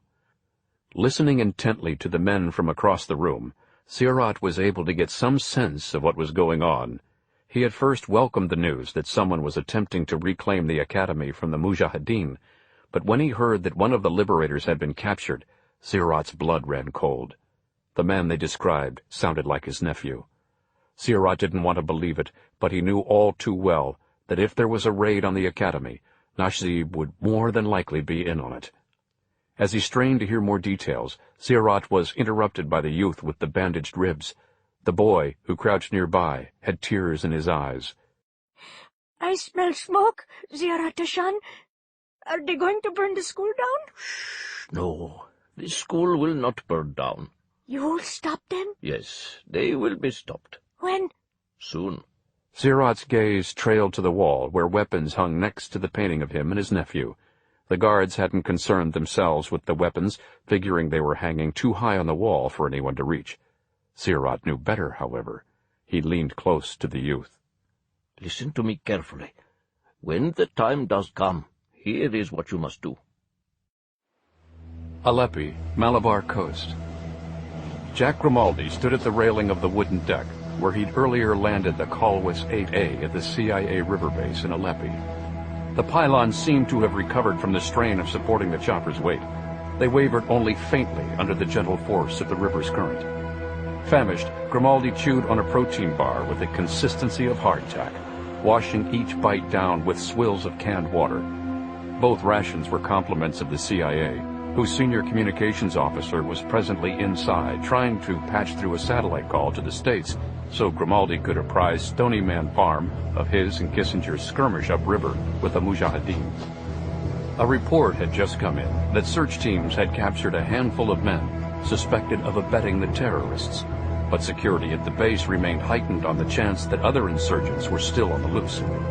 Grimaldi had been advised not to stand out on the deck, where he posed an ideal target for snipers, but the Stony Man pilot had had his fill of sweating inside the service bay. Out here it was hot as well, but there was some measure of relief in the breeze blowing off the river. Presently, Grimaldi heard, carried in that same breeze, the now familiar deep roar of the agency's Mark V Special Operations craft. The SOC's pilot had radioed ahead announcing their approach, but no one at the outpost was about to let down his guard. Directly below the observation deck, a heavily armed 4-man crew, 2 each from the CIA and Secret Service, pulled away from the docks in a combat rubber raiding raft propelled by twice the horsepower of the motorized rowboat Grimaldi and Kissinger had been stuck with earlier. Behind Grimaldi, armed sentries atop the service bay assumed firing positions with M4A1 carbines. The men had Grimaldi's sympathies, even with insulated foam mats to crouch on. He was sure they could still feel the heat radiating up from the metallic roof. One of the sentries signaled for Grimaldi to take cover. He pitched aside his rations and crouched behind the deck railing, drawing his Grizzly automatic. Moments later, a long, sleek gray boat rounded the bend, prow high above the waterline. It was the same Mark V that had earlier hauled John Kissinger and the boatload of fireworks up to Katiyam. Acquired from the Navy SEALs after years of service in the Pacific, the SOC had twin aft gunnery posts flanking a slanted back ramp that dipped low enough in the water to allow direct boarding by powered CRRRs. 2 of the latter craft were tethered to the ramp, and the officers who had used them in the search for the Mujahideen could be seen standing nearby, guns trained on a handful of swarthy-skinned men wearing tan tracksuits and white puggarees. As the boat eased its way into a mooring slip beneath the observation deck, an officer on board hailed Grimaldi. Our prisoners don't seem to be Mujahideen. They're locals from a camp upriver. They had a pickup truck and tire tracks at the site indicate that they may have used it to pull a boat on a trailer out of the water. Maybe the boat that chased you 2 on the way to Aleppo. What about binoculars and some type of radio transmitter? Did you find anything like that? Both, as a matter of fact. Why? I think someone was tracking me when I flew back from... Before he could finish, the base's communications officer, a lanky blonde Californian whose nose was slathered white with zinc oxide, strode out onto the deck carrying a Motorola LST-5C satellite radio. Trailing from the radio was an antenna cable that snaked all the way back inside the building. He held out the radio and its amplified 2-way headset to Grimaldi. You're on. You can take it out here if you want. Thanks. Grimaldi took the equipment and fed out more of the antenna cable until he'd reached the far end of the deck. The headset alone would probably have been adequate for keeping the conversation private, but Grimaldi wasn't taking any chances. Flyboy 1 here. You've been busy, Flyboy. On the other end of the line was Barbara Price, mission controller at Stonyman Farm. She'd been a part of the program for nearly as long as Grimaldi, stepping in to fill the shoes of April Rose, who'd been killed in the same assault on the farm that had put Aaron Kurtzman in a wheelchair. Though she reported to Hal Brognola, Price had earned a high level of autonomy when it came to managing the farm's field teams. Grimaldi quickly apprised her of the recent events in Aleppo, including the capture of the alleged Mujahideen accomplices. I'm sure they have translators here. I was thinking I'd take first crack at interrogating them. Only if you can't get airborne pronto. They need me in Katiyam. I think so. We've lost ground communication with Stryker and Cowboy, but they're somewhere on the grounds of the Academy. Aaron just tapped into an Orion satellite view of Katiyam, and there are 2 fires downhill from the school buildings. The bigger one's throwing up so much smoke we can't see past it. What about the tank troops? And these IB guys who were supposed to be there for backup? The 73rd is halfway across Vembanad Lake, and the IB's chopper is just taking on fuel now. In other words, Stryker and Cowboy are up shit creek without any paddles. That's one way of putting it. I'm on my way. Don't take that helicopter up until it's ready. Do you hear me, Flyboy? Grimaldi reached into his pocket for the wrapper to his protein bar. He held the headset out at arm's length and crinkled the wrapper close to the microphone. What's that? You're breaking up. I know what you're doing, and I don't think... Grimaldi clicked off the radio and took it back inside the service bay, handing it to the communications officer. Without breaking stride, he hurried across the floor to the helicopter. The mechanic was kneeling on the roof of the chopper, tightening down the replacement rotor assembly. Hey, perfect timing. Is this sucker fueled up? Yes, but... Off! The mechanic climbed down off the chopper. The two men crossed paths as the pilot was strapping himself into his seat. Listen, until the new assembly wears in, you've got to take things slow and easy, got it? Slow and easy, yeah, right. What are you doing? You can't take off in here. You need to wait for a tow out... I'm in a hurry. Clear the runway. The mechanic continued to protest, as did several of the agents who suddenly found their paperwork swirling about the enclosure, thanks to the chopper's rotor wash. The service bay had a raised ceiling, but Grimaldi still had barely enough clearance to get the chopper aloft without clipping the exposed ductwork for the air conditioner. The mechanic rushed in front of the open bay doors leading out to the observation deck and tried to block the way, but Grimaldi throttled the bird forward and sent the man diving to the floor. He swooped out through the opening and quickly pitched upward, narrowly avoiding the deck railing and the nearest treetops. As he took the chopper higher, Grimaldi saw funnels of black smoke rising in the distance like idling tornadoes. Katayam was less than 10 miles away. If he pushed the chopper for all it was worth, he could reach the academy ahead of the others and hopefully find out what kind of trouble Bolan and Kissinger had gotten themselves into. Slow and easy's gonna have to wait for another day. Grimaldi opened the throttle and headed toward the billowing smoke. Krula Pass, Western Ghats. The sight of smoke rising from the grounds of the academy filled Dari Neshaw with a sense of urgency. The base has been discovered. This is a problem. He was still seated in the back seat of the Honda Accord, which Pengat Shili had parked on the shoulder of a 2-lane mountain road leading up through Krula Pass. Briley, as the woman was known, was outside the car, standing on the far side of the guardrail, staring through binoculars out at the valley floor below. Even from their perspective, Neshaw and Shili could see the winding dirt road the Mujahideen had used the previous night when they had come down from the mountains to take over the academy. Shili had hoped to take the same road back, but as Neshaw had just suggested, that plan no longer seemed viable. Up in the front seat, Shili cursed and slammed his handheld ANPRC 119 radio against the dashboard, then tried again without success to establish communication with his brother Vargadrum at the academy. Perhaps we're beyond range. No, we should be close enough, and I know the battery still has power. Then maybe it's broken from rough handling. Shili glanced over his shoulder at Neshaw. I've seen you try to fix radios the same way, Daddy. With the same results. Before Shili could respond, they heard the sound of another car heading downhill toward them. Both men fell silent and drew their weapons as they dropped low in their seats. They could hear the other car slowing to a stop less than a dozen yards away. Can I be of assistance? Just admiring the view. It is quite a view. Shili and Neshaw tensed. If the man pulled over and got out of his car to engage Briley in further conversation, he would be likely to spot them, in which case he would have to be killed.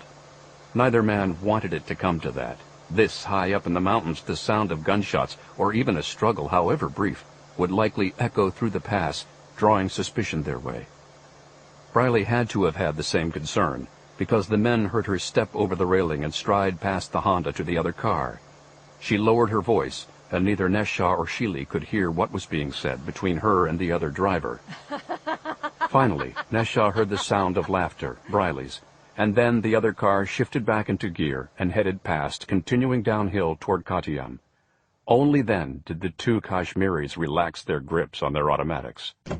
Briley came over and let herself into the back seat. A tour pilot. He has a plane at that private airfield we passed a few minutes ago. Neshaw watched the woman refasten the top buttons of her blouse. How did you get rid of him? As if I didn't know. He said if I liked the view from here, I'd love it more from the air. He's getting the plane ready.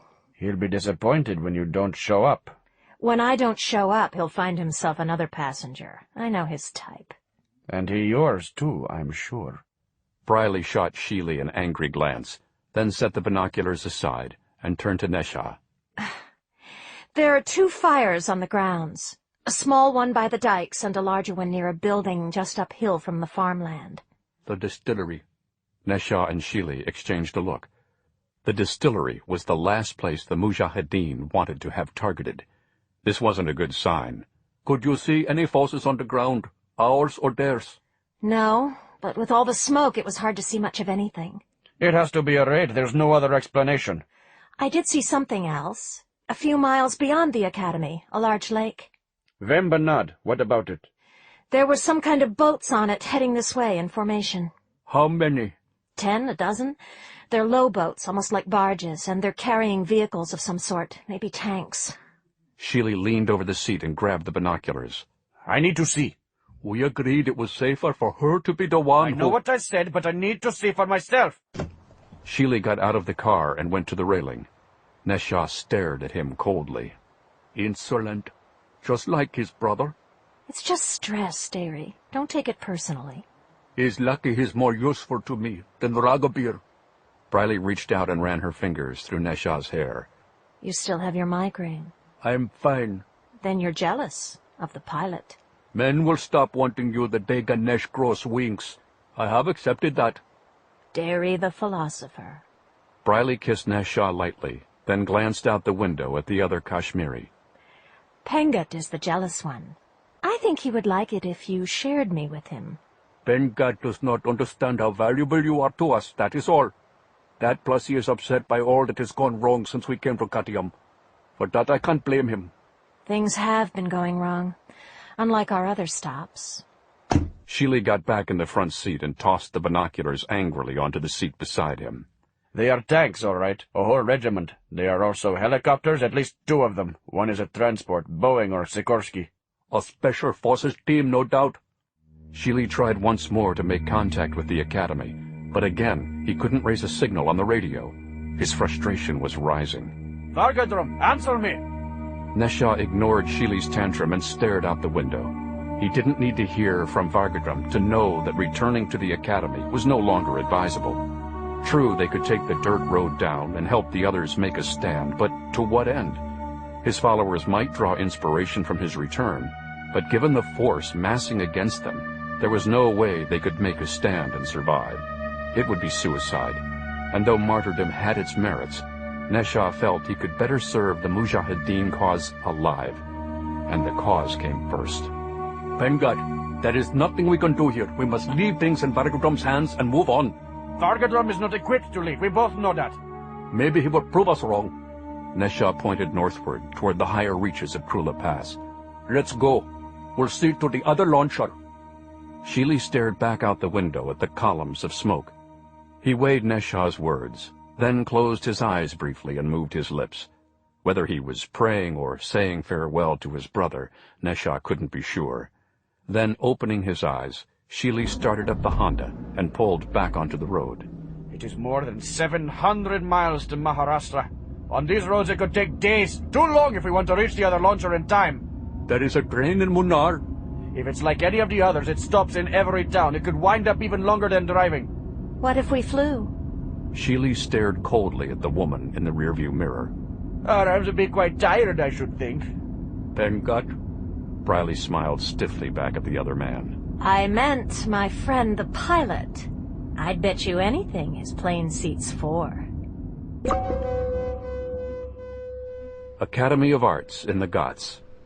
Standing in front of the building where the women farm workers were being held captive, Vargadrum Sheely stared down at the man who'd been hauled out of the nearby brush by Babu Sukha, the sniper who'd leaped down on him from the coconut palm. Najib Wall, still unconscious, lay sprawled in the dirt, blood trickling from his scalp. He looks like one of the boys up in the Kulari Puyatu Hall. Am I supposed to believe he's the one responsible for all these fires?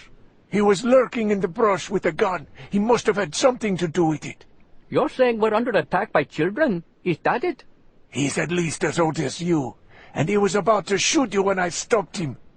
The men faced off, Sheely glaring at the other's impertinence, Sukha refusing to look away. Their standoff was interrupted by some of the other men who were venturing back from the brush, having heard of the prisoner's capture. Sheely looked away from Sukha. What are you doing? Get back out there and find the rest of them. What about the fire? What about it?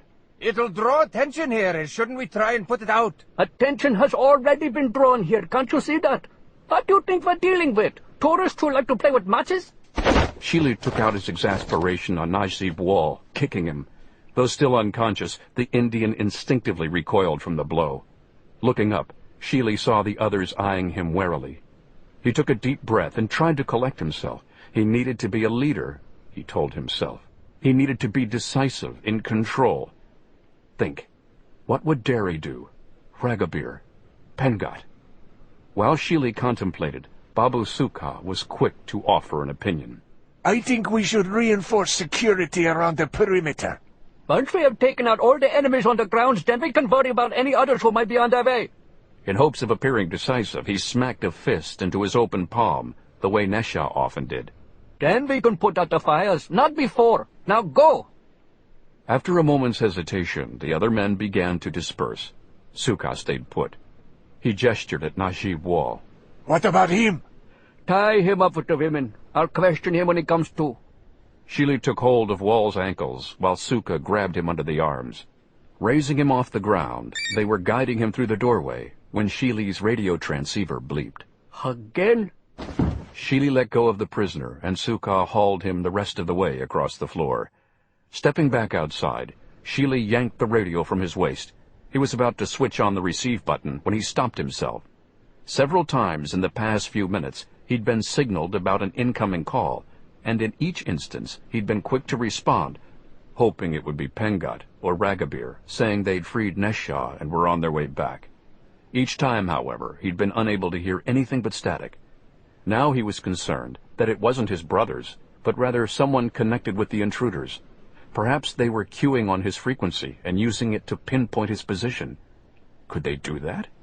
He didn't know. But if that's what was happening, then continuing to activate the radio would be like putting a target on his chest. He heard the signal again. His heart raced as he stared at the transceiver. The signal seemed to be coming in clearer now. Or was it? Was it only clearer because he was holding it in front of his face? No, he decided. It was definitely clearer. It had to be Nesha and his brothers. It had to be.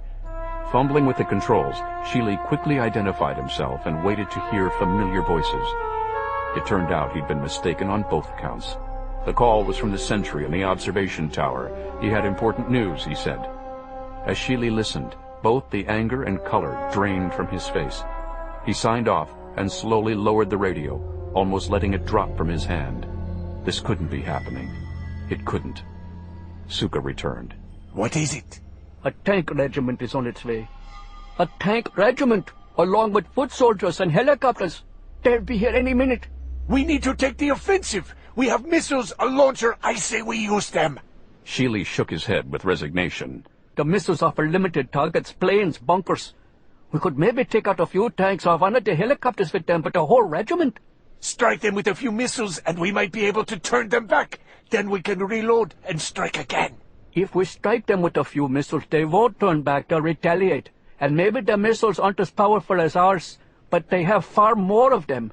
If a full regiment of tanks fires at us, it will be like a monsoon. There will be no hiding. He glanced past Sukha, staring into the building at Najib Wall and the captive women. A plan was beginning to formulate in his mind. Hide! We've not come this far to hide from our enemies. Saku, wait. I have a plan. What if we just show them that we have missiles? What if we show them and threaten to use them unless they back away? The sniper stared sullenly at Sheely. Threats? We went to all the trouble of acquiring missiles and launchers so we could make threats? What do you suggest?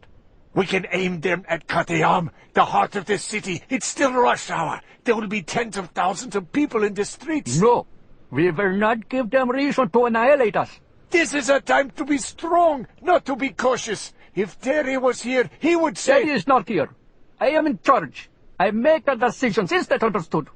Sukha was about to say something, but held himself in check. Forgive me, Vagardram. Tell me what you would have me do. Though suspicious of Sukha's sudden change of heart, Sheely felt there was nothing to be gained by further argument. We need to haul the launcher out into the open where they will see it. The same with the women and children. Let them know we have hostages as well as the missiles, and we can negotiate from a position of strength. We can demand free passage back to Kashmir. An excellent plan. But some of the hostages should be taken to the launcher so no one will be tempted to fire it. I've already thought of that. Sheely handed Suka his walkie-talkie. Have the launcher brought out into the open. I will bring down some of the children. We'll strap them to the framework.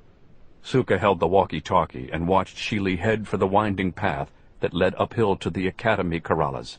He wants us to hide behind children and butter for a chance to whimper back to Kashmir with our tails between our legs. That, rather than fight. Drawing the walkie-talkie to his lips, he made contact with the building where the Sabre launcher was being kept. This is Babu Suka. I have orders directly from Vargadharam Sheely. Prepare the missile for firing. I'll give you the signal.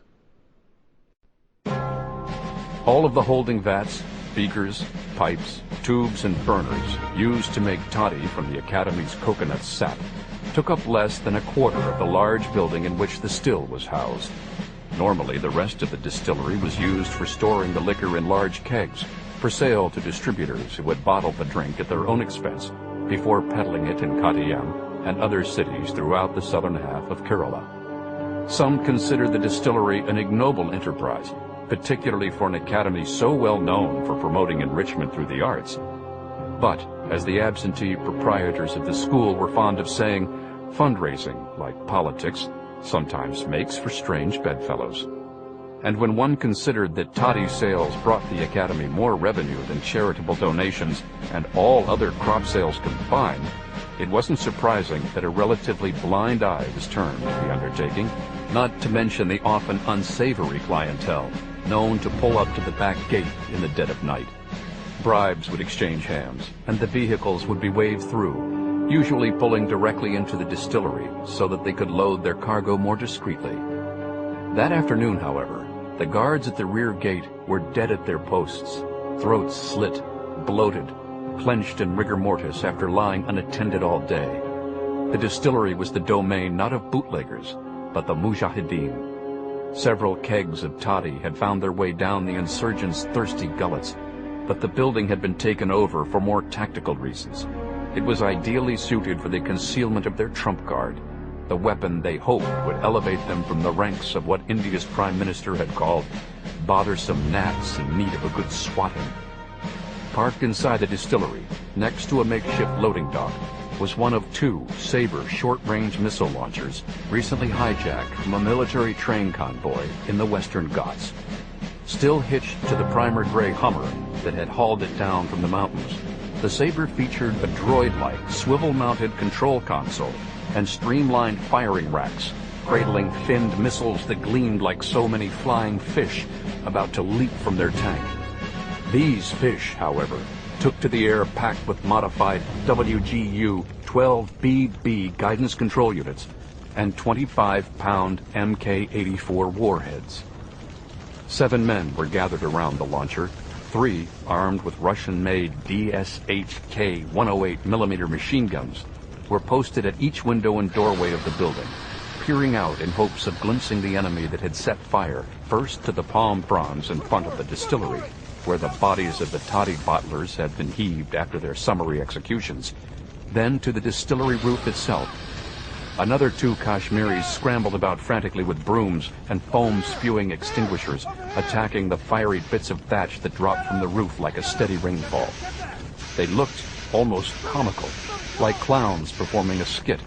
However, given that an unchecked fire could very well ignite the stored liquor, or worse yet, one of the large wooden crates containing still more of the surface-to-air missiles, the men went about their task with grave, humorless determination. The remaining 2 men were huddled over the control console, doing their best to carry out the orders just handed down to them by Babu Suka. The youngest, Kadisrod Vikodi, meticulously carried out a pre-launch check, following instructions jotted down by the other man, Govankrishna Vunat, who squinted through his bifocals at the inner workings of the Sabre's computer guidance system. The system had sustained damage during the hijacking, and since Neshaw hadn't been able to get his hands on the necessary replacement parts, it was Vinat's thankless task to repair the motherboard and other components as best he could in hopes the launcher could be made operational. If there was one member of the Mujahideen closer to the breaking point than Baragadram Shili, it was Govan Krishna Banat, a balding, soft-spoken man in his late 50s. Banat was a former employee at British Aerospace, makers of the Rapier missile, the model for the Sabre. 3 months before, in a London pub, one of Pengat Shili's contacts had overheard Banat complaining he'd resigned from his job to protest the number of times he'd been passed over for promotions because, he claimed, of his ethnicity. Pengat and Darinesha were just then beginning to concoct plans to hijack a military train carrying warheads and launchers, and Banat was an ideal recruit for the Mujahideen cause. As it turned out, Banat's missile expertise was available at a very reasonable price, a vintage Aston Martin convertible, and the sexual favors of a high-priced call girl working out of a penthouse suite 2 blocks from Trafalgar Square. The sports car was presently garaged back in London, but the woman, a statuesque redhead, was being put up in local first-class hotels rather than the string of derelict safe houses Darinesha invariably preferred for his men. Banat was infatuated with the woman. She made him feel young and virile, though he knew there were undoubtedly other men in her life. When she was with him, it was as if there were no one on earth but the two of them. Whatever his problems, they would be left at the foot of the bed, along with his clothes, and the woman would take him to another place where he was like a god and she worshipped him. Her name was Briley. Much as he knew the importance of his assignment and the dangers he faced now that the launch compound was under siege, Banat found it difficult to focus on the matter at hand. One would have thought that his distracted state was due to fear or a sense of urgency, but that was not the case. The Mujahideen allowed him only one rendezvous with Briley for each city they traveled through, and this was supposed to be his appointed night in Katium. Banat couldn't so much as brush his fingers against a circuit board without imagining what it would be like to stroke Briley's soft, smooth skin and drink in the heady aroma of her perfume. And despite all the loud commotion taking place around him, all Banat could hear in his mind was the way Briley reached between his legs to take hold of him. God, he couldn't wait to see her. Banat? The older man turned and saw Rakvikode eyeing him with concern. Yes? The countdown. Are we ready?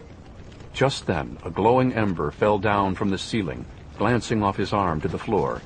As Banat stared at the charcoal-like smear on his shirt sleeve, it was as if the reality of his situation had finally dawned on him. He wouldn't be seeing Briley again. Not tonight. Not ever. They were under attack, trapped in this oversized box like fish in a barrel. How soon before another incendiary charge came hurtling into their midst? And this time, there would be no roof to take the brunt of the detonation. The fireball would erupt inside the distillery, and it would be all over, just like that. Flames, explosion, gunfire. One way or another, he realized he was about to die here, within these cinder block walls, and soon. Had he lost his mind completely? Is the guidance system fixed? No, there was too much damage. If Derry had been able to return with a new motherboard, with more equipment, then maybe... This is no time for speculation. We have our orders. When the call comes, we must fire at least one of the missiles. I need to know if we can pick out a target and have any chances of hitting it. Banat shook his head. Words spilled from his lips, almost as if he had no control over them. He found himself trying to recall a nursery rhyme from his childhood in the English boarding schools. I shot an arrow into the air. Where it lands, I do not care. No, that can't be right. I shot an arrow in the air. Where it lands, I know not where. No, that's not it either. Rodbikode grabbed Banat by the shirt and began to shake him furiously. What is the matter with you? Why can't you give me a simple answer? A simple answer? Banat took hold of the younger man's hands and pried them away. If the guidance system is not working, the missile will go up, then come down. Where? Who can say? Maybe in the sea, maybe on land. If we're lucky, it will strike a city and kill many Indians. And we can pretend we meant that to be our target so that our enemies will be afraid. You and I will be heroes to the Mujahideen. Our enemies will speak of us with awe, the same way they speak of the Kashmir Shredder. Bollywood will turn out a movie where you and I will be played by handsome movie stars. There! Is that simple enough for you? By now, several of the other terrorists had stopped what they were doing and were staring at Banat. He stared back at them, tears streaming from his eyes.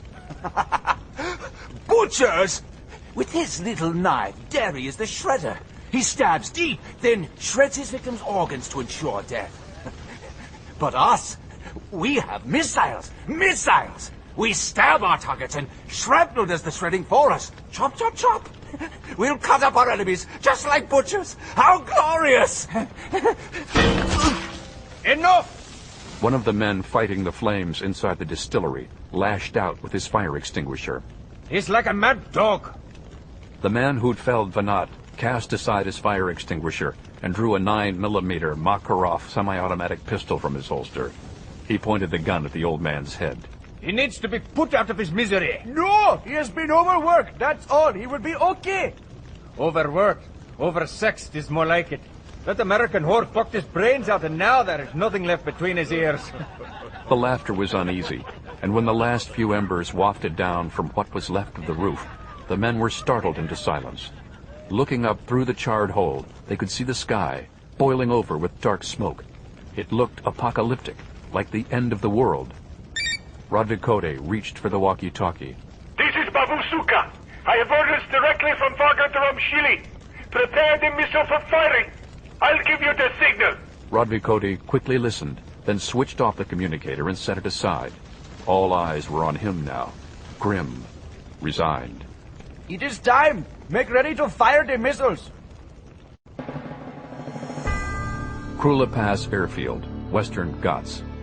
While his vintage Balsa twin Gurkha warmed up at the edge of the tarmac, Dayu Murad hurried about the cabin, making certain everything was presentable.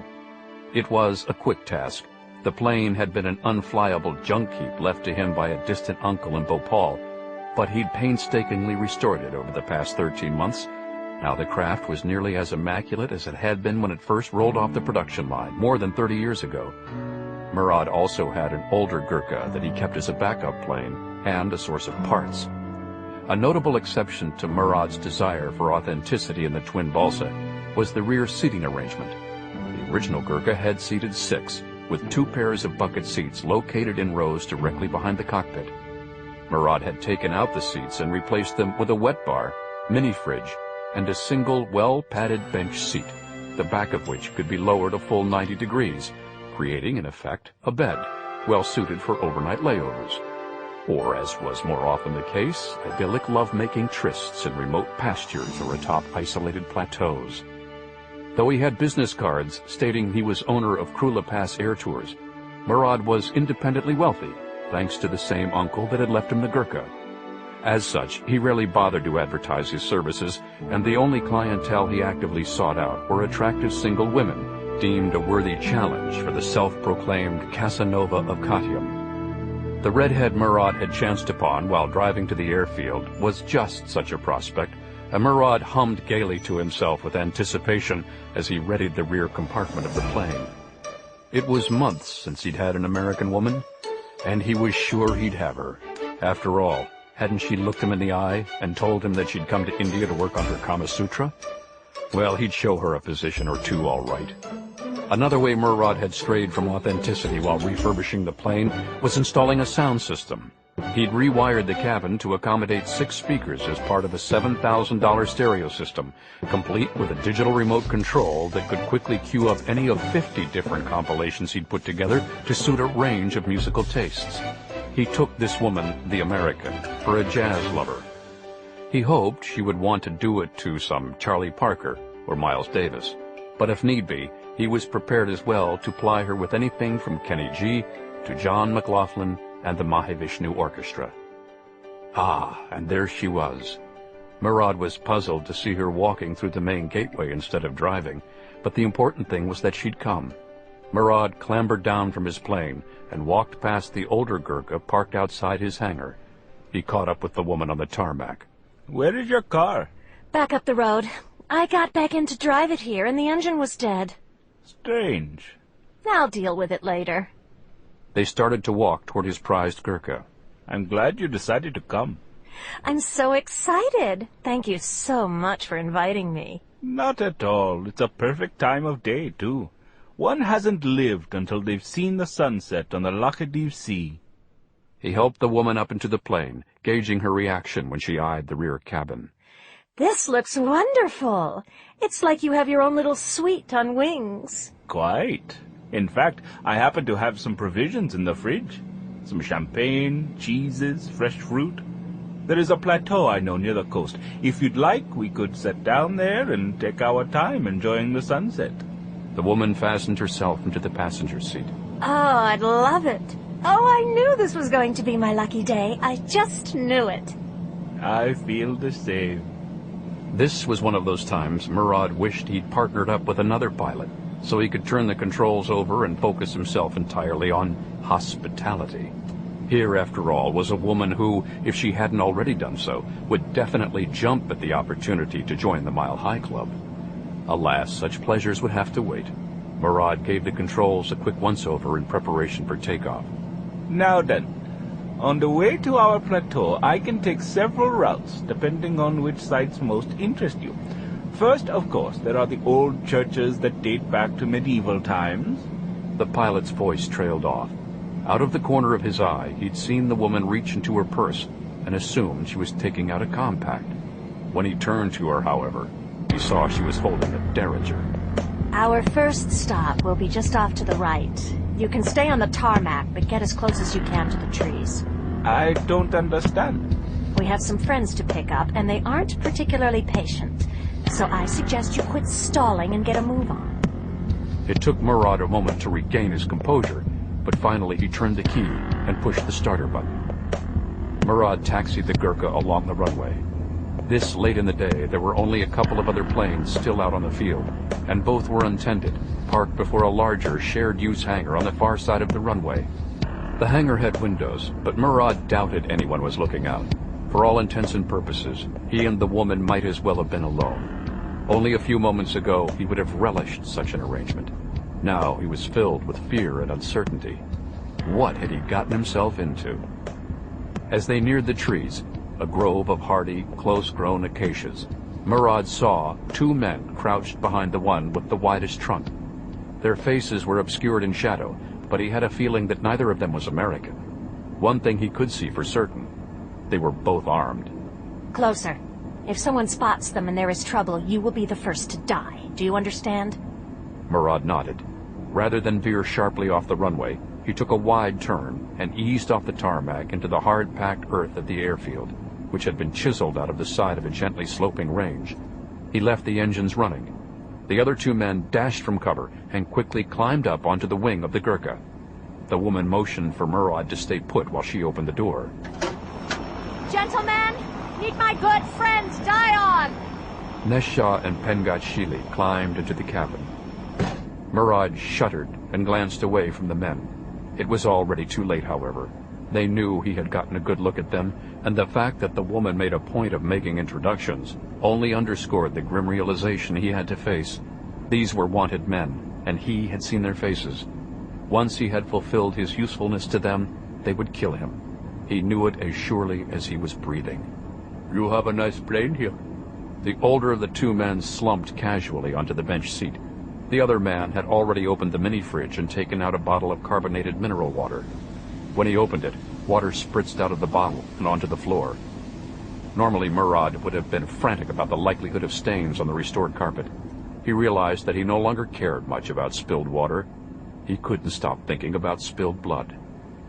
Derry Nesha waved his gun at the playboy. Take us up. I see from the controls that you have a full tank of gas. That should be enough to get us to Maharashtra, yes? Academy of Arts in the Ghats. When he heard the guards say that Vargadram Shili was on his way up the hill, Ziarat Wall figured the time had come. All he needed was an opportunity. Unfortunately, with Shili headed their way, the guards stepped back from the window, not wanting it to appear as if they were being derelict in their duties. Before they could assume their positions on either side of the prisoners, however, they heard a droning sound in the air outside the hall. Together they returned to the window and stared out through the drifting smoke. One of them pointed, shouting to the other that helicopters were headed toward the academy. The moment the guards turned their backs to him again, Wall rose to a crouch, took a deep breath, then bolted forward. After 2 running steps, he leaped to the top of the stone staircase leading up to the main doorway. He knew that the door was locked from the inside, but he wasn't thinking about escape. Instead, the moment he landed upon the top step, he coiled his legs again, then once more sprang upward and outward. High, sustained vertical leaps, much akin to what American basketball players referred to as hang time, were a trademark for practitioners of Kalari Paratu, and Wall was no exception. While suspended in midair, he reached to the wall and, in one swift motion, unmounted both a half-sword and shield. When he landed, he was ready to use both. Detecting motion behind them, both guards turned from the window. With deadly accuracy, Wall had thrown the shield discus style, striking the guard across the bridge of the nose with so much force that it almost embedded itself. The other guard was raising his assault rifle into firing position when Wall let fly again, this time with the half-sword. The guard stared down in shock at the sword embedded in his chest. He grabbed at the weapon, tried to pull it free, and pitched forward. Dead. Several of the younger boys were about to cry out when the older youths, prompted by the boy with the bandaged ribs, covered their mouths, then whispered for them to be quiet. Trembling, the students watched Wall pull the sword from the second guard's chest and without hesitation plunge its blade through the heart of the man who'd been blinded by the hurled shield. Once he'd reclaimed his keys and the bloodied shield, Wall motioned for the two older youths to pick up the assault rifles. Do you know how to use them? Each of the youths nodded solemnly. Good. Wall led the youths to the top of the stairs, then unlocked the doors. You are to stay here and watch over your fellow students. If someone comes through that door without identifying himself first, you know what you must do. Rifles clenched tightly in their small hands. Again, the youths nodded. Before heading out the door, Wall picked up the sets of small sticks Vargadrum Shili had tried to goad him with earlier. He tucked them inside the waistband of his dhoti, then stared out at his youthful charges. For a time, I must ask you all to be men, not boys. Always remember, fear, however strong, can always be tamed by valor. With that, he turned and left the room. It took 2 attempts and nearly 20 agonizing minutes for John Kissinger to muscle his way up the slime-lined walls of the well, but finally he made it to a point where Mack Bolan could reach down and help pull him up the rest of the way. The armorer was a mess. The 2 separate falls had left him splattered with foul-smelling, stagnant well water, and at least half a dozen finger-sized leeches had attached themselves to his hands, arms, and face. He pried one off his cheek, leaving a trail of blood. Ugh!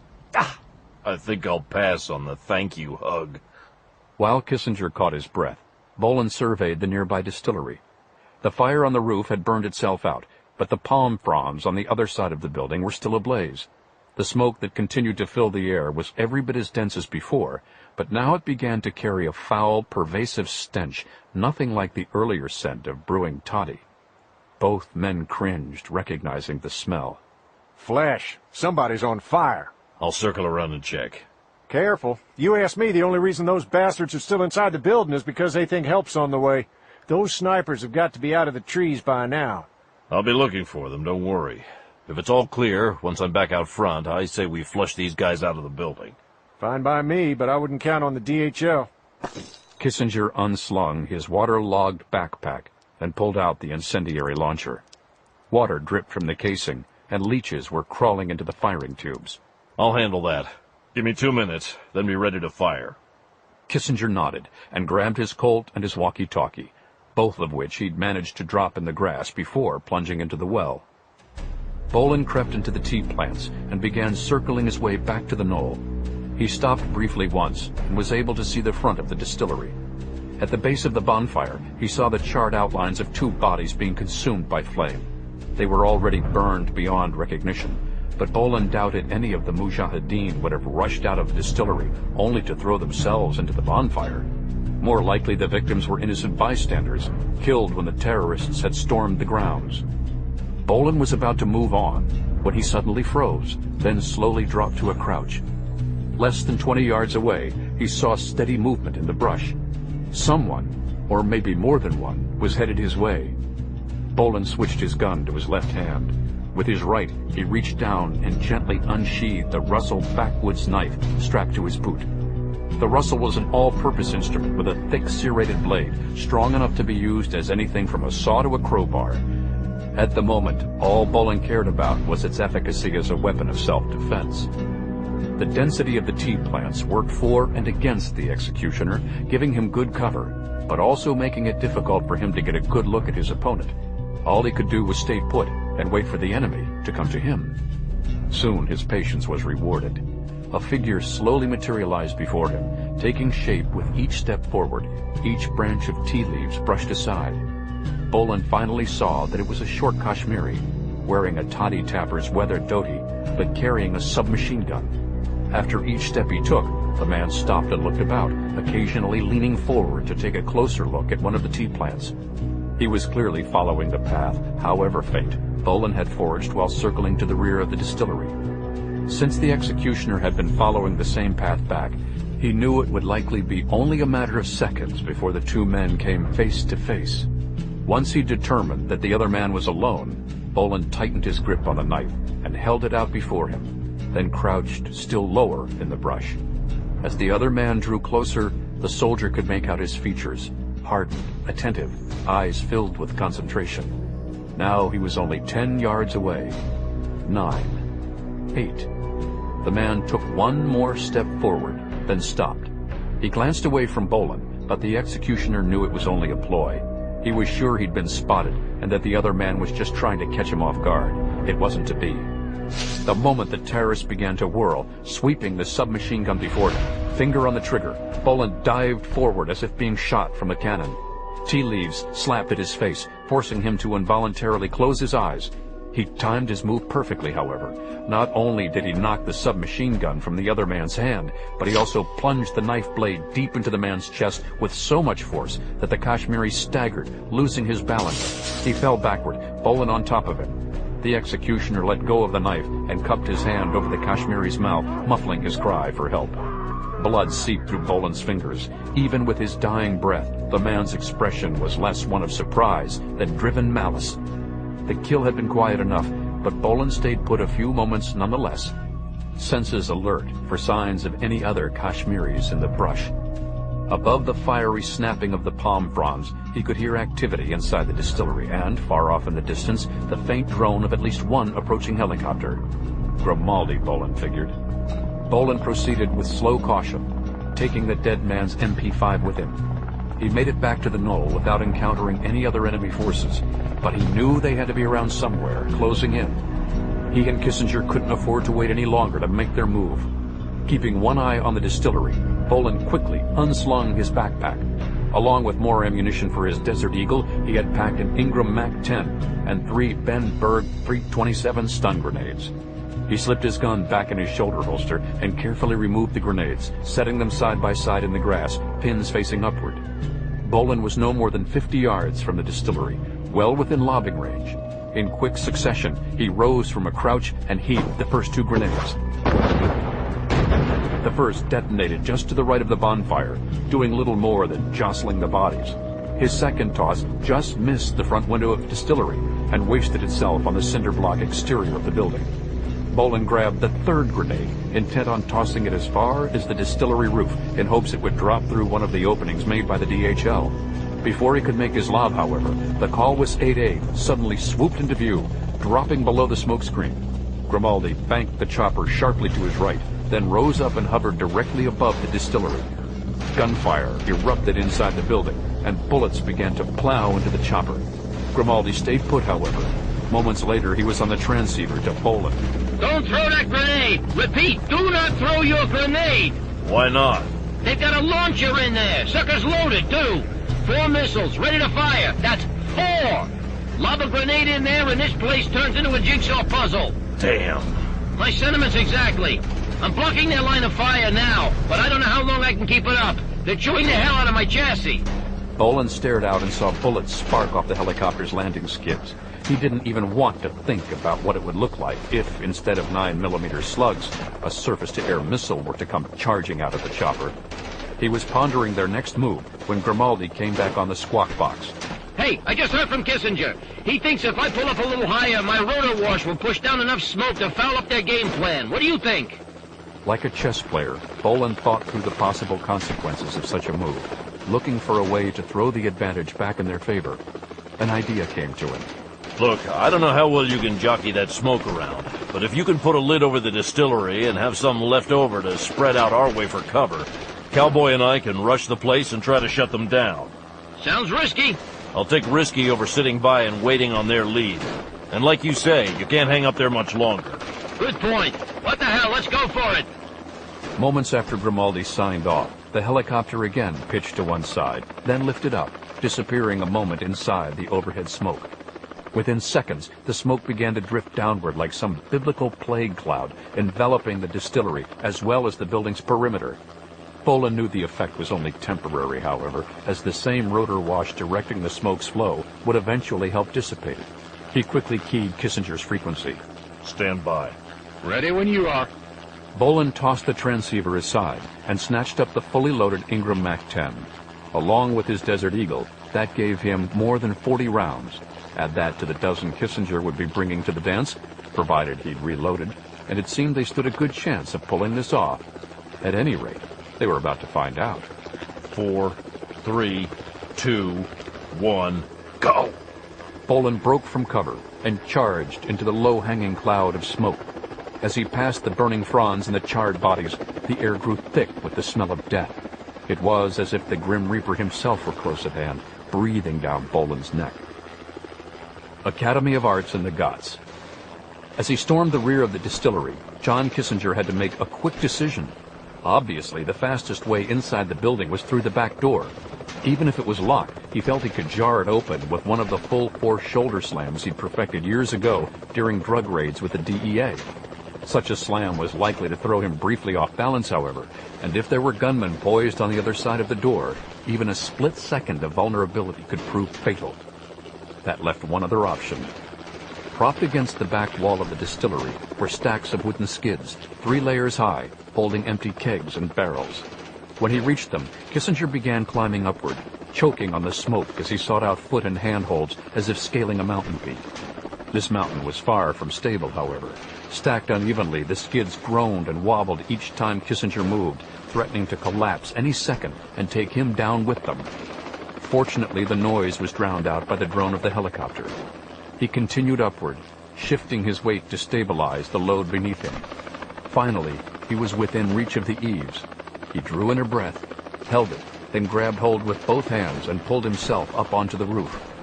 Sections of thatch continued to smolder from Kissinger's earlier incendiary round, but enough of the roof was intact to allow him to cautiously inch his way toward one of the openings. Once he reached it, the Stony Man armorer clasped his pistol in both hands and slowly rose to a crouch. As Grimaldi had forewarned him, he found himself staring down through the smoke at one of the stolen Sabre launch systems. None of the Kashmiris gathered around the weapon had yet spotted him. Most of them were either contending with the foul-smelling smoke that engulfed them, or else blasting away at the helicopter with their MP5s. Much as Kissinger wanted to take out the gunman first, he was more concerned with the youngest member of the group, who stood over the launcher's control console, clearly preparing to fire the first of the missiles. Not so fast. He took quick aim. A bullet tore through Rodvi-Kode's neck. As his knees buckled, pulling him to the ground, he clawed at the console, trying to hold himself up and complete the launch. Rodvi-Kode, half his head obliterated, let go and slumped to the ground. The console blinked and buzzed, but the proper sequence of commands hadn't been completed. The launch was aborted. Kissinger had little time for self-congratulation. His shots had drawn attention, and several men down in the distillery were quick to shift aim and fire at him. He ducked as the volleys whistled past, then popped back into view and returned fire, managing to drop one of the sentries. There were other gunmen shielded from Kissinger's view. One, crouched behind the far side of the launcher, slowly raised his MP5 and lined up his adversary in his sights. He thumbed the firing selector and was about to let loose on full automatic when the window behind him suddenly imploded, showering him with glass. It was Bolan, diving headfirst into the building, forearms crossed in front of him to deflect the shards. He landed on Kissinger's would-be executioner, throwing off the man's aim. Still, the man managed to send a burst of auto fire ripping up through the roof. He'd been trying to hit Kissinger in the head, but the rounds instead stitched their way across the armorer's chest. His Kevlar vest kept the bullets from piercing flesh, but the staccato thumps threw him backward and nearly took the wind out of him. As he staggered to one side, Kissinger stepped on a weakened section of roof. With a loud snap, the thatch gave way beneath him, and, as with the well only a few minutes before, he found himself in a freefall. He landed hard on the concrete floor of the distillery, grimacing at the additional abuse heaped on his already throbbing ankles. He stayed on his feet, however, and more importantly, he still had his Colt. He put it to quick use, gunning down the man closest to him and sending another ducking for cover behind the launcher. All the while, smoke swirled around him, making it difficult to breathe and giving everything the eerie feel of a dream. Several yards away, Bolan fired a kill shot into the face of the gunman he'd dived onto, then scrambled away from the body. Once he joined Kissinger, the two men turned their backs to each other, maximizing their view of the perimeter around them. Overhead, the helicopter pulled away. Almost immediately, the smoke inside the distillery, like a theatrical curtain, began to rise. Bolan and Kissinger spotted two men attempting to flee through the building's front and rear doorways. A hail of gunfire dropped them in their tracks. Now, with the helicopter gone and a lull in the gunfire, the distillery became deathly quiet. As Kissinger quickly reloaded, Bolan kept an eye open for enemy activity. I think that's it. Let's check to make sure. Fanning out, the two men slowly circled the launcher in opposite directions. 6 Kashmiris lay on the ground, none of them moving. Kissinger was stubbing out a burning scrap of thatch when he thought he noticed movement underneath the launcher itself. Dropping to a crouch, he spotted Vanat, curled up in a near-fetal position, staring out, his eyes wild with fear. Come out. The party's over. Lying on his side, legs bent at the knees, hands bound behind his back, Najib Wall slowly opened one eye, just enough to allow him to glance across the floor of the farm building, where he was being held captive with the women workers.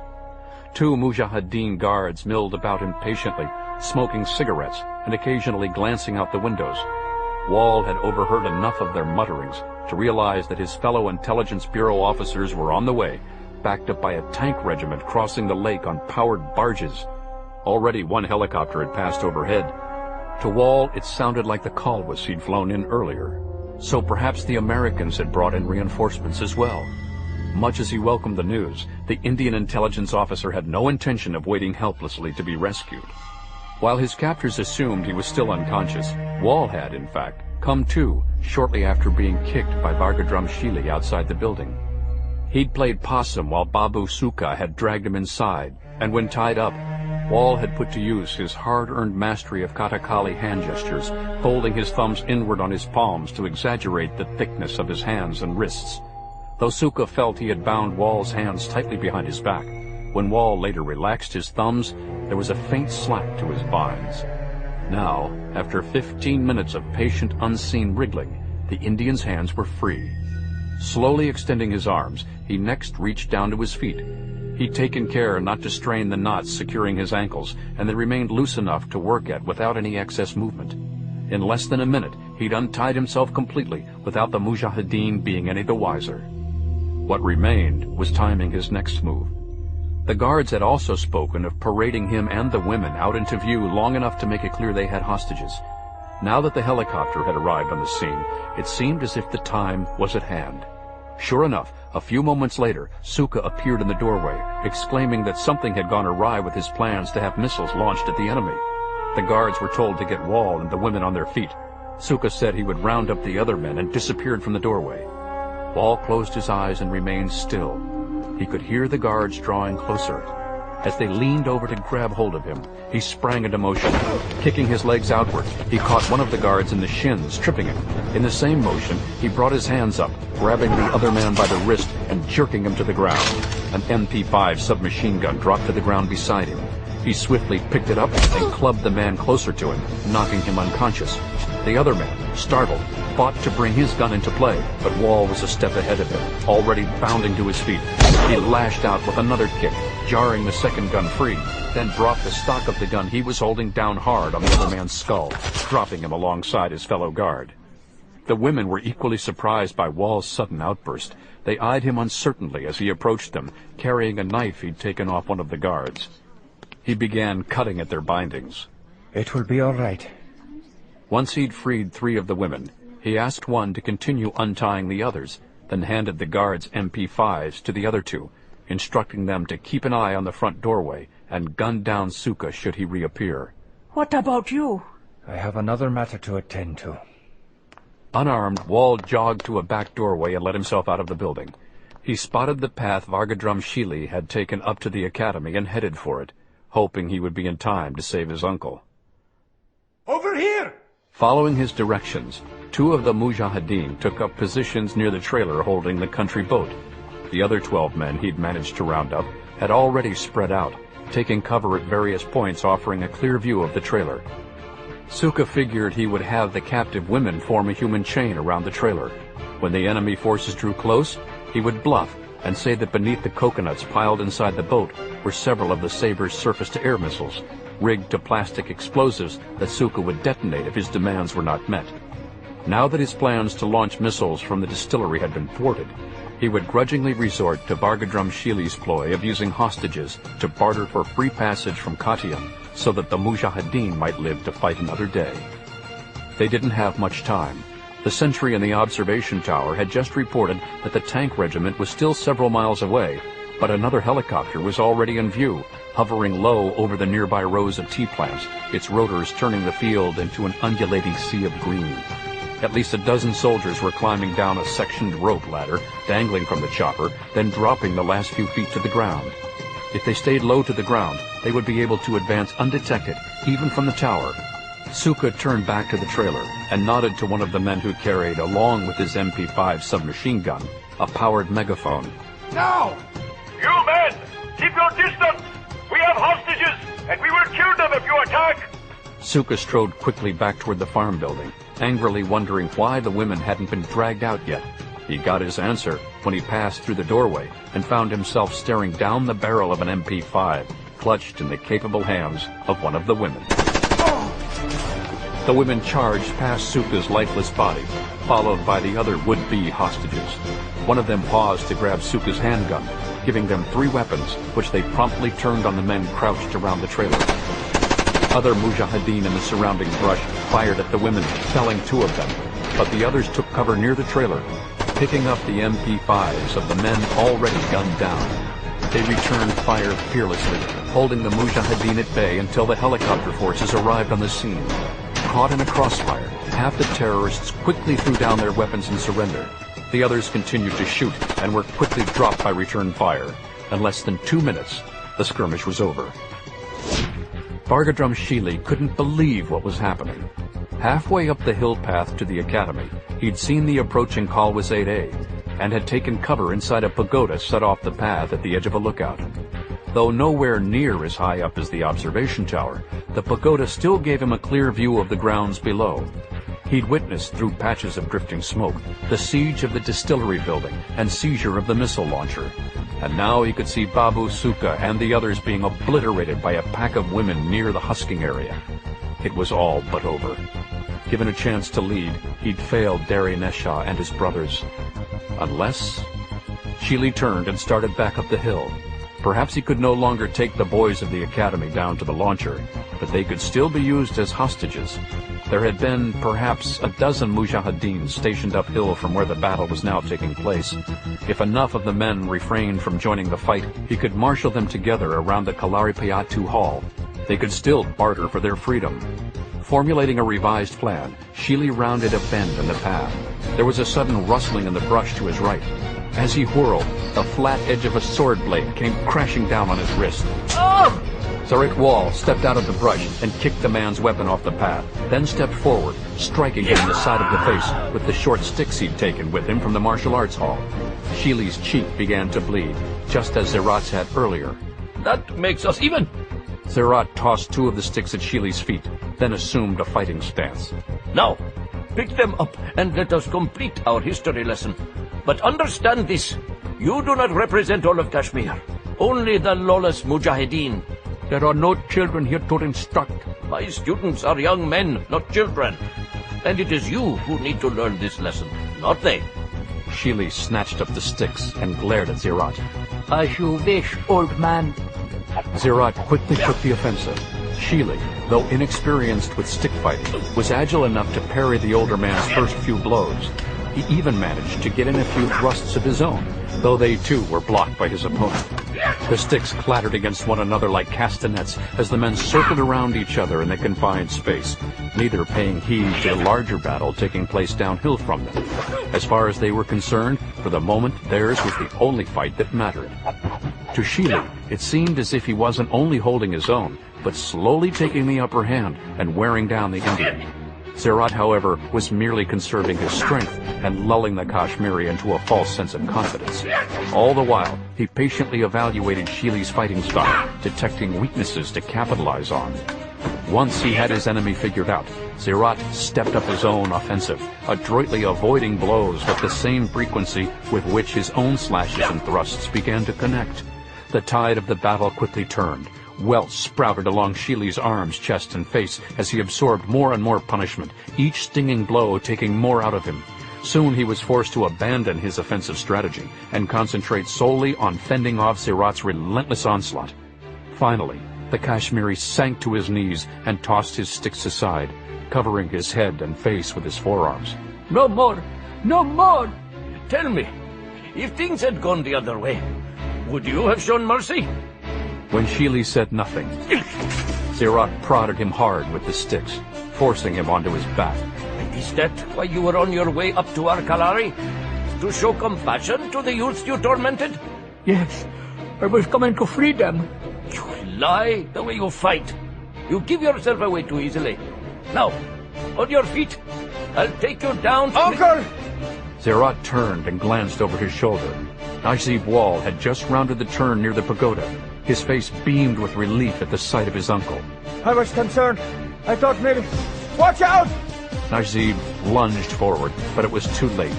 Bargadrum Sheely had rolled to one side on the path and snatched up his fallen MP5. Najib grabbed the gun by the barrel and yanked it away from Sheely. Using it as a club, he struck Sheely on the side of the head. Still holding the MP5, Najib rose to his feet and turned to his uncle. No! Zerat was kneeling on the ground, hands pressed to his midsection. Blood seeped through his fingers as he looked up at his nephew. I will be fine. His eyes glazed over and he began to swoon. Najib dropped to his knees and slowly eased his uncle to the ground. Zerat stared up at him, his eyes unfocused. I did this to you. Please, you can't die on me. You have made me proud. As Zerat died in his nephew's arms, Najib noticed Sheely stirring a few yards away. Enraged, his eyes welling with tears, Najib grabbed the man's MP5.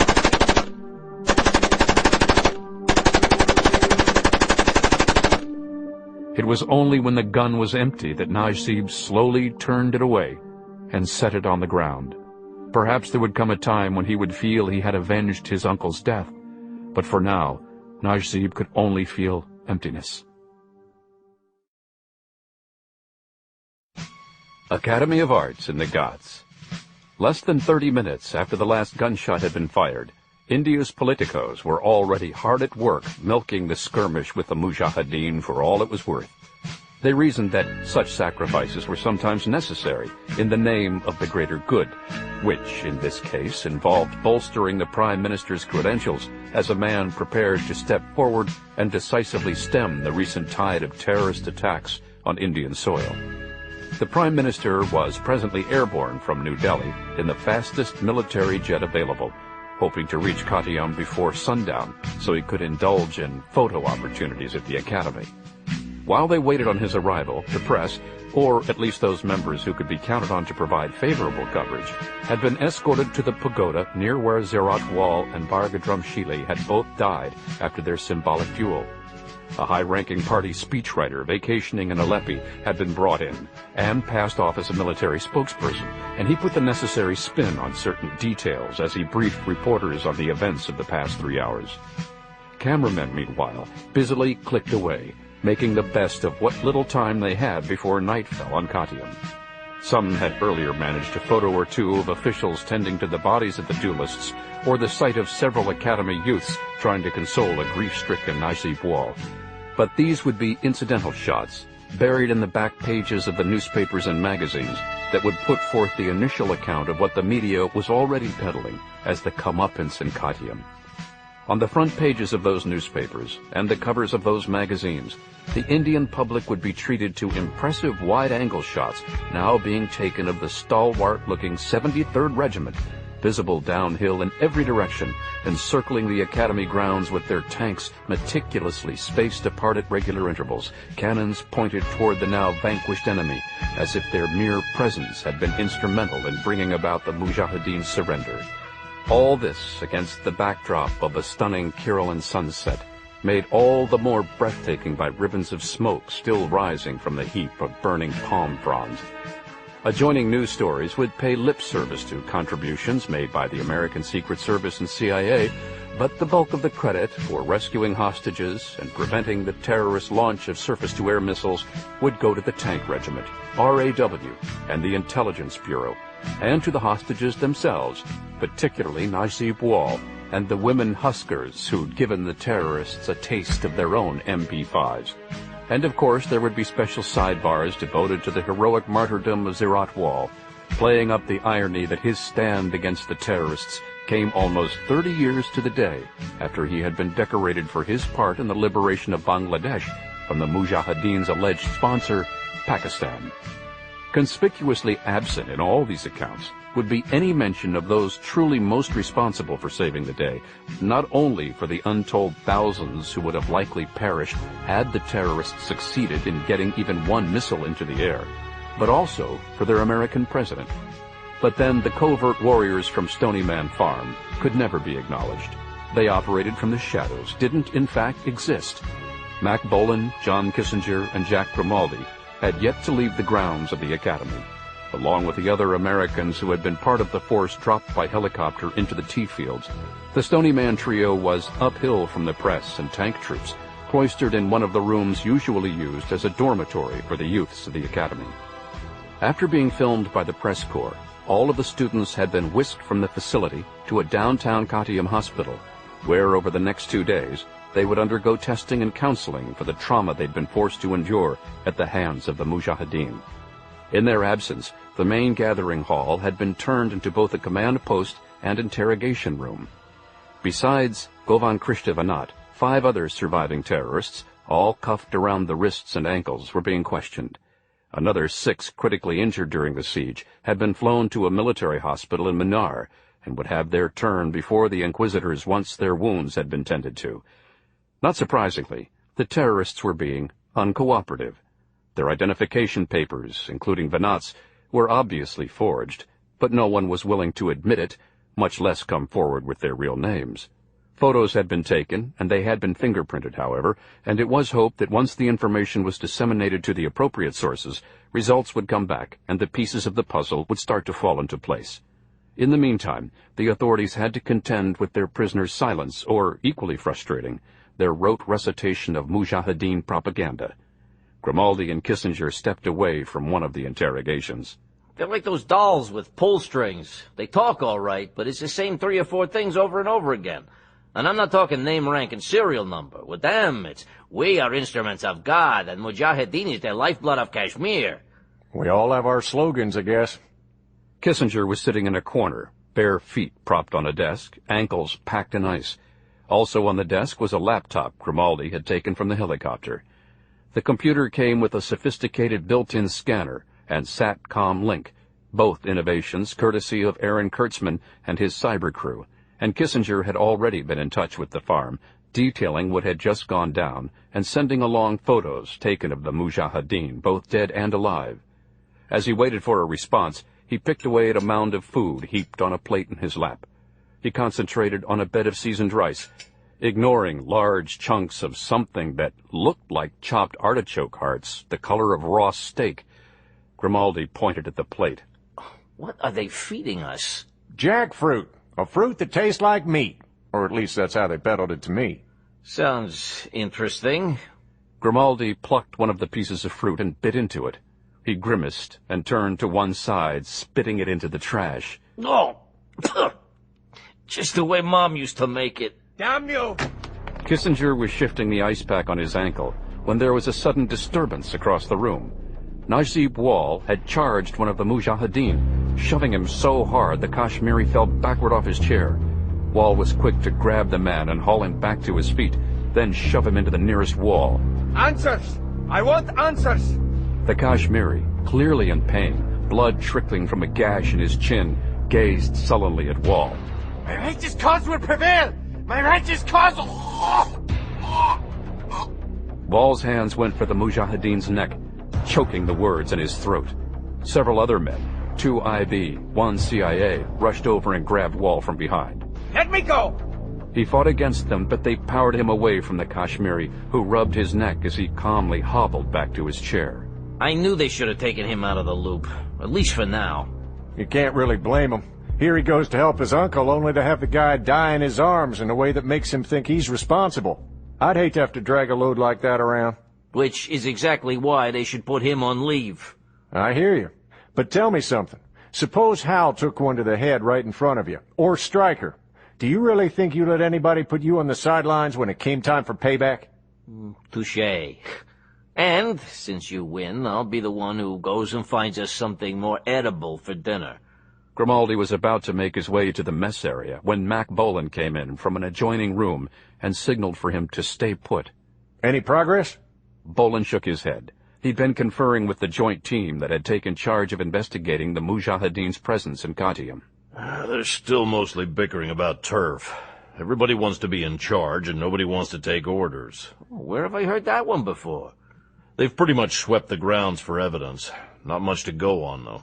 Meaning we've still got this Deri Nesha guy on the loose somewhere with a second missile launcher. Yeah. It's pretty clear the priest killings are tied to his escape, and that they used disguises to pull it off. But beyond that, there's not much. What about Qatium? Haven't they turned up anything about the prison break? Nisha and the other man ditched their getaway rig in a traffic jam and disappeared after killing some guy they rear-ended. IB has the local cops putting out APBs and trying to lay a dragnet, but my guess is Nisha's already long gone.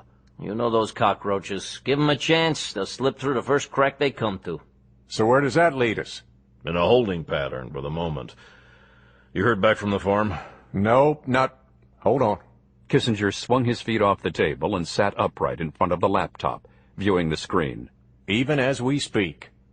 Grimaldi and Bolan huddled behind Kissinger so they could all see what Kurtzman and the others had come up with back in the States.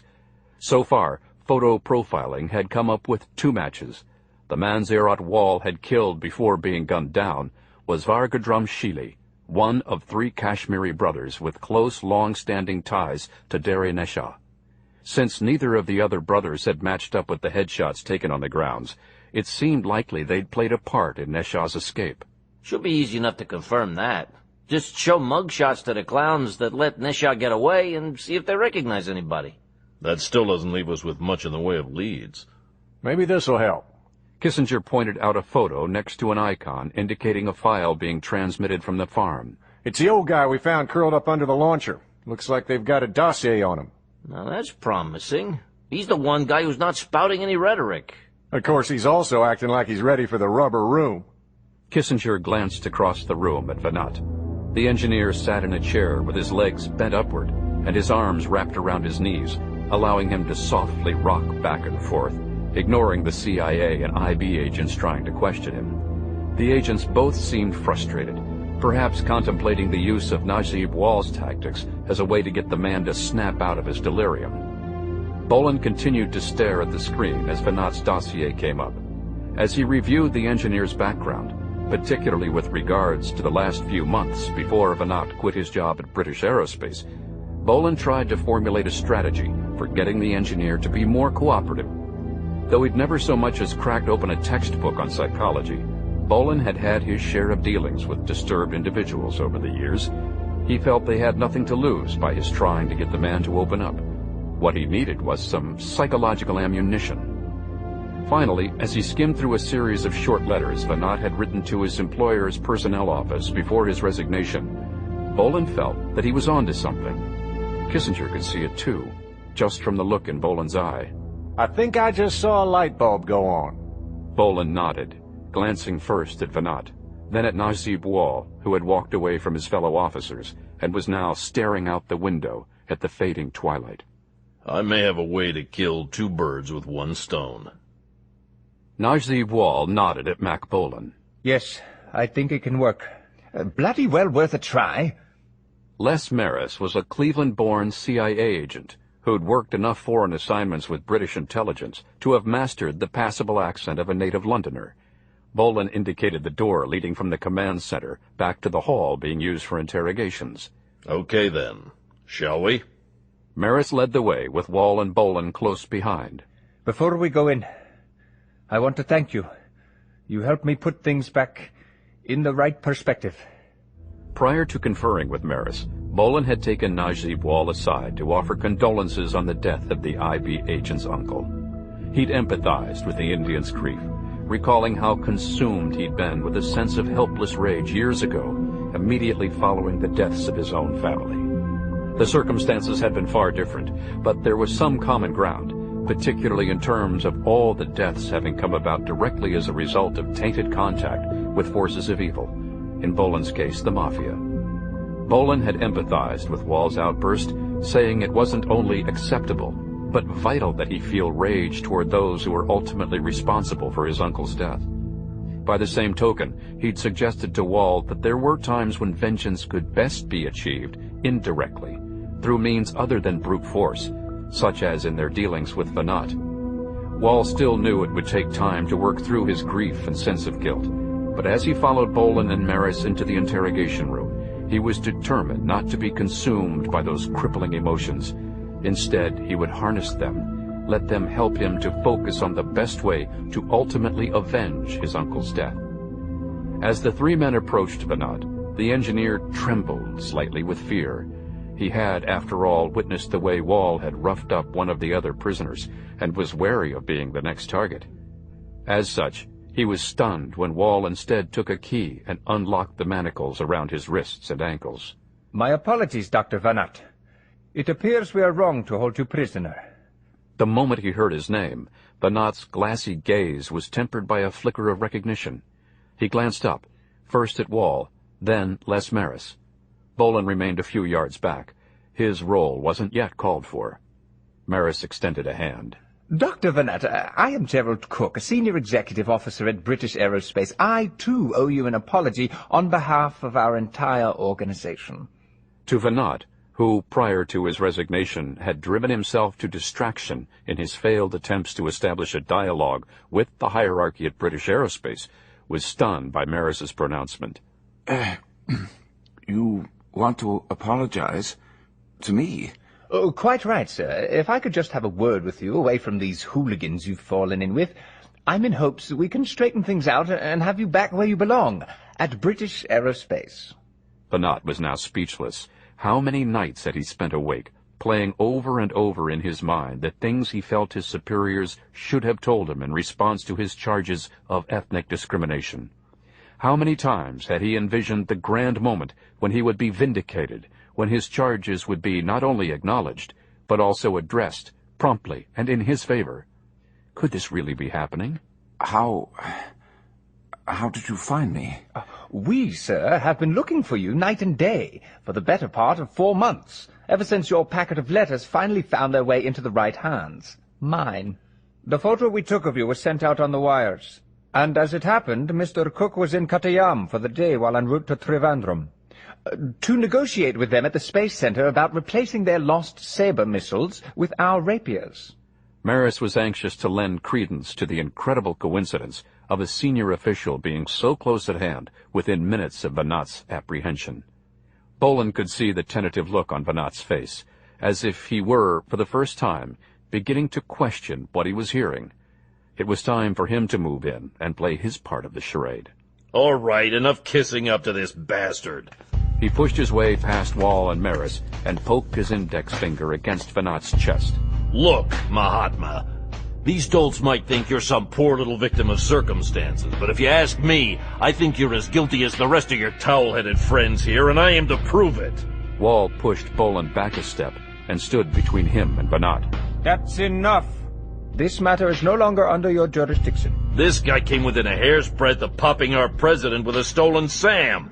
That makes him our boy, not yours. He was undoubtedly coerced. Some sort of brainwashing, no doubt. We have no intention of holding it against him. You guys make me want to puke. I think you've said quite enough. Yes, this matter is no longer your concern. If you insist on trying to make it otherwise, I'll have you brought up on charges. Me? What charges? This is Indian soil. You have disparaged a fellow countryman with ethnic slurs. It will not be tolerated. Oh, great. Fine. You want to mollycoddle this traitor, suit yourself. Just don't come crying to me when he stabs you in the back the first chance he gets. You've said enough. I want you off these grounds immediately. On whose orders? Mine. And I dare say I'll do what I can to back him up. Bolan looked at Wall and Maris, then smirked. Hey, what do you know? The Brits and Indies are chums again all of a sudden. There's the door. I suggest you use it. Oh, I'll use it all right.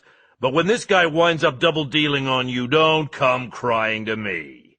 As Bolan started off, Najib Wall and Maris continued to escort Vanat the other way, toward the command center. I'm sorry you had to hear all that. Americans, you know. Yes, they are proof that the greater one's wealth, the greater their arrogance. But you needn't pay him any more mind. You're among friends now, and before we go any further, would you care for some tea?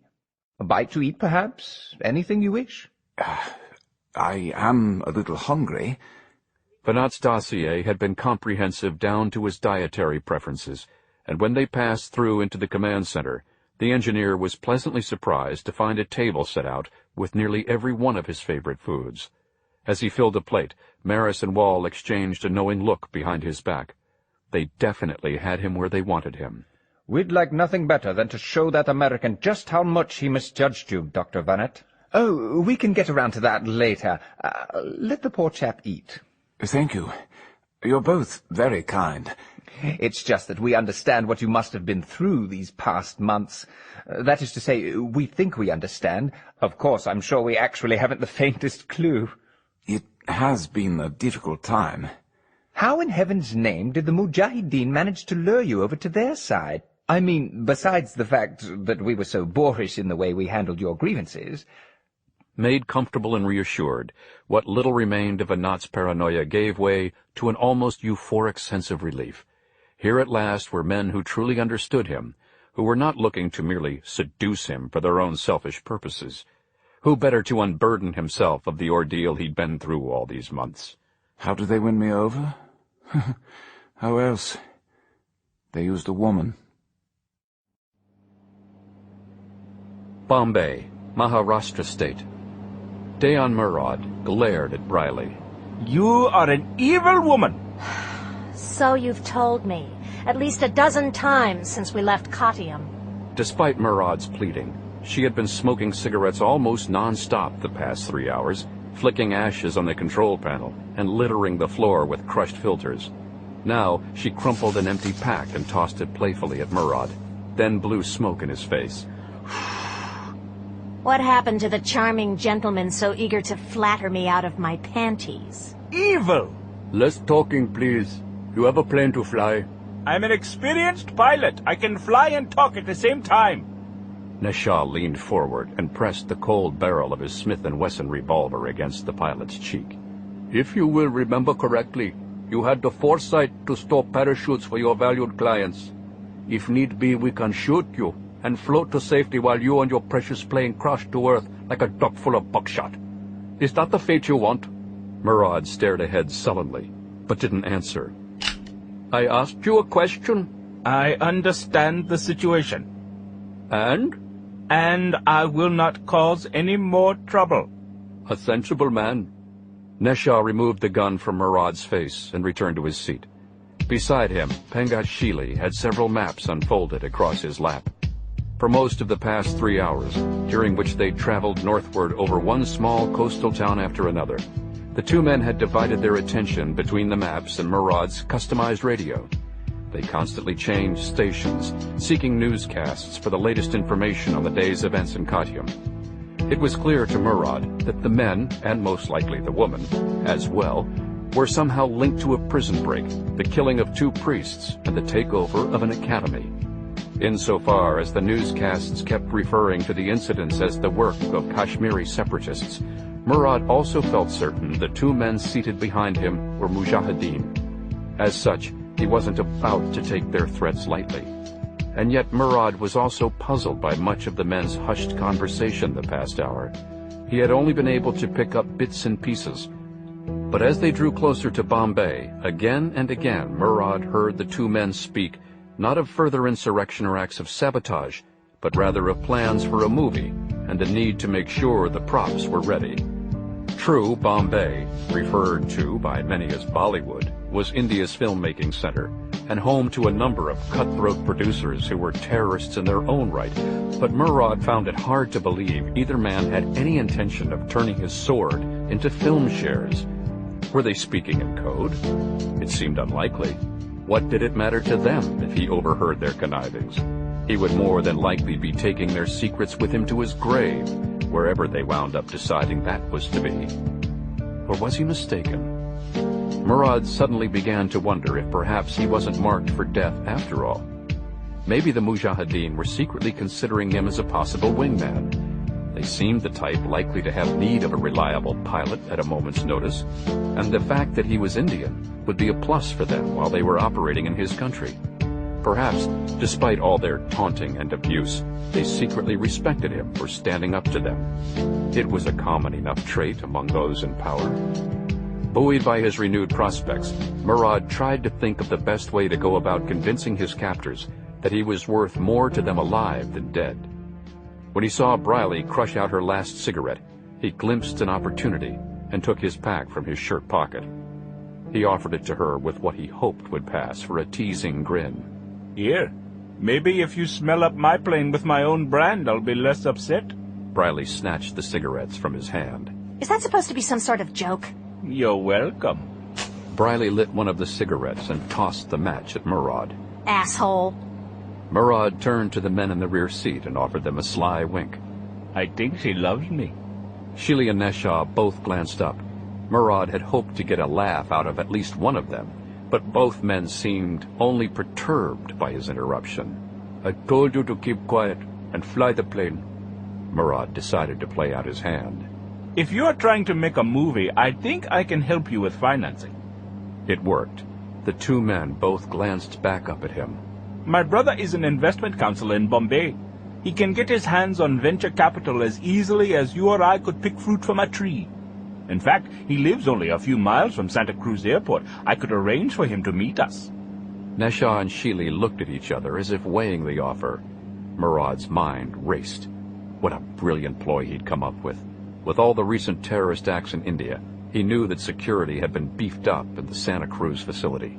Perhaps soldiers would be on the lookout for the men sitting behind him. Even if that wasn't the case, the airport was one of the busiest in the nation. There would be opportunities to make a break for it and lose himself in the crowds. Murad's fantasizing was interrupted when Sheely suddenly flicked open a switchblade and lashed out with it, his hand a blur. Murad felt a sting across his cheek, and when he put his fingers to his face, they came away red with blood. Sheely wiped his blade clean on the fabric of his seat. Eavesdrop on us again, and I'll slice off your ear.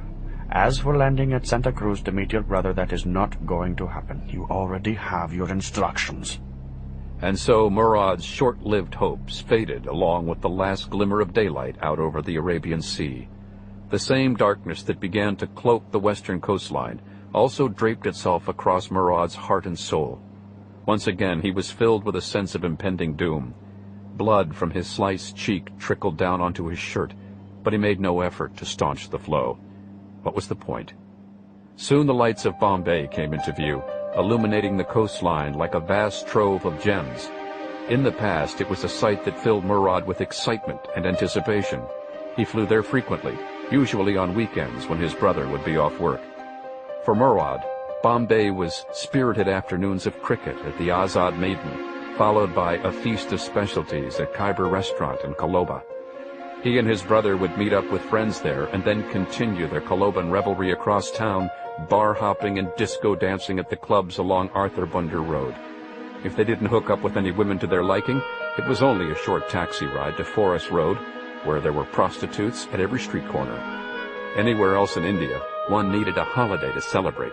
But as far as Murad had always been concerned, in Bombay every day was a festival, every night a bacchanal.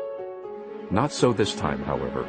Now, as the lights of the city grew brighter and more inviting, Murad could only stare at them with longing and sorrow. As Sheely had just reminded him, they wouldn't be landing in the city, much less setting foot there.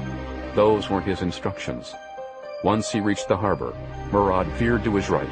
Below, the number of lights dwindled quickly. In time, they would leave civilization behind and find themselves in the wilderness. As Murad carried out his orders, Pengat Sheely dialed a number on his sat phone. Murad listened carefully to the Kashmiri's end of the conversation. Apparently, the Mujahideen had established some sort of camp or base near Guin Plateau, a long-abandoned Hindu shrine miles from the nearest town or roadway. Murad regretted having bragged to the women about his ability to set the plane down in meadows and pastures. Wherever it was they wished to have him land, he knew there would be no airfield, no security, no witnesses, no hope that he would live out the night. Sheely put the phone aside. They will be ready for us. Excellent. You can start your descent. We will tell you where to land. As you wish. As he had several times during the flight, the Caroline toyed with the idea of crashing his plane, perhaps after putting the Gurkha through a few dizzying aerial maneuvers that would prevent the others from bailing out. That way, before dying, he would at least have the satisfaction of seeing fear on the faces of his tormentors. Also, he reasoned, taking the Mujahideen with him to their deaths would be a noble act, one certain to offset a lifetime of petty transgressions and enhance his stature in the next life. It was a nice thought, but ultimately Murad wasn't quite ready to give up his present life, much less willfully destroy his prized Gurkha. There had to be another way. Once he had passed over the small towns of Panvel and Karjat, Murad could see nothing before him but wide black plains and the shadowy outlines of hillocks and small buttes. Experienced or not, it would be impossible to land in such utter darkness, and judging from his fuel gauge, they would have to land soon. He was about to tell the men as much when, as if by magic, lights began to flicker to life, one by one, atop a nearby plateau. It quickly became clear that they were lined up in two neat rows, creating a makeshift landing strip. There you are. It looks like an aircraft carrier in the middle of the desert, yes? How flat is the plateau? Flat enough for a man of your talents to make a smooth landing. Just pretend we're going to our little rendezvous. Murad held his rage in check. As he drew close to the plateau, he noticed shadowy figures with assault rifles standing beside the flickering oil lamps. Most likely they would douse the lamps as soon as Murad landed, returning the plateau to darkness. He would be swallowed by the night, most likely never to see the light of another day. Murad was lowering the plane's landing gear into position when it occurred to him for the first time that he was the only one inside the plane wearing a seatbelt. Up in the air, they hadn't encountered any turbulence, and it hadn't been an important consideration, but now, during landing, restraints were vital, especially for a small plane landing on possibly rough terrain. It was customary for Murad to advise his passengers to buckle up, but this night, he decided, would be an exception. Everything seemed in order as the plane leveled off and approached the plateau, so much so that Nesha and Sheely turned their attention back to one of the maps. Then, at the last possible second, Murad made his move and veered the plane to one side. Suddenly, instead of coming in between the rows of landing lamps, Murad had the plane aimed dead center at the men lined up beside the left row of lamps. Like 10 pins being struck by a bowling ball, the first two gunmen bounded away from the nose of the Gurkha. A third and fourth were crushed as they fell under the plane's landing gear. Murad had already made a point to land rough, and when the plane bounded over the bodies, Briley, Nesha, and Sheely were thrown around the cabin. Briley struck her head on the windshield and was knocked unconscious, while Sheely slammed hard into the stereo cabinet, sending a sharp pain down the length of his arm. Nesha was thrown to the floor and twisted his knee, but was otherwise unhurt. By now, the other men on the ground had dived clear of the oncoming plane, but with Nesha and Sheely aboard, they were wary of firing at the pilot. Murad let out a raucous whoop as he began to weave the plane back and forth across the runway, hoping to keep his passengers off balance. Those on the ground began to suspect Murad's ploy and countered the only way they knew how, by firing at the plane's tires. Shot after shot hit into the dust being thrown up by the plane, and there were muffled explosions each time a bullet found its mark. As rubber gave way and the plane's wheel rims bit into the soft earth of the plateau, the Gurkha began to decelerate. Inside the plane, Sheely had been thrown against the side window, cracking both it and his skull. He was now out cold on the floor. Neshaw, also pitched about the cabin like laundry in a dryer, had managed to keep hold of his Smith & Wesson. Once he got the sense the plane would indeed stop short of the plateau's edge, he took aim as best he could and fired at the pilot's seat. Shots ripped through the seat and burrowed into Murad until he slumped over the controls, bleeding from wounds to the back and neck. The plane continued to roll of its own accord for another 20 yards before slowing to a stop in the thick gravel. Neshaw had made a point to leave one bullet in the chamber of his Smith & Wesson. He staggered forward and pointed the gun at the base of Murad's skull. Very clever, but not clever enough. Krula Pass Airfield, Western Ghats. Mack Bolan wasn't sure which was the ruder awakening, the alleged coffee he'd been given to sip on the way to the airfield, or the first glare of the morning sun peering over the mountaintops. Deciding it was a toss-up, he turned his back to the sun and spilled the rest of the coffee on the ground, half expecting it to sizzle in the dirt. Les Maris, the CIA agent, had driven Bolan up to the airfield in a company minivan. He held out his own foam cup, sloshing its contents around. Pico, it's really a black tea, not coffee. The secret is plenty of cream and sugar, and even then, you've got to keep it stirred up. I think I'll just wait until they open a Starbucks. Bolan and Maris had spent the night in the dormitory, rising shortly before dawn to pick up where they'd left off the previous evening. Little of consequence had come to light while the men slept. The biggest news was confirmation that among the Kashmiri fatalities were two brothers, Bargadrum and Rugabir Sheely. Bargadrum, it turned out, had been the man who'd killed Zerat Wall up near the pagoda, only to be gunned down himself by Najib, Zerat's nephew. The other brother, Ragabir, had died while impersonating a priest during the prison break in downtown Kottayam. The authorities were intrigued by the latter's death because he'd been stabbed in the chest and then nearly disemboweled, a trademark of the man who'd been sprung from jail, Dari Neshaw, a.k.a. the Kashmir Shredder. The irony of Ragabir's death was compounded when the warden at the detention center had identified the second would-be priest taking part in the escape as Pengat, Ragabir's older brother.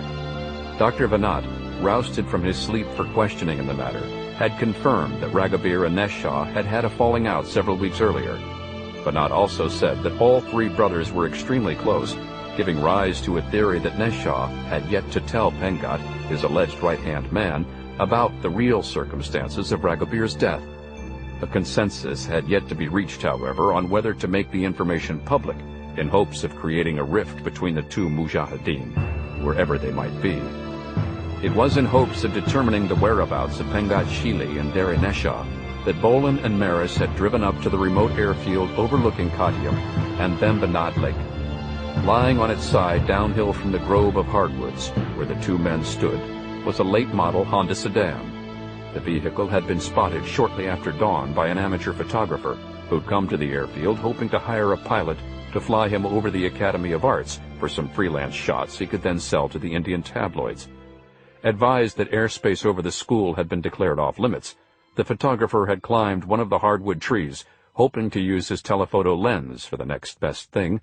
Instead, he'd spotted the Honda, which, as it turned out, had been stolen the morning before from an upscale Kottayam neighborhood less than 3 blocks from the hotel where Vanat had planned on having his much-anticipated rendezvous with the American call girl known only as Briley. Jack Grimaldi and John Kissinger were presently at the hotel trying to get more information on Briley, who had checked out a half-hour before the theft of the Honda. The Honda, meanwhile, was being searched by the same Intelligence Bureau authorities who the day before had investigated the murder of the two priests downhill from the academy. Maris and Bolan, content to leave the IB to its business, were waiting to speak to one Kalyanar Tendelma, one of the airfield's groundskeepers, who claimed to know how the Honda had wound up halfway down the embankment. When he'd been called at home about the matter, Tendelma had promised to drive up to give a statement. When Maris and Bolan had shown up ahead of him, Maris had cut a deal giving IB dibs on the car in exchange for first crack at the groundskeeper. As they waited for Tendelma, Bolan stared downhill at the distant academy. The fires were out, and the tanks had been withdrawn, but the academy was still off-limits to anyone but government officials, sanctioned members of the media, and intelligence agents with the proper authorization. The most activity was in the adjacent paddies, where workers angrily labored to salvage a rice crop trampled by tanks and Indian ground forces, positioning themselves for the previous night's photo session. So vehement had been their anger this morning that the Prime Minister had been forced to cancel his belated visit to the grounds. To save face, it was said that the Prime Minister would be joining the U.S. President in Bombay for an impromptu state funeral procession honoring Zarat Wall. Maris was beginning to recount the good cop, bad cop routine they'd played on Vanat when he and Bolan were joined by a gangly man in his mid-40s, wearing a khaki uniform and matching cap, his calves wrapped in puttees. He looked like a caricature of a member of the Indian Army dating back to the days of Teddy Roosevelt. The man extended a hand to Bolan. Kalyanar Tendulma, at your service. I learned your language from television. Excellent shows like Dynasty and Mannix. He reached to his scalp and pulled a strand of hair down over his forehead, then cocked an eyebrow and pointed to Maris. Bukum Dano. That would be Hawaii Five-0, not Mannix. Yes, Hawaii Five-0, starring Jack Lord. Tendelma closed his eyes and bobbed his head to the rhythm of the theme song. Maris glanced at Bolan and pretended to smoke a joint. Bolan nodded. No doubt about it, their prize witness was stoned out of his mind. They were beginning to think they had traipsed up to the airfield on a wild goose chase. Once Tendelma had finished his performance, Maris patiently indicated the disabled Honda. You saw how this car wound up down there? No. That's not what I told them. I said I knew whose car it was. Big difference. Fine, I'll bite. Whose car is it? A woman. American, like you. Maris and Bolan exchanged another look. Maybe they were onto something after all. You saw her here? More or less. More or less doesn't cut it. You're going to have to be more clear. Just tell us from the beginning. Bolan hoped the man wouldn't do just that and launch into his life story, starting with infancy. It was last night, a little before sundown. We have a pilot here, Diane Morwad, who thinks he's quite a ladies' man, like Hugh Hefner. He drives up and he tells me he knows he's late, but he happened to meet this foxy American woman in a Honda just down the road from here. She's a real hubba-hubba, he says, and she wants him to take her on a quick tour. Now, Diane, with him, a quick tour means he flies a woman someplace where they can be alone, and he can park his plane in her hangar, if you know what I mean. Yeah, I think I do. Go on. Tendelma indicated the bright orange markers that lined the nearby runway. He tells me this when I'm heading out to take in some of the cones. So I have my back turned to him for a while, and then I hear his plane pulling away from the hangar. I guess the woman must have drove up when I wasn't looking, but when I check around, I don't see her car. I can't see inside Diane's plane either because it's going the other way. So, I don't know if he's got the woman with him or not, and I don't care much because I want to finish work and go to town and find a woman of my own, yes? I go back to my cones, thinking Diane will be taking off in a second. But no, I look back again and I see that his plane has pulled off the runway by these trees. I don't know why he does this, and when I look, I can see under the plane, and I think I see legs. You know, the legs of somebody on the other side of the plane coming from out of the woods to get on board. A woman's legs? If she were wearing pants, maybe, but a woman wearing pants and katyam? I don't think so, even if she is an American. Then he was picking up a man? Or maybe more than one man? Maybe yes, maybe no. I'm not playing Jack Lord then, you know? I'm not playing detective. I just want to finish work and have my weekend. But you saw the plane take off? Yes, that I saw. But you didn't get a good look at anyone inside the plane, not even when it was taking off? No, I finish my business and go home to eat and shower, then I go to the clubs. No luck. This morning I get a call asking if I know anything about the Honda Accord. I tell them I think I know who it belongs to. They say they want to know more, so I say I will drive out. Here I am. And on the way, you happen to smoke a little breakfast. That is personal business. When you smoke, do you ever see things, you know, like hallucinations? That is personal business. But if you must know, I do not smoke on the job. I know what I saw, and this Honda is not a hallucination. All right, all right. Do you know when this Diane fella got back last night? Obviously, we'd like to talk to him. He didn't. He didn't? He didn't. I looked in his hangar before I came over here. He never came back last night. Is that normal? Most nights, no. Fridays, though, maybe. And why's that? Diane has a brother in Bombay. Some weekends he likes to fly up there. Who knows? Maybe he talked the woman into going with him. It's happened before. This brother of his, do you happen to know his address? No, but Diane has an office in his hangar. Maybe the address is there. Good idea. Let's have a look. They were halfway to the hangar when a nondescript Ford Taurus pulled into the airfield. Bolan recognized Jack Grimaldi behind the wheel and left Maris to contend with the groundskeeper. He reached the parking lot as Grimaldi and John Kissinger were getting out of the Taurus, having driven straight from the hotel where Briley had been staying. Any luck? Sort of. She paid off her tab in cash. No surprise there, and hasn't been seen since. But we checked a couple nearby stores and hit pay dirt at this used bookshop. She bought a few travel books on Bombay. A couple books on the film industry there, too. Film industry? Yeah, I don't get that part either. How about here? That lead pan out? Bolan nodded and relayed the information they'd gotten from Tendelma. I don't think this Murad guy is in cahoots with them, though. My guess is he got strung along. If we can get his brother's address and phone number in Bombay, hopefully we can clear a few things up. Speaking of Bombay, I got word from the farm that the president's on his way there. He wasn't due there until tomorrow. I know, but there's going to be a service up there for Najib Wall's uncle this afternoon, and the president wants to be there for it. That's crazy. It's bad enough he can't be talked out of canceling his trip, but going to Bombay for a funeral service? He might as well wave a red flag in front of Pakistan and the Mujahideen. Don't think he hadn't been told that. Needless to say, we got orders to pull up stakes and head for Bombay ourselves. Stonyman Farm, Virginia. Whoa! Stonyman computer expert Akira Tokaido saved the images he'd been viewing and yanked off his headset. Carmen, get a load of this.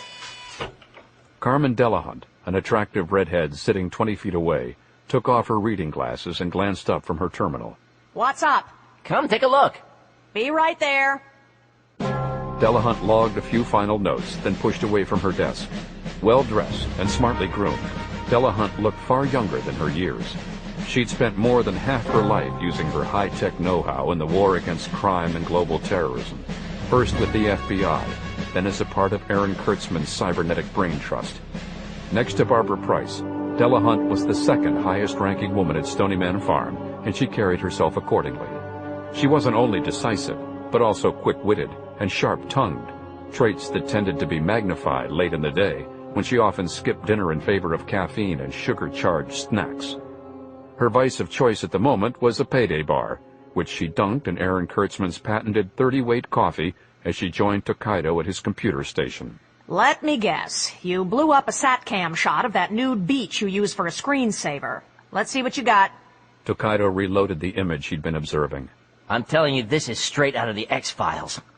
Peering over Tokaido's shoulder, all Delahunt could see on the monitor screen was a dark blur. I'm guessing an aerial night view of a desert somewhere out in the boonies. Not bad. It's some Orion Sat-Intel footage from last night. We're about 80 miles northeast of Bombay, just across the Ghats. Nothing but an old Hindu shrine site that... Hang on. Here we go. On the screen, Delahunt saw a series of small flickering lights begin to appear. The first two looked like fireflies, but once a third light shone, it was clear they were forming a pattern. Two parallel lines gave off enough light that she could begin to make out bits of landscape, and near each light, a barely discernible figure. Landing lights? Yeah, but for who? Like I said, this is the middle of nowhere. 40 miles to the nearest highway and twice that far to Nasik. And it's not just that. There's flat desert all around them, but they set up their landing strip on a plateau. Sounds like drug smugglers. Or were you maybe thinking more along the lines of Hindu extraterrestrials? Ganesh, the elephant from Venus? Go ahead, laugh. Or actually, Check this out first, then see if you think this is some kind of joke. Tokaido advanced through a few seconds of footage, then slowed down the playback. Okay, it's coming right up. Behind them, the door to the computer room opened, and in strode Hal Brognola, carrying a few pages of notes scribbled in his notoriously illegible handwriting. Delahunt waved him over. What do we have? Something on the Briley woman? I've got plenty on her back at my desk. This is Akira's baby. He thinks he's found India's Area 51. I'm not talking UFOs, Carmen, all right? Here, Chief, have a look. Brognola and Delahunt eyed Tokaido's terminal just in time to see the shadowy outline of a small plane approaching the plateau. As it touched down, it plowed through one line of the flickering lamps, as well as the figures standing beside them. You see that? Freaking planes mowing down guys like they're weeds. Could be an accident. I don't think so. Tokaido quickly backed up the footage and played it back. I mean, look. It's not like the plane's out of control. The pilot just lines these guys up in his sights and lays into them. Poor bastards probably never knew what hit them. Brognola glanced down at his notes, then stared at the grisly display on the screen. Where is this? Anywhere near Bombay? How'd you know that? That's why I get paid the big bucks. Now, tell me what this is about. As the footage continued to play out, Tokaido quickly explained where and how he'd come upon it. I ran a check to see if anybody's reported it. Nothing. This was last night, huh? Brognola's eyes were fixed on the screen. He paid close attention to the plane, following it as it slowed to a stop near the plateau's edge, after taking out nearly the entire left row of landing lights and the figures standing beside them. Run it one more time, would you? And if there's any way you can zoom in on the plane, that'd be great. I can, but you're going to lose some clarity. Let's try. Coming up. Tokaido readied the footage yet again, this time magnifying the image of the plateau as well as the plane. As he'd predicted, while the basic shapes were enlarged, the details were grainier and less focused. The sharp lines of the plane softened until it looked like some giant bird swooping down onto the plateau, and the figures near the landing lights now looked less like men than large bugs. Clustering together, those who hadn't been plowed over started rushing toward the plane. Before they could reach it, however, the image on the screen abruptly changed to an aerial view of Bombay's Marine Drive. Every bit as bustling as the plateau had been desolate, its streetlights a glimmer, so that from the camera's perspective, the thoroughfare looked very much like its proverbial nickname, Queen's Necklace. What happened? Orion sends things out in snippets. Unless somebody orders a lock on some specific view, it jumps ahead and starts taking footage from another angle. Sort of like a surveillance camera panning back and forth. Personally, it drives me nuts. But they figure it's the only way to cover a lot of ground without launching another 20 SATCAMs. Do we come back to the plateau? Yeah, quick sweep, 15 minutes later. I checked already, and guess what? The whole area's cleared away. No lights, no plane, no figures. You want to look? No, I'll take your word. Can you pin down some coordinates? No problem. Tokaido brought back the previous image and overlaid a GPS readout. Along with longitude and latitude, said to be accurate within 50 yards, the database also spit out a description of the area in question. Gaween Plateau. Nice work, Akira. Now, let's see if you can factor in a couple more things. Lay it on me. I was just talking with Cowboy down in Cutium. He and Jack checked out the hotel where this Briley woman was staying, and it turns out she just bought some books on Bombay. Not only that, but Stryker just finished talking with some guy at an airfield near the Arts Academy who thinks she took off from there around sundown last night in a twin prop. Same kind of plane we were just looking at. Yeah, I think so, yes. While the others were talking, Tokaido had been racing his fingers across his keyboard, factoring in data like a schoolboy tackling a story problem in mathematics class. You got a specific takeoff time for Cutium? Brognola checked his notes. Around 6:30 p.m., their time. Close enough. Make of the plane? Gurkha. Balsa twin. I don't have a model number. I'll be able to pull that up on my own. You need anything else? Tokaido shook his head. Once he'd finished programming all the data, he queued up a customized analyzing application. Delahunt and Brognola watched as he pressed a last few keys, then leaned back in his seat. Abracadabra. Just out of curiosity, if we didn't have computers, how many hours do you figure it'd take to assemble and go through all that data you just processed? One guy? Right. One guy in a library, like in the olden days. You should know, Hal. You were around then. I'll pretend I didn't hear that. One guy. Who knows? 10 hours, maybe 12. As they were speaking, Tokaido's computer beeped. All eyes turned to the monitor. In quick succession, a series of images flashed across the monitor screen. First up was an aerial map of India's west coast, over which a mileage graph appeared and automatically calculated the distance between Krula Pass airfield and Guin Plateau, taking into an account 10 different flight paths. Next came a rotating 3D schematic design of a Balsa twin Gurkha, complete with all pertinent data on engine make and horsepower, passenger and load capacities, maximum cruising speed, fuel capacity, and flight range. Lastly, a weather map was downloaded and superimposed over the aerial map.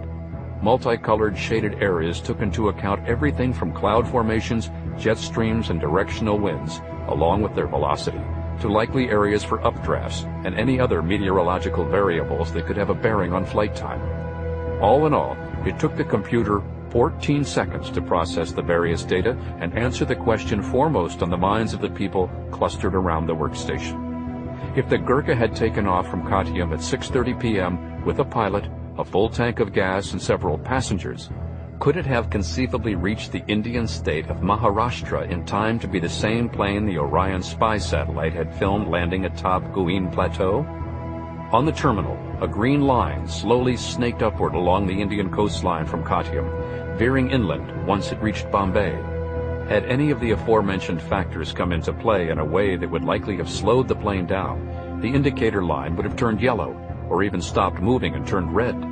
Instead, the line remained a constant green and smoothly completed its trek, coming to a stop directly atop the plateau.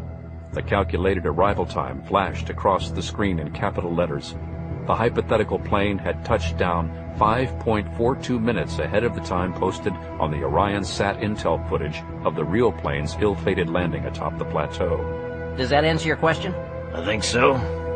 Good work. It also explains those guys getting mowed down. This guy whose plane they hijacked must have decided to play hero when he was coming in for a landing. Not that he lived long enough to tell the tale. He probably never got out of the plane alive. That would be my guess.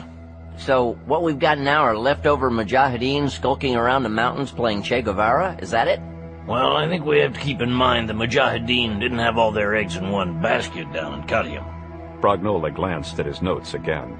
We took a good bite out of them, but if our intelligence is correct, there's still enough of them scattered around between Kashmir and Calcutta to make life hell for us. But it's the ones in Maharashtra we need to be worried about most, right? I mean, their top 2 guys were in that plane. Exactly. Stryker's already on the way up with Jack and Cowboy. They were going to start looking for leads in Bombay, but I think I'll give them a call and have them check out this plateau first. Even if the mujahideen moved in and out, there's bound to be some kind of trail we can pick up. What about this woman who was in the plane? Riley? Yeah. What kind of name is that? She put both her names together. Her real name's Brenda Riley. You did find something. Sure did. I was pulling everything together when Akira called me over. Let's have a look. They headed toward Delahunt Station. Tokaido went off to get coffee. I came up with a lot. How about just the headlines to begin with? Fair enough. Delahunt sat at her computer and pulled up the file she'd been working on. We took the identikit composite from this Govan Krishna Vanat guy and ran it through Aaron's archives. Good thing the poor guy was so sappy on her. His description was damn near camera perfect. Brognola eyed Delahunt's monitor, which she'd split into 2 separate screens. On the left was Vanat's identikit image of Briley. The simulated headshot was nearly identical to a file photo of Brenda Riley, taken following a prostitution bust 2 years ago in Las Vegas. I don't want to hear any wisecracks about red hair. Fair enough. She switched to the file where she'd merged all her findings into a single document. Brenda Michelle Riley, born 1976, Lancaster, Pennsylvania. Clean record through high school, even graduated class salutatorian. She got a drama scholarship to UCLA, but dropped out after 2 years to do the modeling actress thing. An agency signed her, but nothing came of it. The screen filled with the agency's black and white comp sheet of Brenda, showing her in various poses, always smiling, eyes still shining with a sparkle of small-town innocence. Tokaido came strolling over. How's that girl next door look? Probably why modeling didn't pay off. This was during the height of that heroin chic look in all the fashion mags. She looked too wholesome. But that changed quick enough. She must have fallen on hard times. Because next, I've got her down for 2 arrests over an 8-month period. One for substance abuse, the other for check forgery. She wriggled off the hook both times, but must have figured she'd worn out her welcome, because after the second arrest, she moved to Vegas. Classic downward spiral. Textbook. She trimmed her name to Briley when she got a showgirl gig at the Tropicana. She only lasted a few weeks. What happened? Let's see. Delahunt brought up an entry from the Clark County Sheriff's Department, including a booking mugshot of Briley staring sullenly out at the camera. She fell in with a croupier who was scamming at the blackjack tables. He brought her in on the act, and they got caught. Again, no prosecution, but she lost her work permit and wound up lap dancing at a place called Olympic Gardens, just north of the Strip. From there, it was prostitution, first on the street, then operating out of a condo on the west side with 4 other girls. 12 arrests, but she usually made bail and was out before her mattress cooled. Is that where that first photo of her came from? Uh-huh. She went to trial 3 times and got off with fines and a slap on the wrist. At some point, she must have hooked up with a major player, because next thing we know, she's in D.C., living rent-free at some choice digs in Georgetown. Gossip rags link her to some business bigwigs, a couple ranking senators, and a member of the Joint Chiefs of Staff. Taking care of his joint, no doubt. Yeah, I'm guessing escort work. She's there 2 years. Then there's a 6-month gap before she turns up last spring in London. Now life is definitely good for her. Rents a $1 million penthouse off Trafalgar Square, drives a Bentley, does the club scene 4 or 5 nights a week, usually with up-and-coming politicos or finance geeks. Not to mention our friend Dr. Vanat. I don't have anything putting them together, but seeing how the 2 of them dropped off the map around the same time, you have to figure he was one of her clients and wound up getting sweet-talked into running away to join Dairy Nesha. Which means she probably knew he could help out with these missile shenanigans the Mujahideen were putting together. Give the man a cigar. Tokaido had been doing his best to keep up with the flow of information, but there was something that puzzled him. What I don't get is how she wound up in bed with the Mujahideen, so to speak. Good question. And I wish I had a good answer, but I ran half a dozen word searches on her files and came up blank. Maybe that's something to do with that 6-month gap between Washington and London. You're probably right. If you want, I'll dig a little deeper. Sure. But first, did you turn up anything on her that had to do with the movies, especially in India? Bollywood? I don't think so. Or wait a minute, maybe I did. I'm asking because Briley apparently bought some books on the Indian cinema at the same shop where she picked up the guidebooks to Bombay. Delahunt reworked the screen. Pulling up a no-frills search engine she and the rest of the entire cybernetic team had been developing over the past 5 months. The program was designed primarily to help locate criminals and terrorists suspected of operating under assumed identities, and therefore untraceable by means of a paper trail. It scanned headshots of an individual, in this case the file photo from Brenda Riley's Vegas arrest, then configured a 3-dimensional model, incorporating as many as 24 distinguishing facial characteristics. Once converted to a bitmap file, the model was run through a gauntlet of graphics databases for matchups.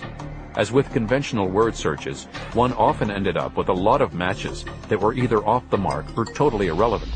But as Delahunt quickly demonstrated, the program just as often succeeded in the photo scan equivalent of pulling a rabbit out of a hat.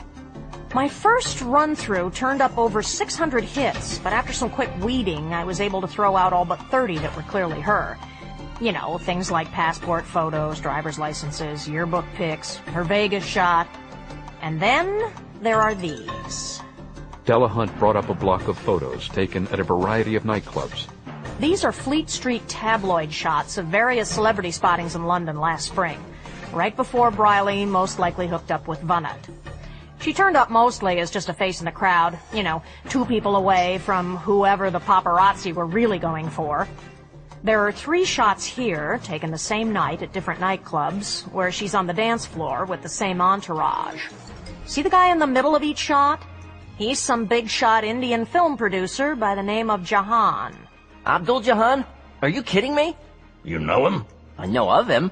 He turned to Delahunt. He did that cheesy thriller about the Queen's brother-in-law making his own A-bomb, right? Duke of Earl? Yep, I'm afraid so. What a great flick. I mean, it was one of those movies that was so bad it was good. You know, like those Italian spaghetti westerns. Hell, I think he even won something at Cannes with it. Most popular or something like that. I don't know a thing about it. Yeah, well, what's the last movie you saw, Hal? Patton? What can I say? Anyway, Jahan was in London a few weeks trying to line up financing for a sequel to Nuke. From the looks of it, Briley got hooked up with the crowd he took out clubbing every night. Any follow-through? Yeah, apparently not. Like I said, this is just before she and Vunnut pulled their disappearing act. There's no link between her and Jahan after this, so I figured it was just socializing on her part. That probably would have been my guess at first, too. Brognola checked his notes, then looked back at the image on the screen. Briley no longer had a look of innocence about her. She seemed hardened, the type who liked to party mostly because it was an easy way to make inroads with the wealthy and powerful. Brognola suspected her profile, professional sex object, was misleading. Women like that would give the impression they were being used, but when push came to shove, it often turned out that they were the ones pulling the strings.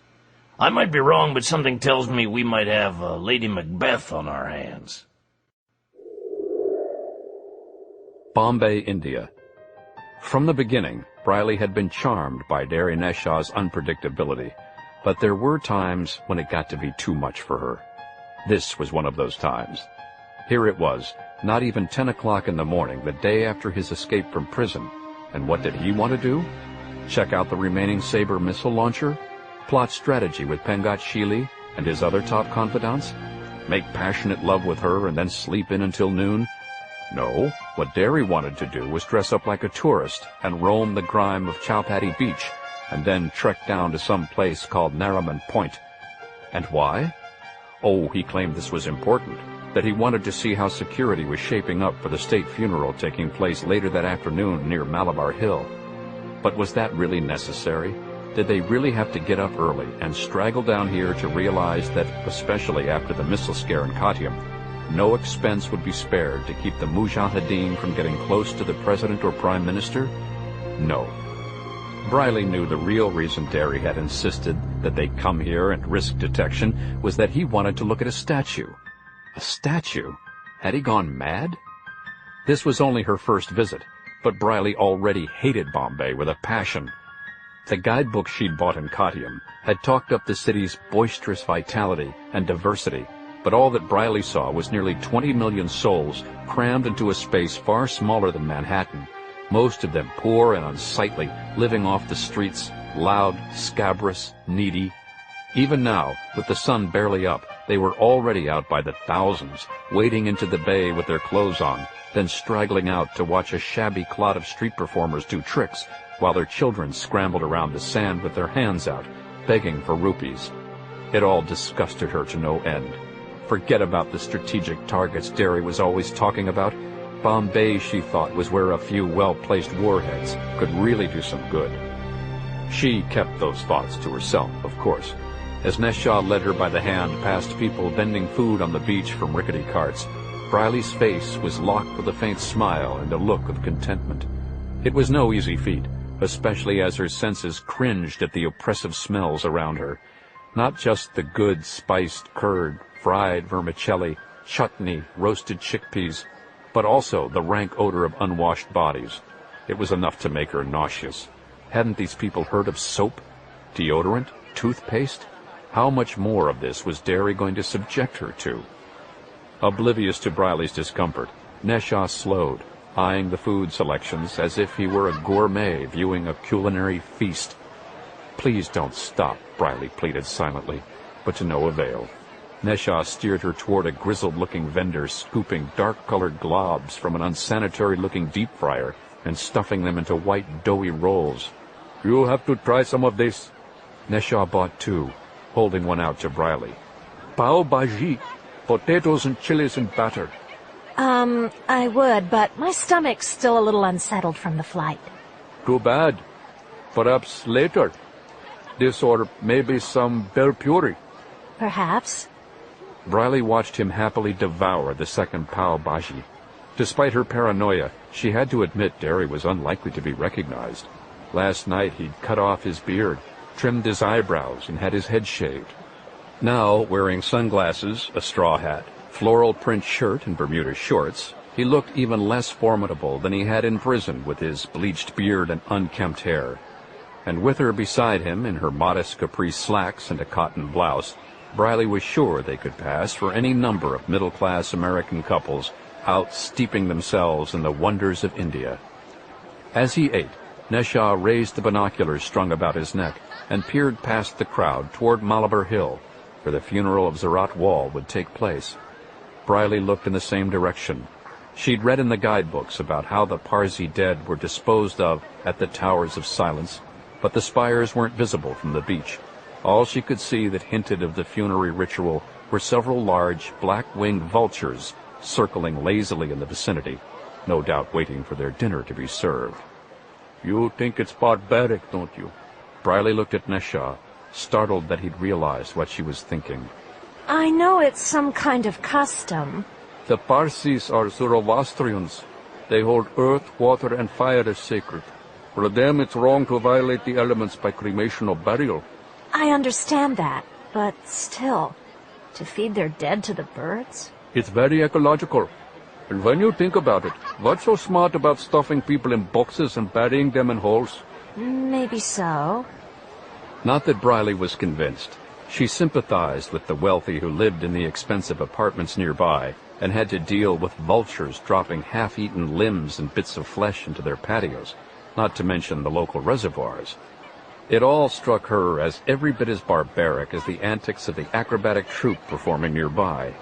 Incredibly, they were using an old circus catapult to launch children, no more than 10 years old, far out into the bay so that they could swim their way toward various floating plastic statues of Ganesh and local saints that had been tossed into the water last night to mark the end of Ganesh Chaturthi, which, as near as Briley could figure, was India's week-long answer to Halloween, or New Year's Eve.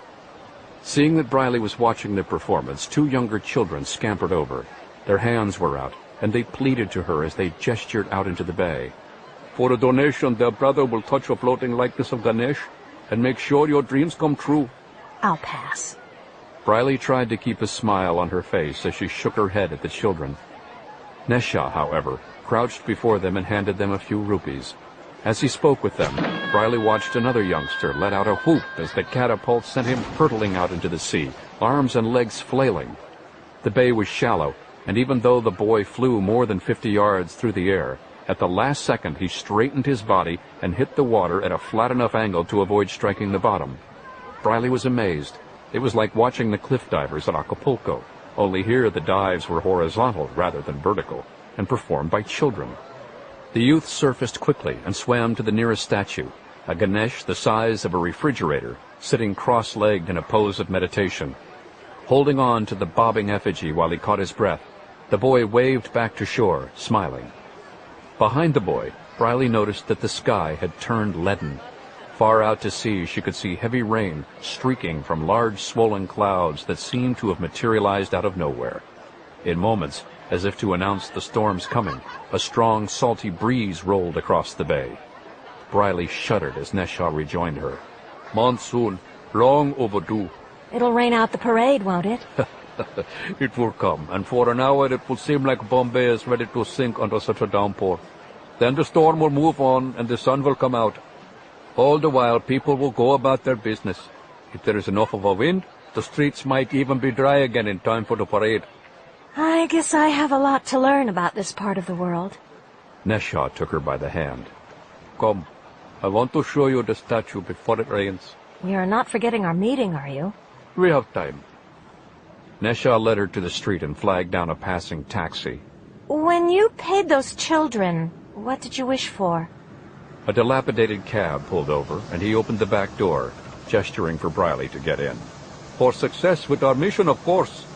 And that you will one day come to love this part of the world as much as I do.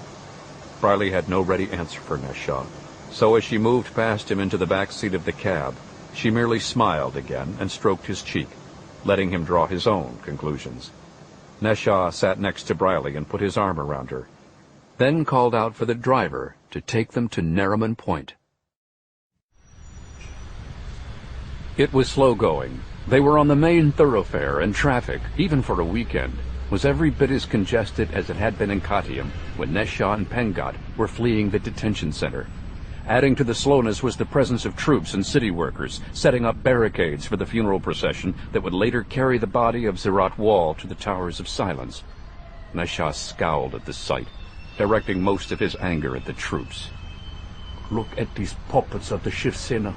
How dare they appropriate the name of the great Shivaji?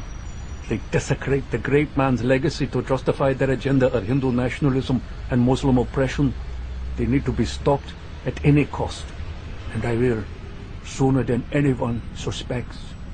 Listening to Neshah's rantings, whispered in her ear so the cabbie wouldn't overhear, Briley was lulled into a familiar reverie.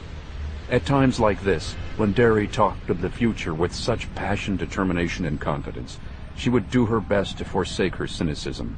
If she could manage to get caught up in his fervor, it was like an aphrodisiac. She would find herself thinking of all that would come her way should he succeed. Wealth, fame, a life of idle leisure. No longer would she have to ply her sexual wiles in the name of Neshah's cause. She could indulge in passion for passion's sake alone, the way she liked it. Let Neshah pursue his desire to rule over these teeming, festering masses. Let him feel he could crush them by force of will, teach them to love and respect him. Briley could live with this. She would gladly fuel his hunger for power, his desire to be enthroned. She would be content with the spoils that fell her way as the power behind the throne.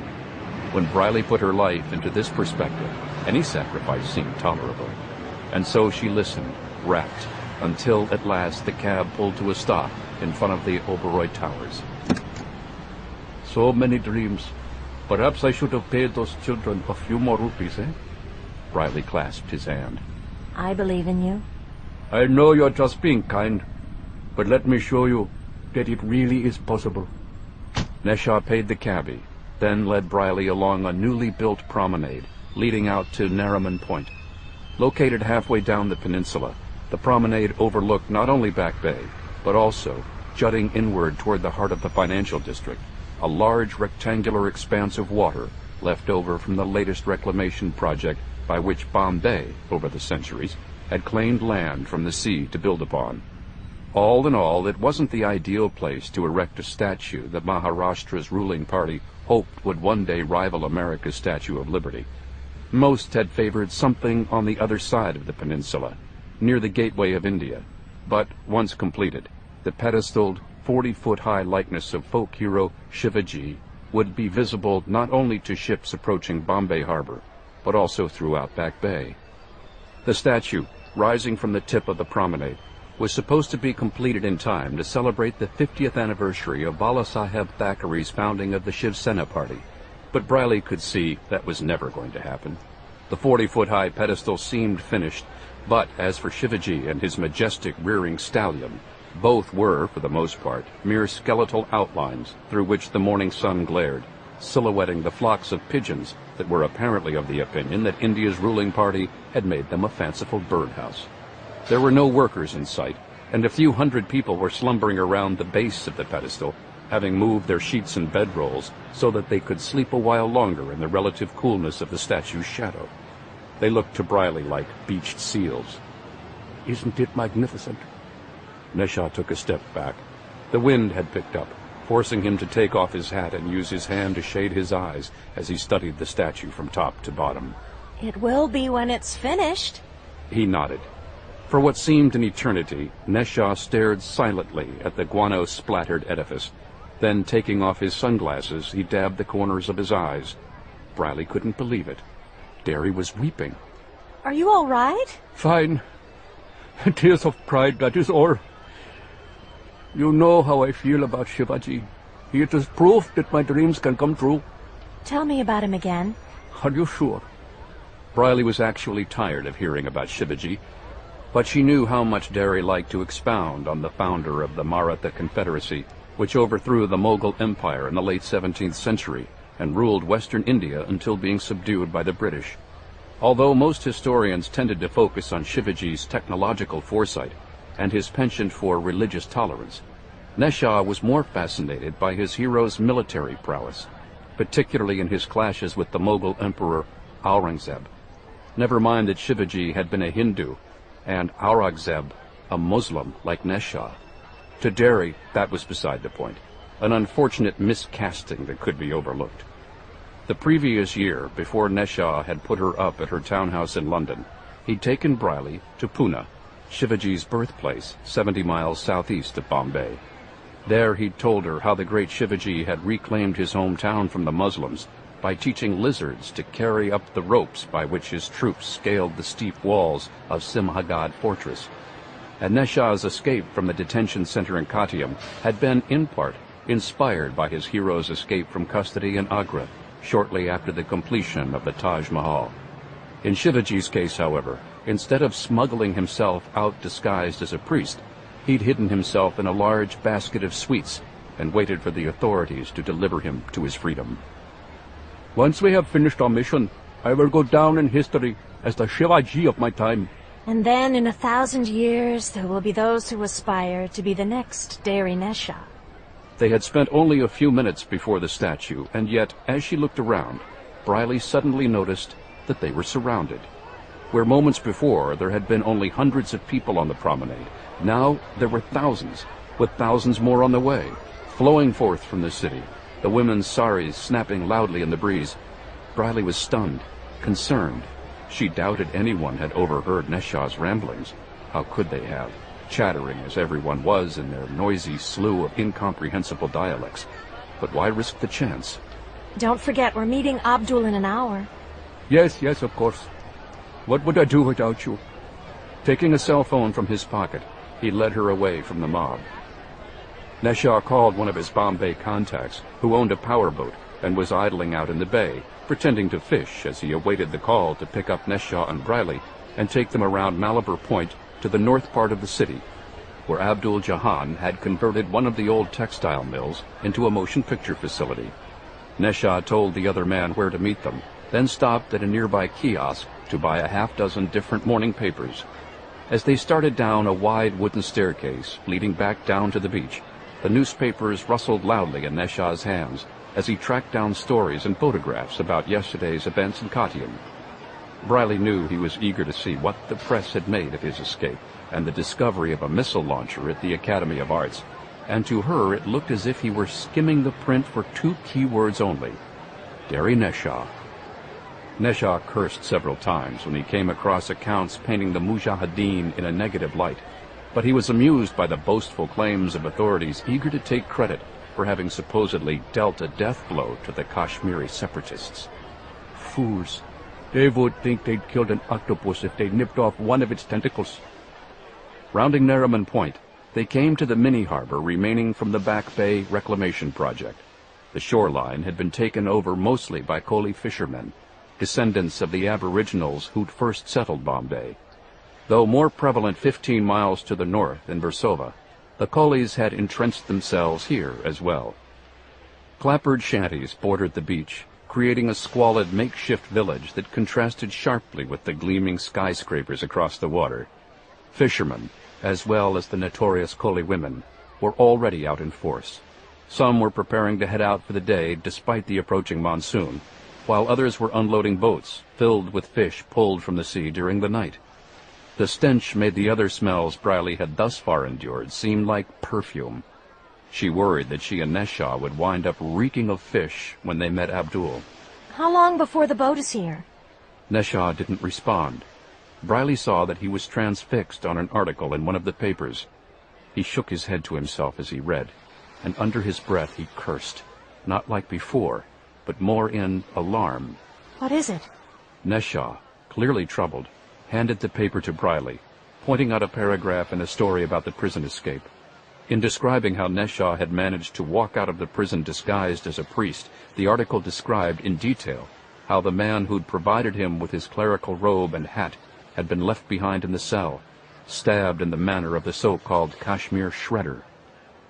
They'd made a point of printing Raghabir's name and pointing out that he had two other brothers in the Mujahideen, Bargadrum who died in the siege at the Academy of Arts, and Pengat, who had participated in the escape and was presumed still at large with Nesha. I should have told him. Pengat? How could I have thought it wouldn't come out? What was I thinking? I'm sure you did what you had to. I know that. But for Pengat, you saw how devastated he was when he learned about Vargadrum.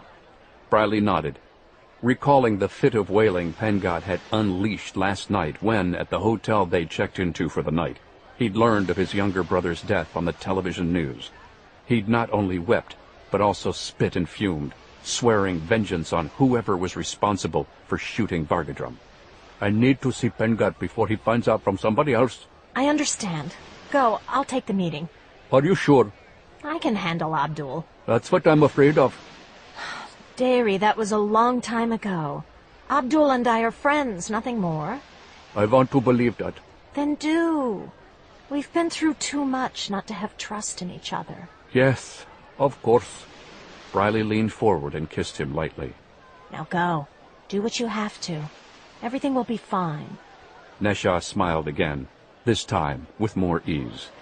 You are an amazing woman, Briley. Briley winked back at him. What would you do without me?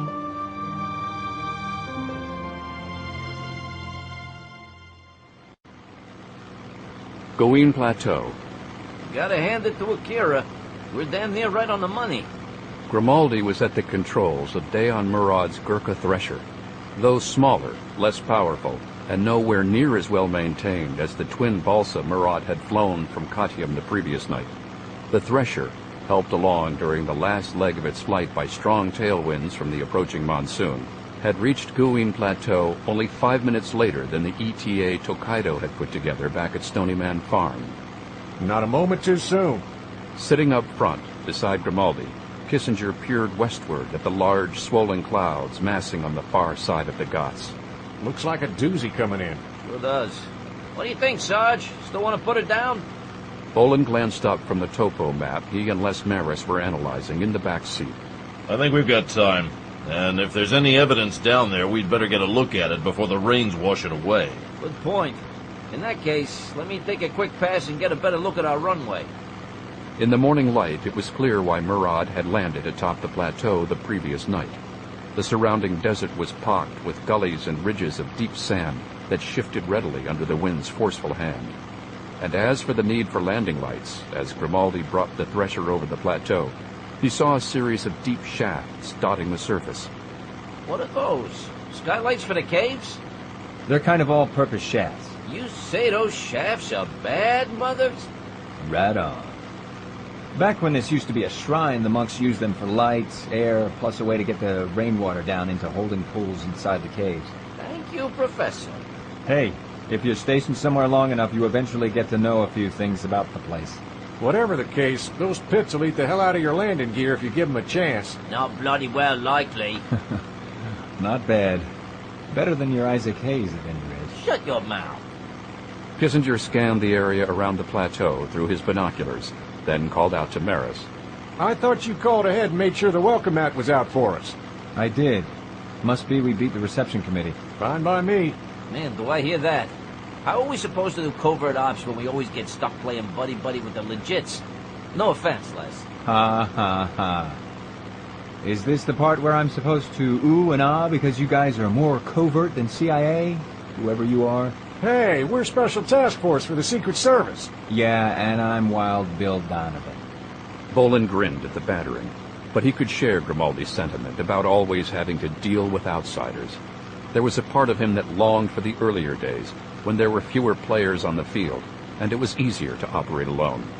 Now it seemed that every country in the world had followed America's lead and exhausted their alphabet with acronyms for various crime-fighting agencies whose main function was tripping over each other's toes while the bad guys got away. India was no exception. Once it had been determined that they would be flying up to inspect the plateau, Maris had to pull his CIA clout to get India's intelligence bureau to turn around and call in some favors from the Shiv Sena party's intelligence arm in order to make sure any military in the area wouldn't mistake the Thresher for enemy aircraft and start heaving ordnance once it entered Maharashtran airspace. Thankfully, at least that part of the equation had panned out, allowing the thresher to come in for a landing without interference, save for a few small bumps and dips on the hardpan. Once he touched the plane down, Grimaldi had no problem veering around the shafts and bringing the plane to a stop well short of the plateau's edge. Passengers may now deplane, and thank you for flying Air Thresher.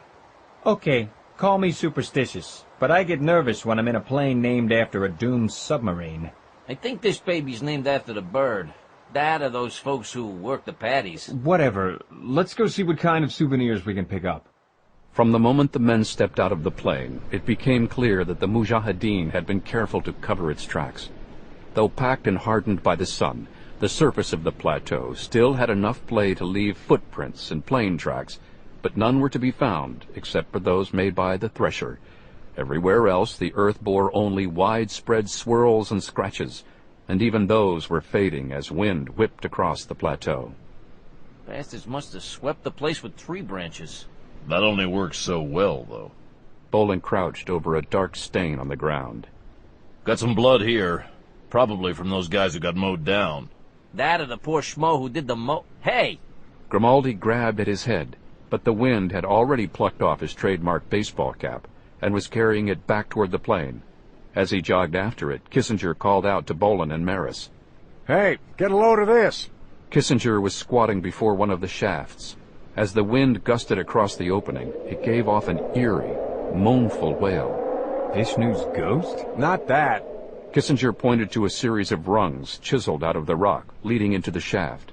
They don't look new either. What do you think, Professor? Ladders. The monks would use them to sneak up to see if any pilgrims were on the way. Get out. Maris pretended to scout the horizon, then called down into the shaft. Okay, hurry, boys. Get dressed and put away the chess set. We got customers. Kissinger smirked at the CIA agent. You're a real stand-up guy there, Maris. Maybe you should get your own sitcom. While you two try out your material, I think I'll check out this hole. Son of a bitch! Glancing back at the plane, they saw Grimaldi retrieved ball cap pulled down tight over his head, angrily kicking one of the thresher's tires. As they headed over to the plane, the men saw that the tire was flat. Damn! Damn is right. Puncture? Grimaldi nodded, pointing to a metal shard as thick as a pencil, jutting from between the tire's treads. Probably part of one of those landing lamps that guy bowled over. Is it fixable? The storm's coming in quicker than I expected. If there's a repair kit and some kind of compressor stashed away in the hold, I can get us out of here in 15, 20 minutes. Kissinger regarded the storm front. How about if I give you a hand and see if we can get it done in 10? I'd just as soon wait until later to take a shower. Let's go for it. While you two are doing that, I think I found something to keep us busy. Maris gestured to Bolan. He was facing away from the plane, glancing downhill toward the desert floor. About 50 yards from the base of the plateau, the wind-swept sand was undulating almost like an ocean shoreline. As the grains were pushed eastward, away from where the men were standing, they left exposed a tangled heap of what had at first looked like firewood. Now, however, as more and more sand fell away, Maris and the others could see that the pile wasn't made of branches, but rather the arms and legs of at least 6 men tossed together into a shallow grave. Bombay. Growing up in Pennsylvania, Briley had experienced her share of fast-moving summer storms. There had been plenty of times that she would stand atop the hill a quarter-mile from the family farm and watch the clouds drift toward her. Once she felt the first drop of rain, she would turn and race downhill, trying to outrun the storm. She would rarely succeed. The storm would overtake her, and she would wind up drenched by the time she got home. Not that she minded. As a child, Briley loved the rain, and nothing pleased her more than to stand out in the yard after her run, laughing as she panted for breath, letting herself get soaked. Her mother would rush out onto the porch and tell her she was crazy and yell for her to come inside. Her mother was so clueless. She had no idea that the last place she ever wanted to be was inside the house, especially if her father was around, awaiting a chance to be alone with his precious little Bren. No, she preferred the rain. Somehow the rain always made her feel clean again. But Briley was no longer a child. The thought of ever being clean again seemed laughable to her, and as she watched the monsoon rake its way toward shore, She felt nothing but annoyance. She wasn't sure which she dreaded more, being pelted by the rain or spending another minute suffocating on the stench of dead fish. The smell was everywhere, but it seemed worse whenever one of the Coley women trudged by, round-shouldered, sullen-faced, saris knotted tight around their waists, arms weighed down with gigantic fish, some as large as pillows. They glared at her, shouting oaths, occasionally spitting in her direction. Now Briley understood why the guidebooks had called them contentious. She looked past them out to sea.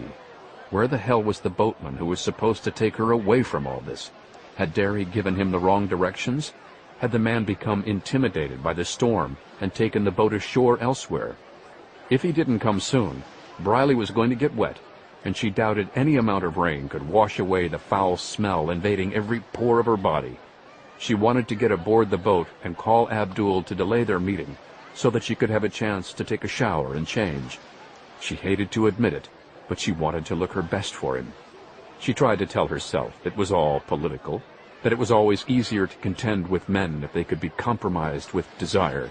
But deep down, she knew there was more to it than that. She was the one filled with desire. Stop it, she told herself. She was with Derry now.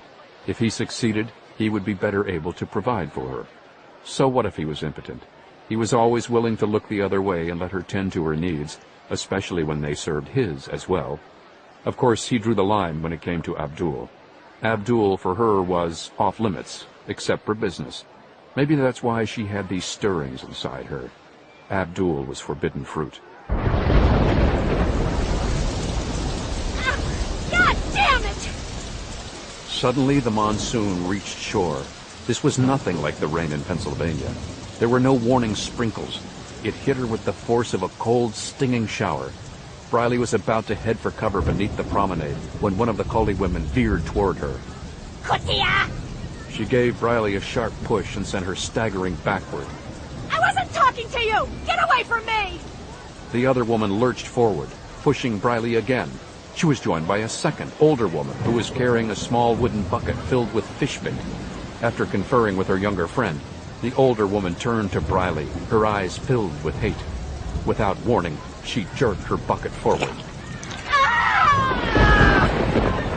Another 3 Coley women joined the fray, surrounding Briley on all sides.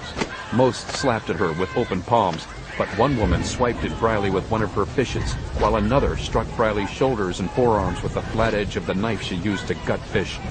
Amazingly, save for a handful of curious children, no one else paid any attention to the altercation. They ignored the pounding torrent as well, going about their business as if such things were an everyday occurrence. Stop it! Briley pushed the women away. They kept coming after her, however, some of them laughing scornfully. Finally, Briley was able to grab the bucket away from the woman who doused her. She swung it sharply, hitting the woman on the arm. The woman with the knife responded by taking a more vicious swipe at Briley. With a loud thunk, the blade bit into the bucket and stuck. Tugging hard on the bucket, Briley managed to yank the knife from the other woman's hand. As she tossed the knife and bucket aside, the Coley women closed in on Briley once again. Now, as well as slapping, they began clawing at her. Some grabbed at her purse, slung across her shoulder. Get away! Get away! She punched one of the women with her fist and flailed with her elbows until she'd managed to ward the others off. Her purse had come unclasped, and she quickly reached inside, pulling out her derringer. The older woman had just pried free the knife from her bucket, and she waved it menacingly at Briley. Then the woman started to take a step toward her. Dropping the knife, the woman sagged to her knees. As the others rushed to her side, Briley saw her chance to escape and ran.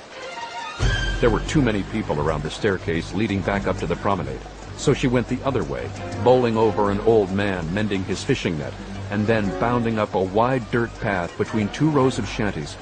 Behind her, she heard the angry cries of the Coley women as they began to chase after her. The loud slapping of wet saris against the women's legs sounded like the flapping wings of a bird. Like vultures, Briley thought. She ran faster.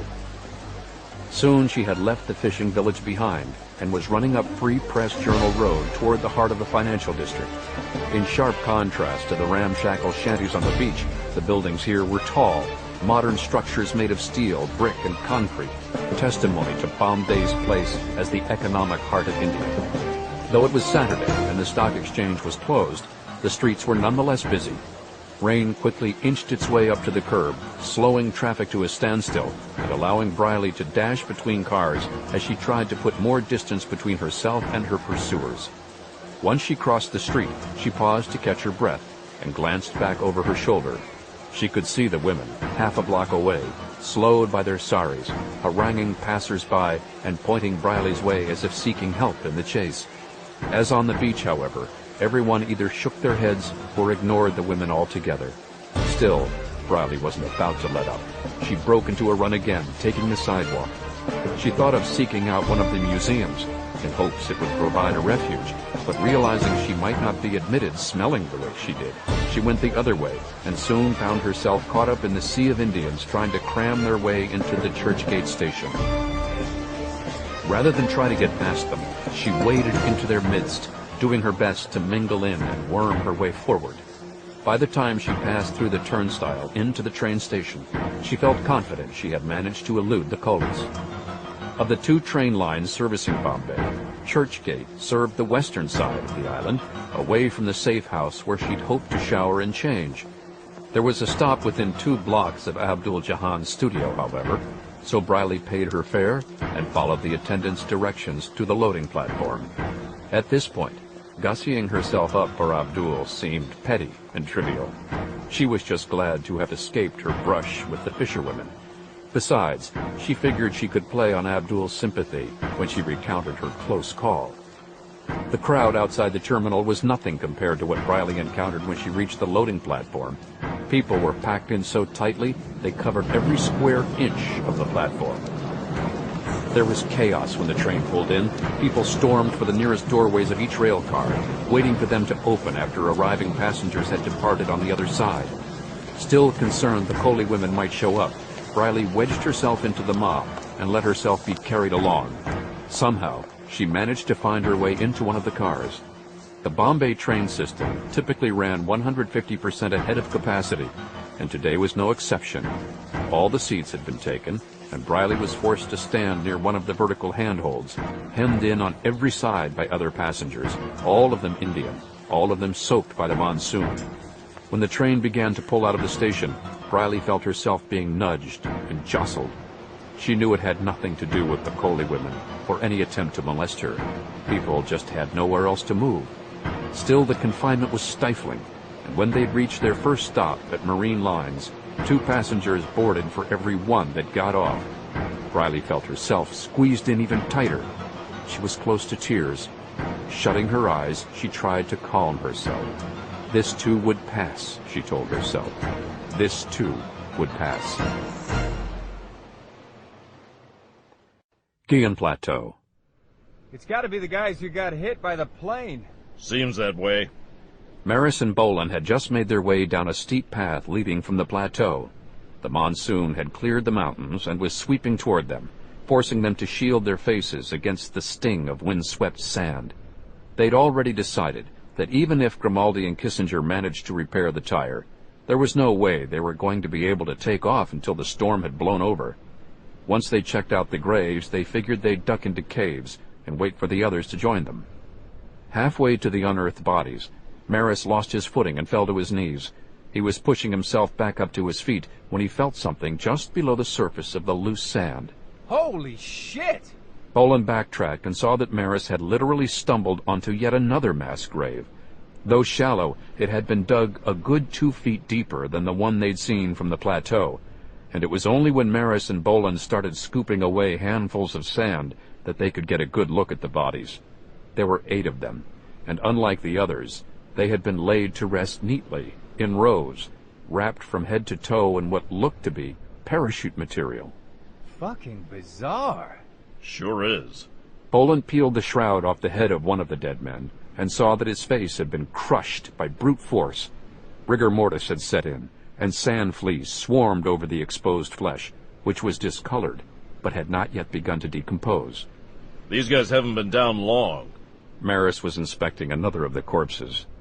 Agreed. Lots of blunt trauma going on, too, which makes me think these are the ones who got run over. Makes sense. It didn't seem like the Mujahideen would just dump their people in the ground, no matter how much of a hurry they were in. Okay, but if that's the case, then who are those other guys? Good question. Bolan and Maris moved away from the first grave and headed toward the second. As it had appeared from atop the plateau, the dead men had been tossed haphazardly atop one another. Unlike the Mujahideen corpses, not only had they been deprived of burial shrouds, but they had also been stripped to their shorts, not unlike the slain priests back in Kotium. Bolan reached for his Desert Eagle. Something tells me this is the reception party that was supposed to meet us. Shit. If that's the case... A bullet struck Maris in the side and he pitched to the ground, bleeding. Bolan whirled, tracing the direction the shot had come from.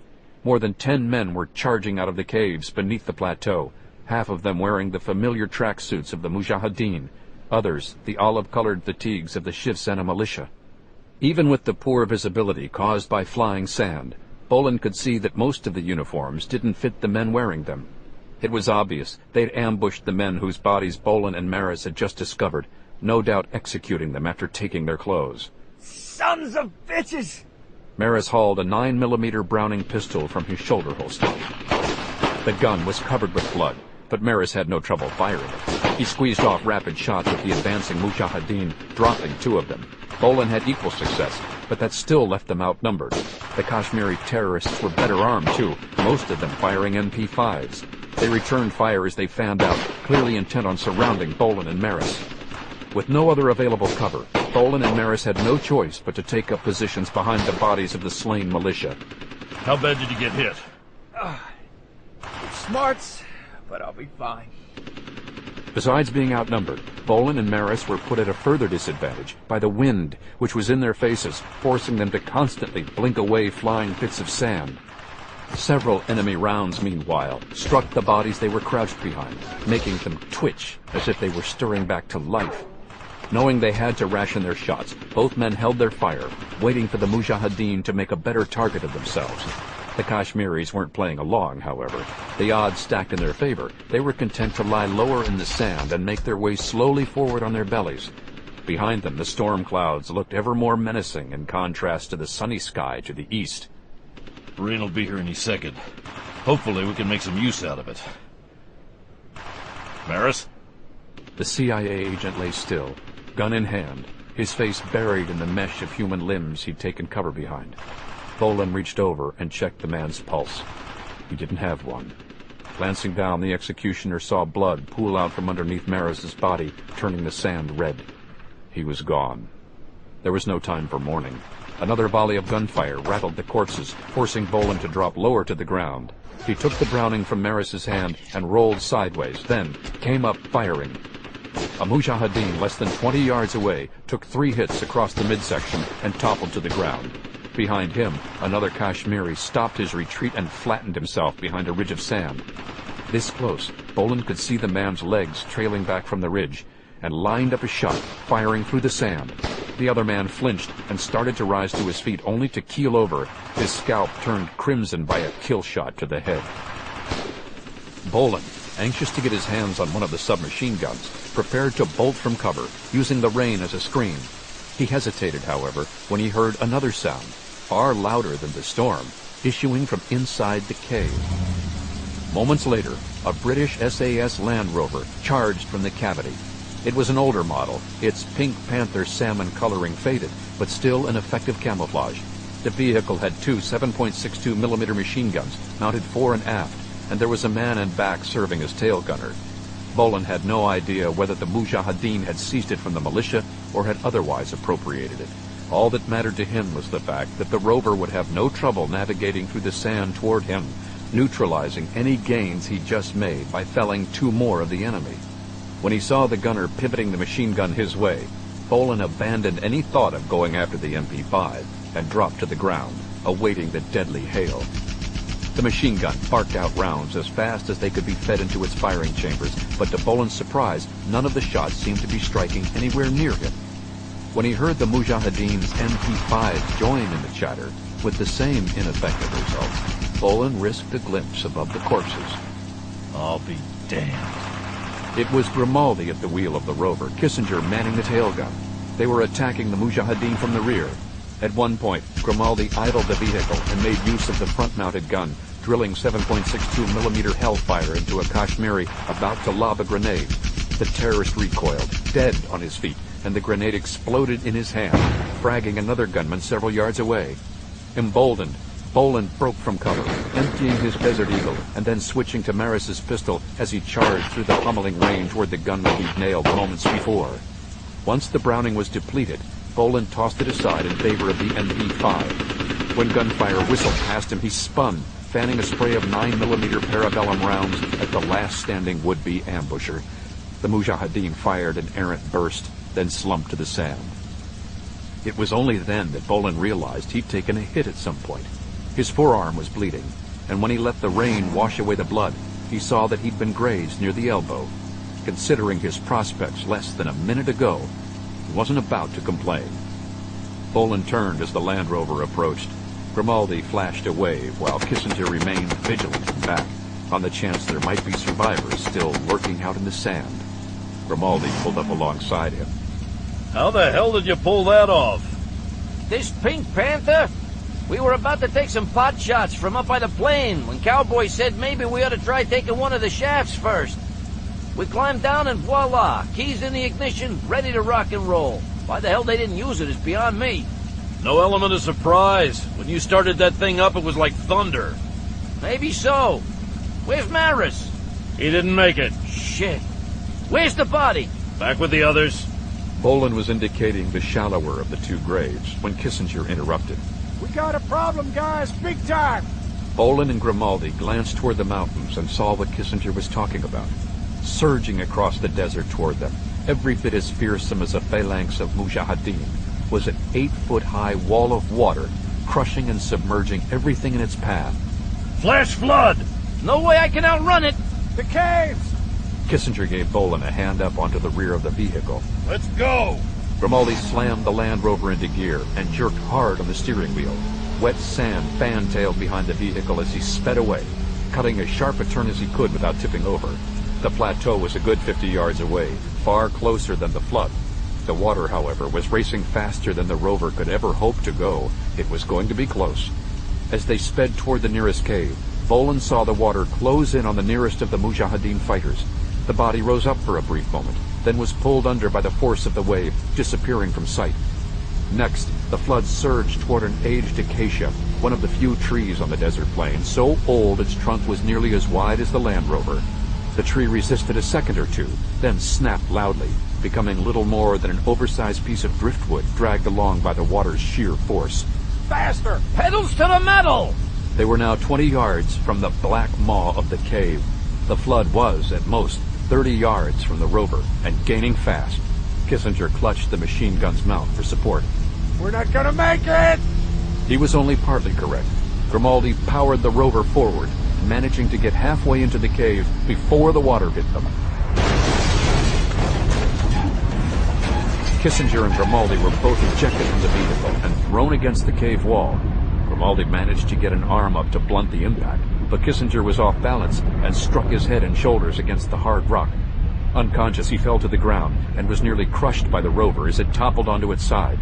Though shaken, Grimaldi had the presence of mind to grab the Stony Man armorer and jerk him clear. The flood was moving at such a pace that it raced by the cave rather than surging into it. Still, enough water coursed into the cavity that Grimaldi was hard-pressed to drag Kissinger from its path. Finally, as the water came up to his waist, he gave up and slung one arm around his friend, leaving the other free to tread water. The water lifted both men up to a ledge, and when the level ceased rising, Grimaldi helped Kissinger onto the shelf and then crawled up beside him. His arm was scraped, and he was bruised all up and down his right side, but he was alive, and thankful for it. He was dragging Kissinger farther from the edge when the man sputtered and came to.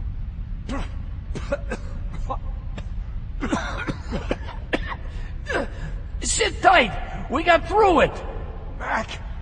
Grimaldi stared out at the lapping waters and the crushed heap that had been the Land Rover. There was no sign of Bolan.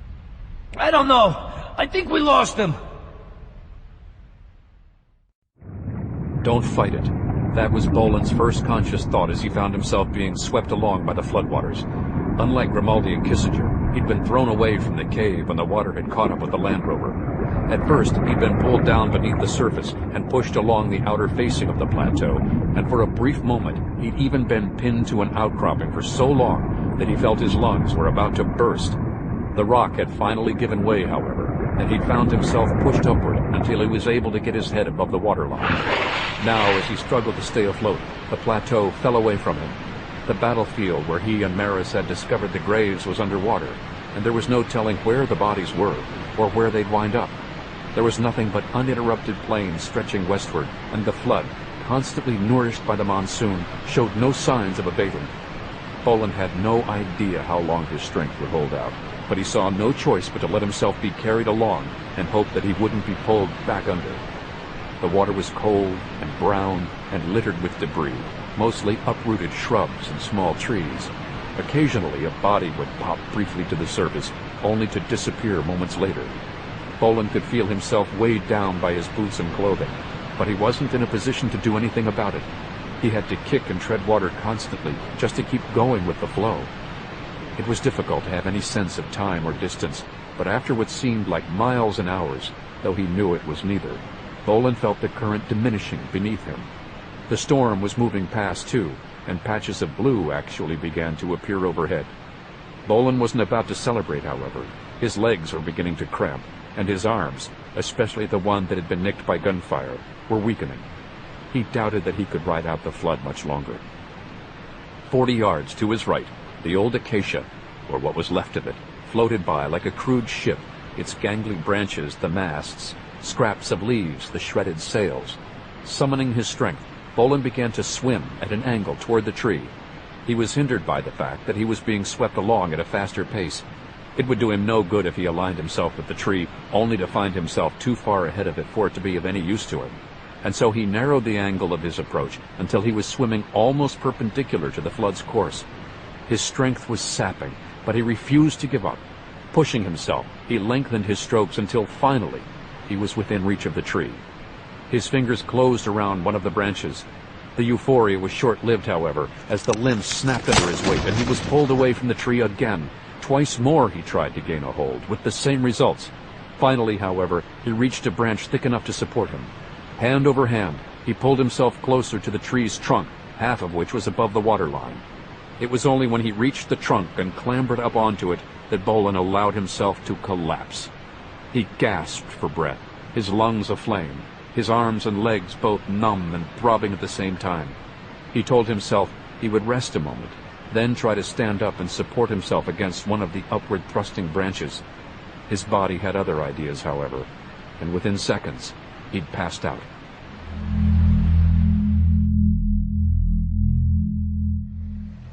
Bombay. 2 blocks into the Muslim quarter, the cab Derry Neshaw rode in sputtered to a stop. Given the car's condition, he was surprised he'd made it that far.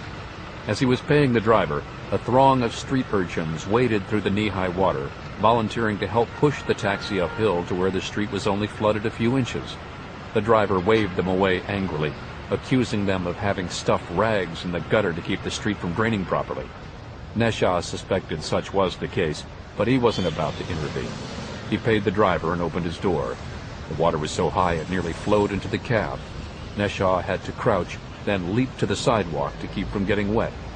In the aftermath of the downpour, merchants were just beginning to haul their wares back out for display, having already used brooms to sweep the grimy water from the sidewalks in front of their storefronts. The sun was out, and far to the east the remnants of a rainbow hung over the Ghats. Neshaw hoped it was a good omen.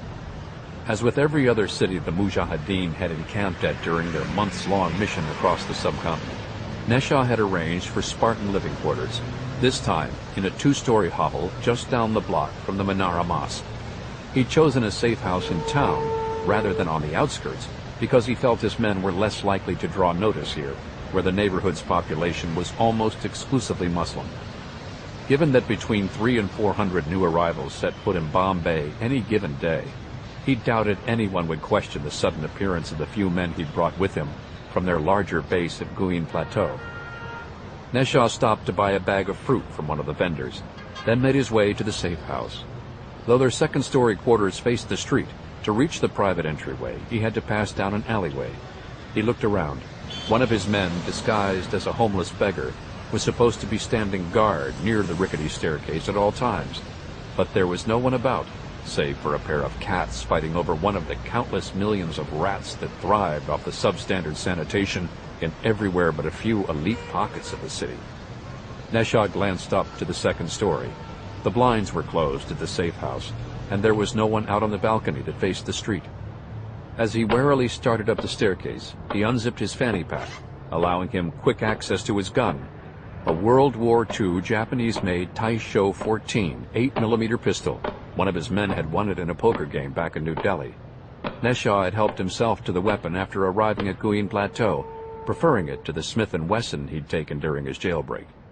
He waited until he was up the steps and inside the building before pulling the gun out. The apartment his men were staying at was halfway down the deserted hallway. All of the other apartments were vacant.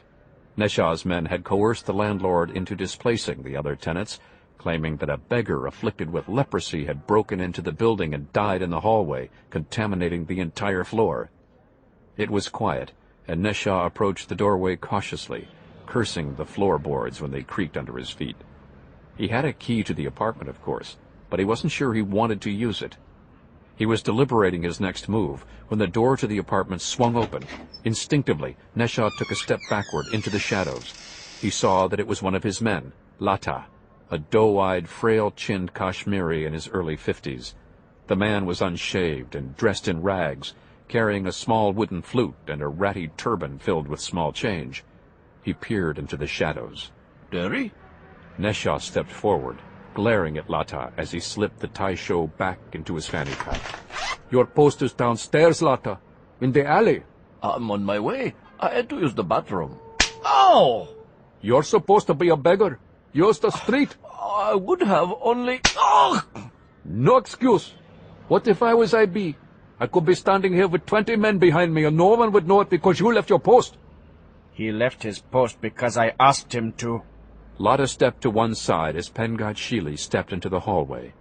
Pengat was armed, and he was aiming his gun at Neshaw. There was hatred in his red-rimmed eyes. With a jerk of his head, he gestured for Lata to leave. The man was only too happy to oblige. What is the meaning of this? Neshaw already suspected the answer. Let me ask you a question first, Derry.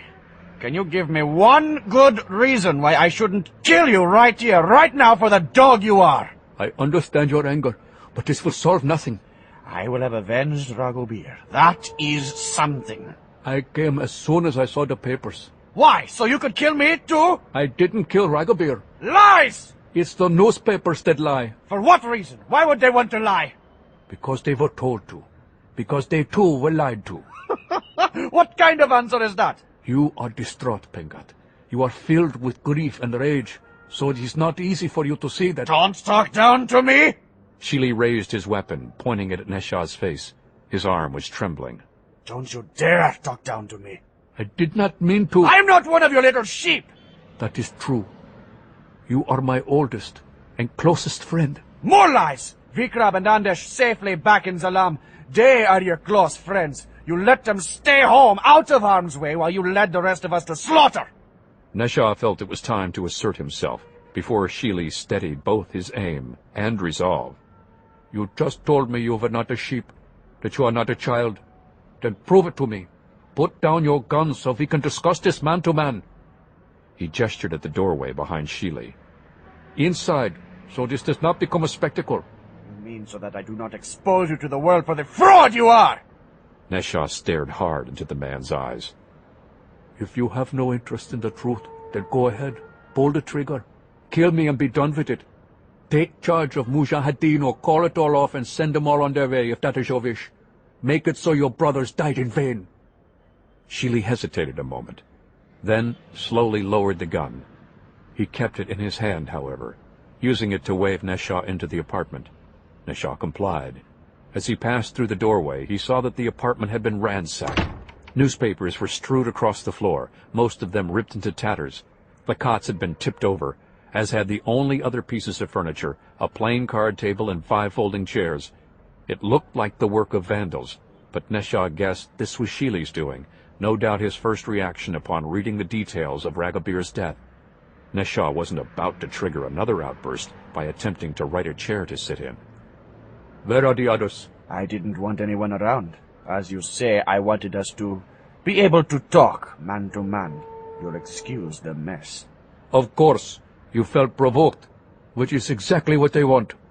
So we are back at that, then. Explain it to me, this provoking. Help me to understand. They have provoked you in hopes it would come to this. You taking sides against me. Can't you see, Pengat? They're using you to drive a wedge between us. Sheely said nothing, but Nesha could see that he was buying into it. They are afraid. They are afraid of our power, afraid of the threat we pose. I wish that I could believe you, Daddy. I tell you, it's the truth. All my life. Before God.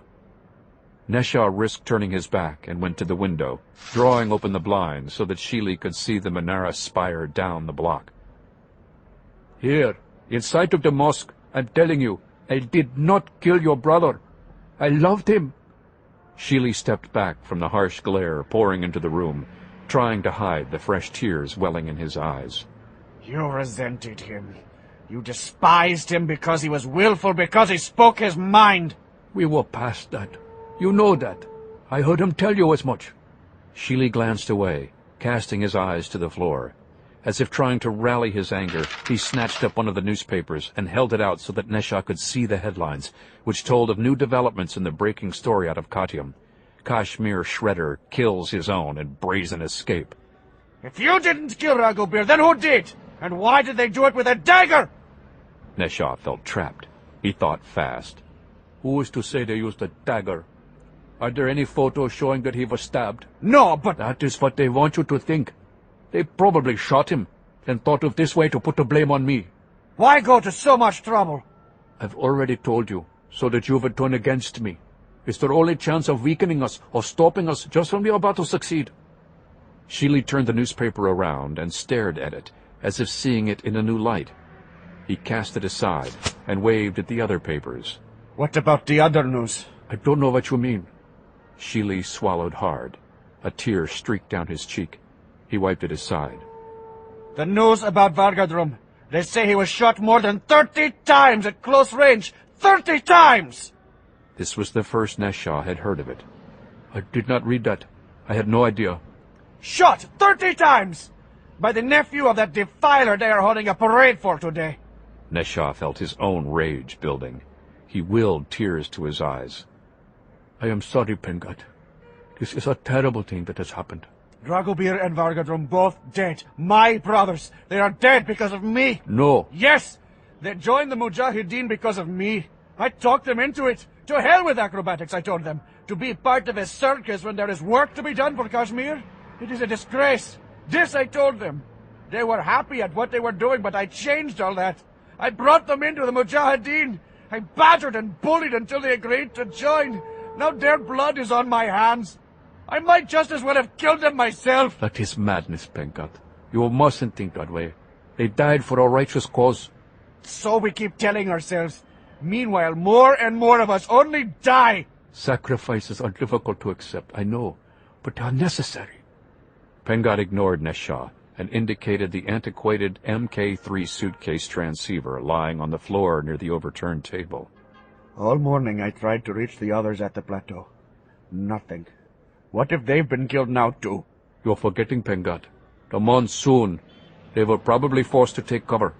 They may not be near the radio. Or they may be dead. Now that Sheely had given himself over to despair, Nesha felt that he was reachable, that he could be brought back into the fold, and made use of. Pengat, if you must dwell on death, make it worthwhile. How would I do that? By helping to strike back. We have to strike back at those responsible for Ragobir's death, and especially Vargadrum's. Why do you say especially? The parade today, the ceremony at the Towers of Silence. Vargadrum's killer will be there too, mourning his uncle. And not just him. The Yankee president will be there too, and India's prime minister. Ha! What are we supposed to do about it? The parade route will be teeming with Shiv Sena, with American CIA. Anyone who looks Muslim will be singled out. They are probably watching the streets here, right now, ready to follow anyone suspicious who heads in that direction. We can't just give up. We have come too far for that. I don't see how we can do anything. There is a way. If it is important enough, there is always a way. Not always. Pengat, I was there this morning. I have had a look at the route they will be taking for the parade. It can be done. Sheely glanced up at Neshaw, a glimmer of hope in his eyes. Almost without thinking, he holstered his weapon, caught up in the familiar camaraderie. How? Neshaw smiled. He'd done it. He had Pengat back on his side. He braved a step forward and put an arm around the other man's shoulder, physically drawing him into his confidence. I have a plan. Guin Plateau. There was still a job to be done, a mission to be carried out, so John Kissinger and Jack Grimaldi went through the motions. But their hearts weren't in it. As they explored the cave while waiting for the floodwaters to subside, they told each other that Bolan was all right, but their words sounded hollow. They'd fought side by side with the executioner for what seemed like an eternity, cheating death at every corner, yet resigned that one day, for each of them, the odds would go against them, and this would be the result. Already it had happened with other members of the farm, and one day it would happen to them. But somehow they always thought that Bolan was different, or at least that he would be the last of them to go. Obviously they were wrong. Mack Bolan was Stony Van Farm. The notion of carrying on without him seemed absurd, a travesty, and yet there was still an enemy out there to be fought, an enemy that would lose no sleep at the thought that one of their fiercest adversaries had been taken out of the game. With or without Bolan, the Kashmiri insurgents would have to be brought to justice, or put out of operation. And since they'd come to Guin Plateau to search out clues as to where the Mujahideen would strike next, search they did. There was little left of what had been the old Hindu temple. All of the most important sculptures and artifacts had been extricated from the caves and shipped to museums, where they could be shown in an environment safe from vandalism and desecration. Where there had once been miniaturized temples and shrines carved out of the cave walls, now there were only scalloped chisel marks. And the monks' quarters, once breathtaking in their Spartan simplicity, were now strewed with litter and smelled of bats. Grimaldi walked among the cheap, soaked cots and bedrolls in the largest of the dimly lit underground rooms. Though elevated from the floor of the cave and spared the wrath of the floodwaters, the quarters had nonetheless wound up under a few inches of rainwater that cascaded down one of the shafts reaching up to the plateau. Looks like they were using this as a base camp. But why? The closest town is Nasik, and that's a good 50 miles away. I know they're theoretically close to Bombay, but to get there, they'd have to play Hannibal and cross the Ghats. It doesn't make any sense. I'm sure they had their reasons. Grimaldi ventured toward another of the air shafts, this one used as a chimney, set as it was over a crude stone hearth. Next to the fireplace was a crate filled with foodstuffs, fruit, rice, spices, sacks of flour, and dried meats. A plastic tarp had been thrown over the crate, but rainwater had collected in pools and soaked through, ruining everything. A second crate rested on a stone bench nearby. Inside was an array of weapons and ammunition, along with large containers filled with lamp oil. As he inspected the crate, Grimaldi's attention was drawn not to the wares, but to the box itself. Should have known. Yo, cowboy! I think I found something. So did I. Kissinger had disappeared, but he returned moments later, passing through a large, carved archway leading to one of the adjacent caves. There are truck tracks over there, bigger than the Rovers. Big enough for something capable of hauling a major load? Like the other Gurkha? Not exactly. I figure it was at least an 8-wheeler. Why do you ask? These boxes. They didn't get them from behind the nearest supermarket. Kissinger glanced at the crate on the bench. Grimaldi pointed to markings stamped on the side. There was lettering, both in Hindi and English. They had no clue what the former meant, and the English lettering spelled out words that both men assumed had to be Hindi as well. Certain key words jumped out at them, however, as they were easily translatable.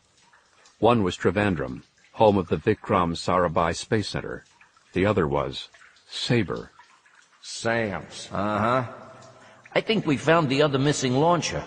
Or at least where they were keeping it. The horse has already left the corral. That explains why they didn't mind setting up shop here in the boonies.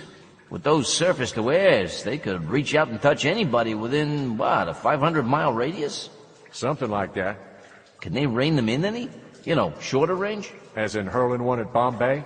Kissinger nodded. He knew what Grimaldi was getting at. Down in Cadium, they only had the president to take a crack at. Here, they could take down the prime minister, too.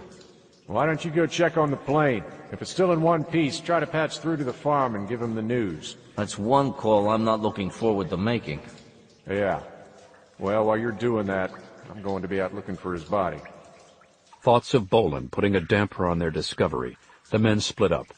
Grimaldi started climbing the wet, chiseled rungs, leading up through the chimney. Kissinger checked the munitions crate for some field glasses and found a British Simrod day-night binoscope. The batteries were still good, so he slung the strap over his shoulder and waded through ankle-deep water out of the cave. Outside, the desert looked like the surface of another planet. Denuded by the flash flood, the ground, where it wasn't still under water, bore trench-like culverts and small, smooth hills of sand. All the bodies, both from the graves and the earlier skirmish with the Mujahideen, had been swept from sight. How far they'd been carried away was anyone's guess. When he scanned the eastern horizon with his binoscope, Kissinger couldn't spot any of them, and he suspected most had been reburied under the displaced sand. A shadow sweeping across the ground drew his attention skyward. The vultures were already out, circling overhead. Kissinger realized there was a good chance he would have to wait and let the birds do his searching for him. Once they drifted down and began poking through the sand, he could track after them and scare them off, then tend to whatever remains he came across. What a life. Kissinger was about to call up to Grimaldi when something caught his eye off in the distance. He squinted against the sun's glare, trying to get a better look. It was a figure, far off, maybe 200 or 300 yards away, moving slowly across the sand toward him. Son of a bitch. Kissinger raised the binoscope again and peered out, shifting the focus ring until he had a clearer view. Son of a bitch! Heading toward him across the desert, back from the dead, was Mack Bolan.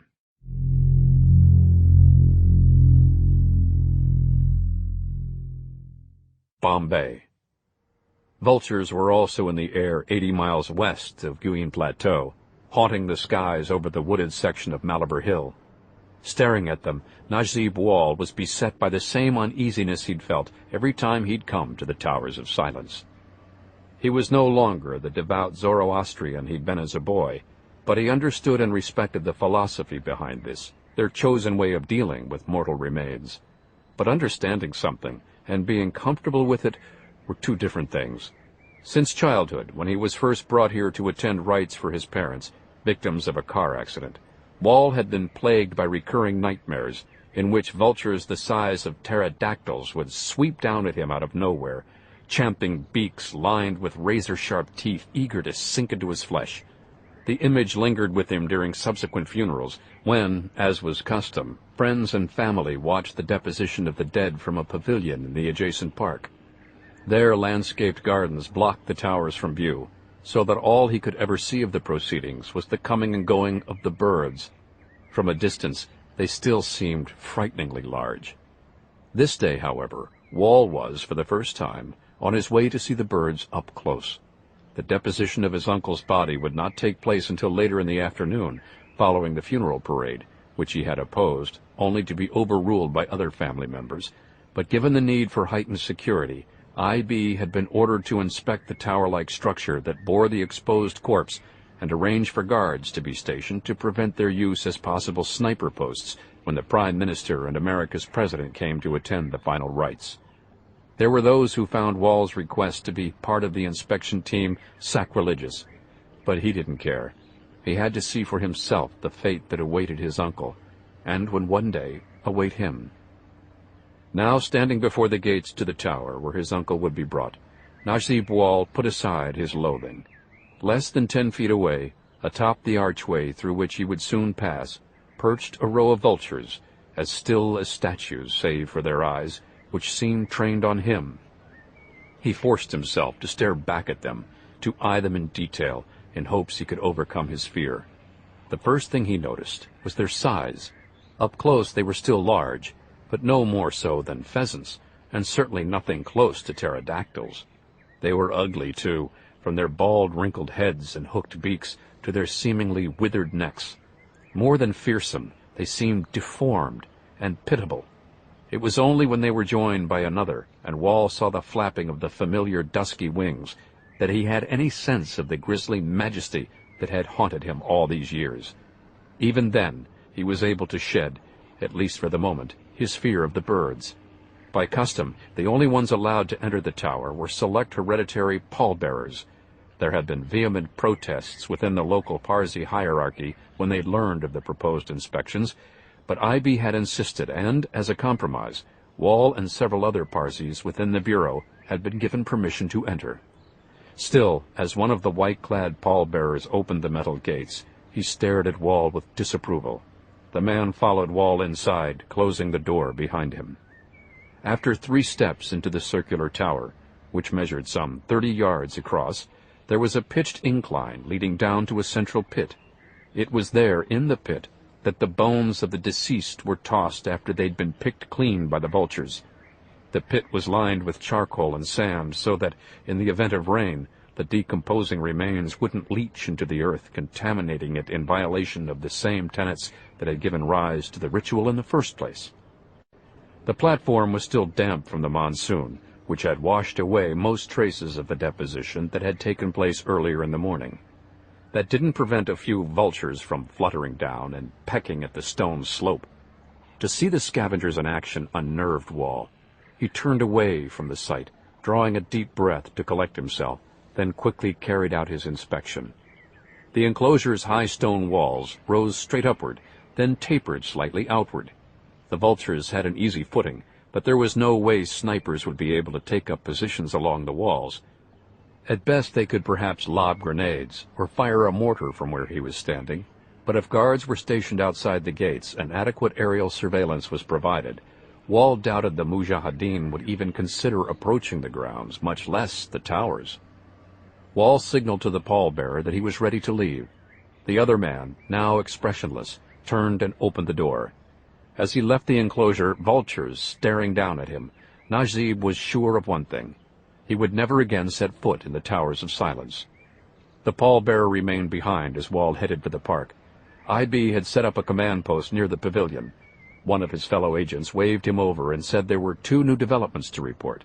First, there was a shooting at the fishing village near Narman Point. A Koli woman was shot at close range by another woman, an American by most accounts. Wall's mind flashed at once to the briefing he'd received that morning.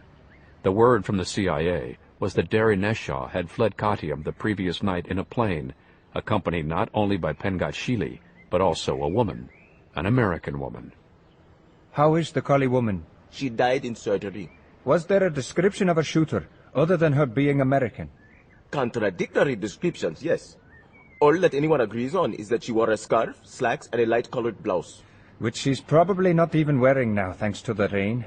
Still, Najib felt certain there had to be a link between the woman and Neshaw.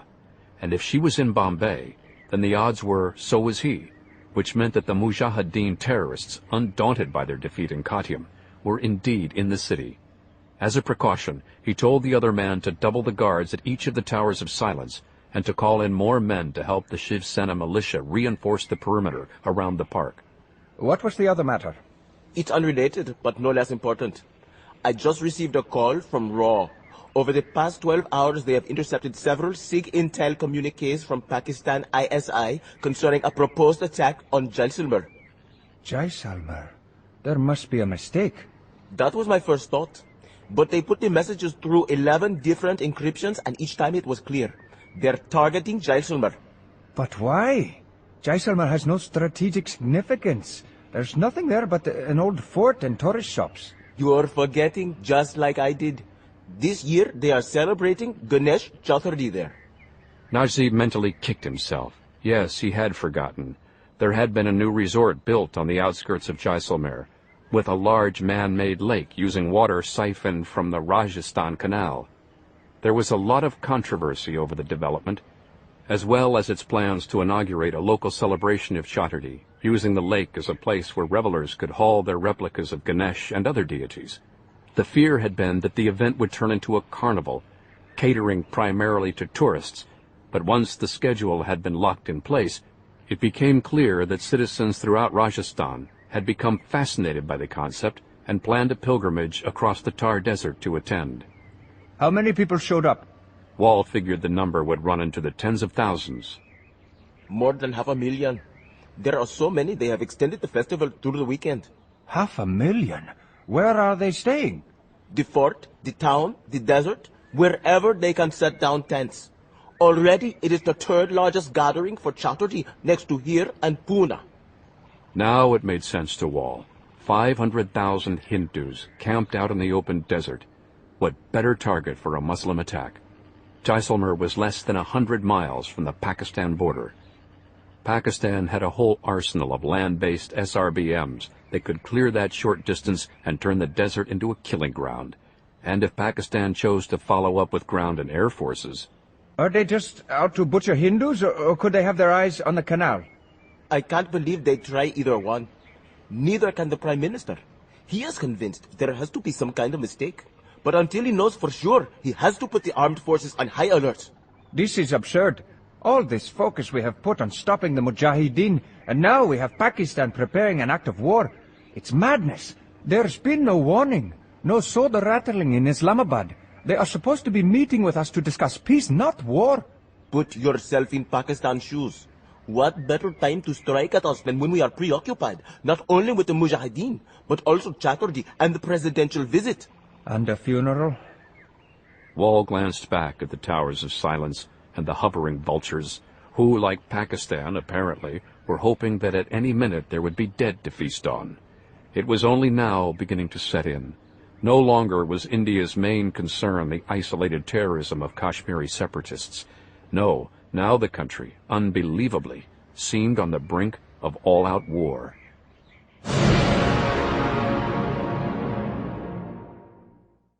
Stonyman Farm, Virginia. Once he passed through the security checkpoint, Huntington Weathers drove his Lincoln Town Car down the access road that passed through Stonyman Farm. The moonlit grounds looked deserted, but Weathers knew if he looked hard enough he would see black suits stationed strategically throughout the farm, maintaining their around-the-clock vigil over the compound. Just as the land had been painstakingly planted, landscaped, and cultivated in the manner of a legitimate farm, the main house looked like any number of sleepy country estates dotting the Shenandoah Valley. Beneath its rural facade, however, the house was a veritable armed fortress, complete with not only reinforced steel doors and walls and bulletproof glass, but also anti-aircraft guns mounted beneath a retractable roof. Weathers yawned as he was admitted through the front entrance of the farmhouse. He was still battling the fog of deep sleep he'd been roused from nearly an hour ago by an urgent call from Hal Brognola. Of course, there was no such thing as a call from Brognola that wasn't urgent, especially at this hour.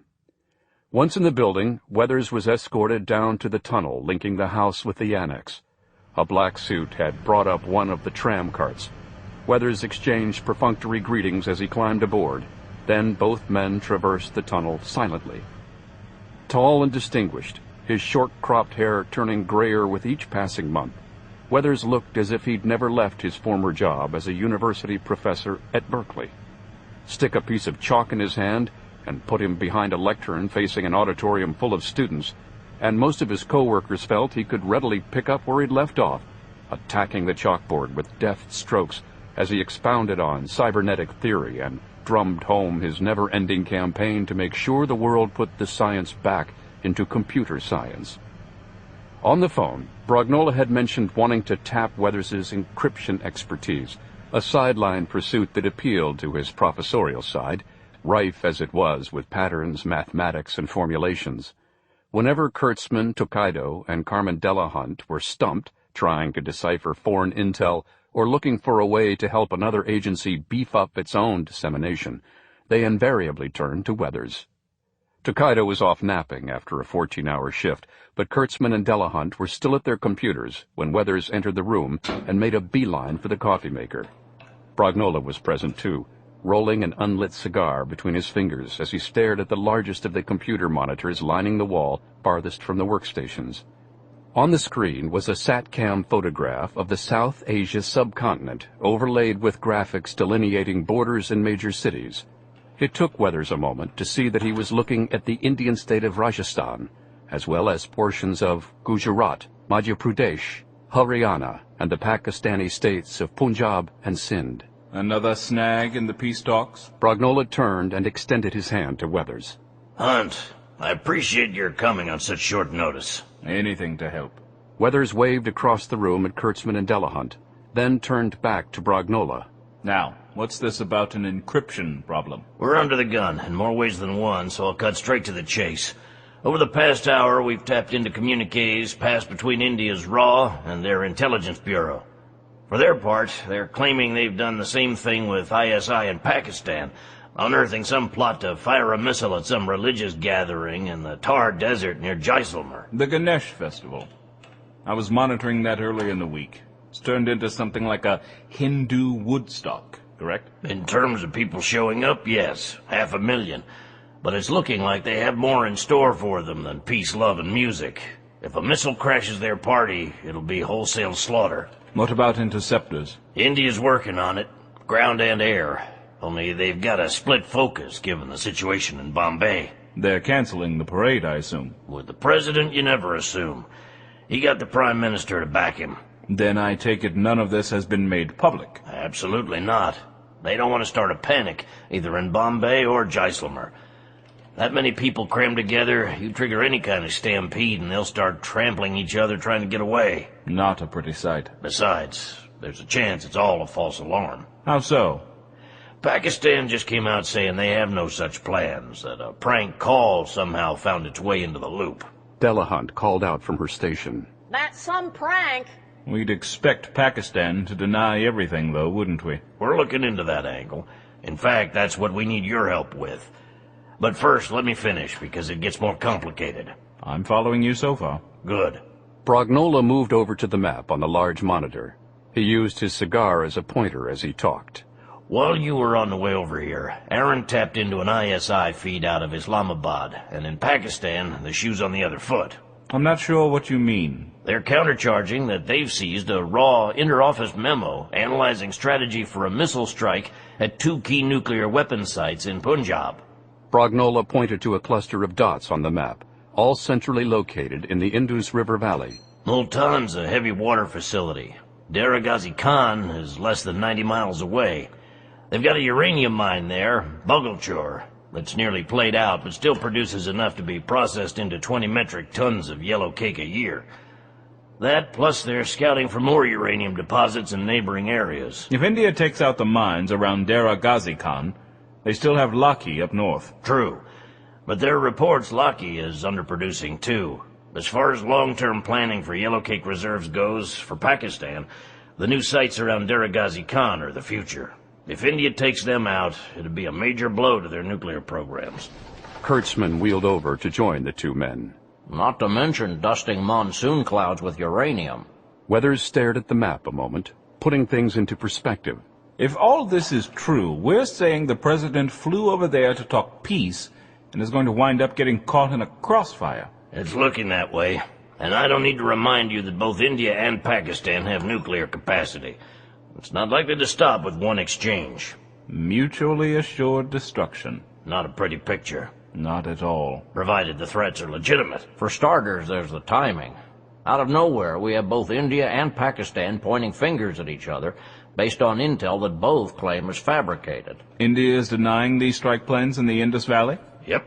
RAW and IB both claim it's all new to them, and the Prime Minister has assured the President no such plans are on the table. Again, you'd expect a denial from them. Normally, I'd be the first to agree with you.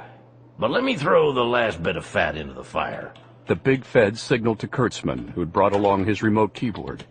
He clicked out a few commands, and, as he had the day before when accessing the President's vulnerability to a missile attack in Maldives, he overlaid the computer view of Rajasthan with a shaded circle with a 500-mile radius. He adjusted the circle's placement until the aforementioned target sites in Pakistan fell within its uppermost crescent. Other cities located within the circle included Bombay, New Delhi, Jaisalmer, and 2 of India's valuable nuclear sites. Consider this. Suppose someone got their hands on a short-range launcher and decided to heave missiles at both Pakistan and India, like that kid in the fairy tale who dropped nuts from a tree onto the heads of two giants and got them to kill each other. Because each thought the other had hit him first. Exactly. Weathers looked at Brognola and Kurtzman. We're talking about the Mujahideen, aren't we? We just got word from Stryker at Gaween Plateau. He and the guys had a close call that I'll get into later. But the bottom line is they figure the Kashmiris had that second missing Sabre system stored at the plateau as late as last night, when Nesha was flown in from Kadium after his jailbreak. And they've set up there on the Aravali mountain range? We don't know that for a fact. We've checked all aerial surveillance and haven't pinpointed anything looking like a launch site. We only speculated Aravali because it's the closest place they could have gotten to that would put them within striking distance of both Jaisalmer and the Indus Valley. Depending on what they've got hauling the launcher, they might have been able to cover more ground, in which case we have to consider this target area could be a little off. Wherever the hell Nesha plans to fire from, our theory is this. He's had his people plant these rumors about missile strikes to bait India and Pakistan into prepping for any option ranging from preemptive to retaliatory strikes. With everybody's finger close to the button, all he has to do is fire some sabers near Jaisalmer and the Indus, and he'll have both countries ready to go to the mat. Pakistan and India self-destruct, and Kashmir not only has its independence, it could also make a play to expand its borders while the dust is settling. This is worst possible scenario. To have things come to this is quite a stretch. You're probably right, but we can't afford to fiddle around and let Rome burn. Understood. Where do I fit in? The communiques that started this whole escalation. What we have to do is trace them back as best we can and hopefully prove that they were sent out from the same source. Some hacker working for Nesha. I'd work on that presumption, yes. I've assembled most of the data already, and I'm making some headway with it, but I think you can cut through some of the codes quicker than I can, which will leave me more time to tend to any other fires that pop up. If we can come up with some kind of proof that Nesha planted these rumors trying to play Jack the Giant Killer, then we can go to India and Pakistan and tell them to back off any plans for full engagement should the Mujahideen get off a shot before we track them down. I'll certainly do the best I can. Good. I'm counting on you. Come on, I'll show you what we have so far. Kurtzman led Weathers back to his station. Brognola, meanwhile, stared at the large screen a moment longer. He could only hope there wouldn't come a time when Kurtzman had to start calling up graphics, tallying body counts, in what could well be the worst global bloodbath since World War II. Carmen Delahunt was unwrapping the last payday bar in her wholesaler's 20-pack when Brognola joined her. You're gonna have peanuts sprouting out of your ears if you keep putting those away. I'm more worried about working them off at the gym before they go to my thighs. Once she'd finished the candy bar, she took off her glasses and pinched the bridge of her nose, stifling a yawn. When Akira comes back on, you're down for 40 winks. I'll make it an order if I have to. Yeah. I just wanted to finish what I was doing while everything was still fresh in my mind, or what's left of it. I know this Briley woman's small potatoes compared to what's come up, but I managed to come up with a few new things on her. Good. And who knows, it could wind up being more important than you think. Especially if it turns out she's this woman they're looking for in that shooting in Bombay this morning. I sure hope so. Remember how we were speculating that she must have made some kind of connection before she moved from Vegas to Washington? She went from call girl to top dollar escort. You'll have to explain to me what the difference is sometime. But if it has anything to do with making more money, that's what happened. What about her benefactor? Delahunt queued up a still photo, obviously taken from a casino surveillance camera. It showed a dealer passing out cards to 4 players at a blackjack table. 2 of the players had their backs turned to the camera, but the other 2, a man and woman sitting 2 chairs away, were clearly visible. Briley and Derry Nesha. In the flesh.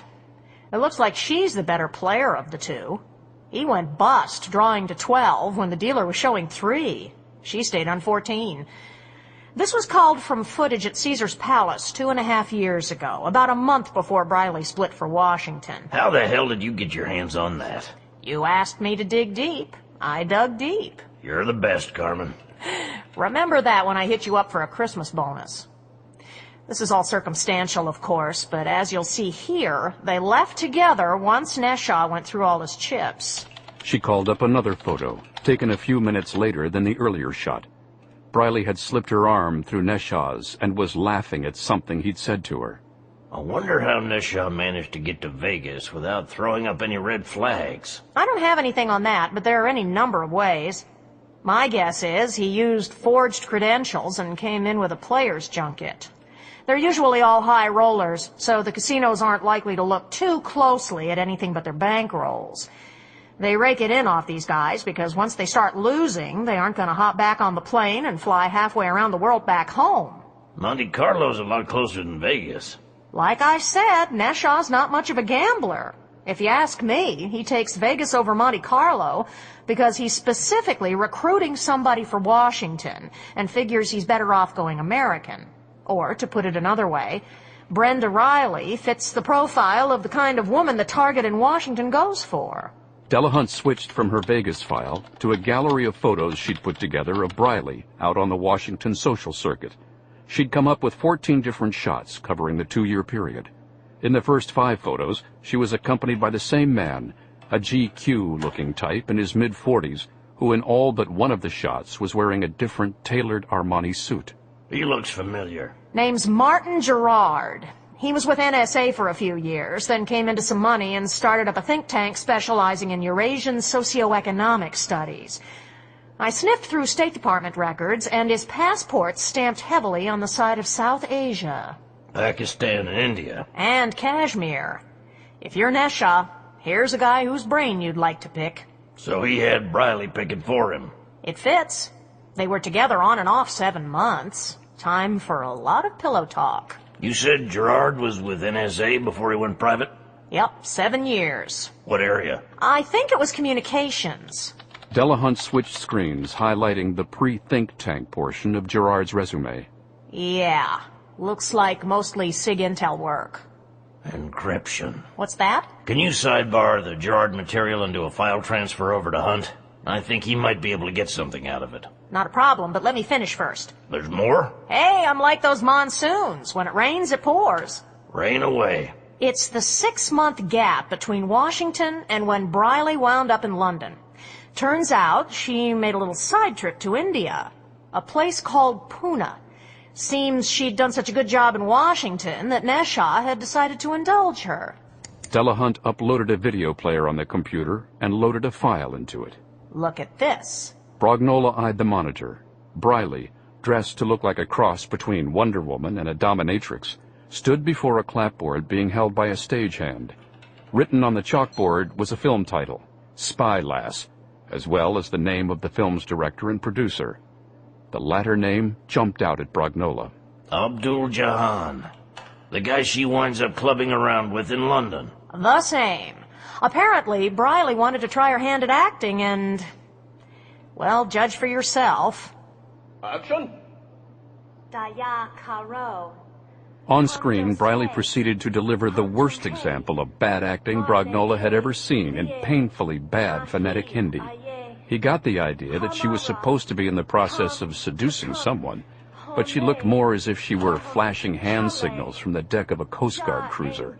Ouch. She's still better than Keanu Reeves. I guess I should be glad I don't know who that is. Yes, you should.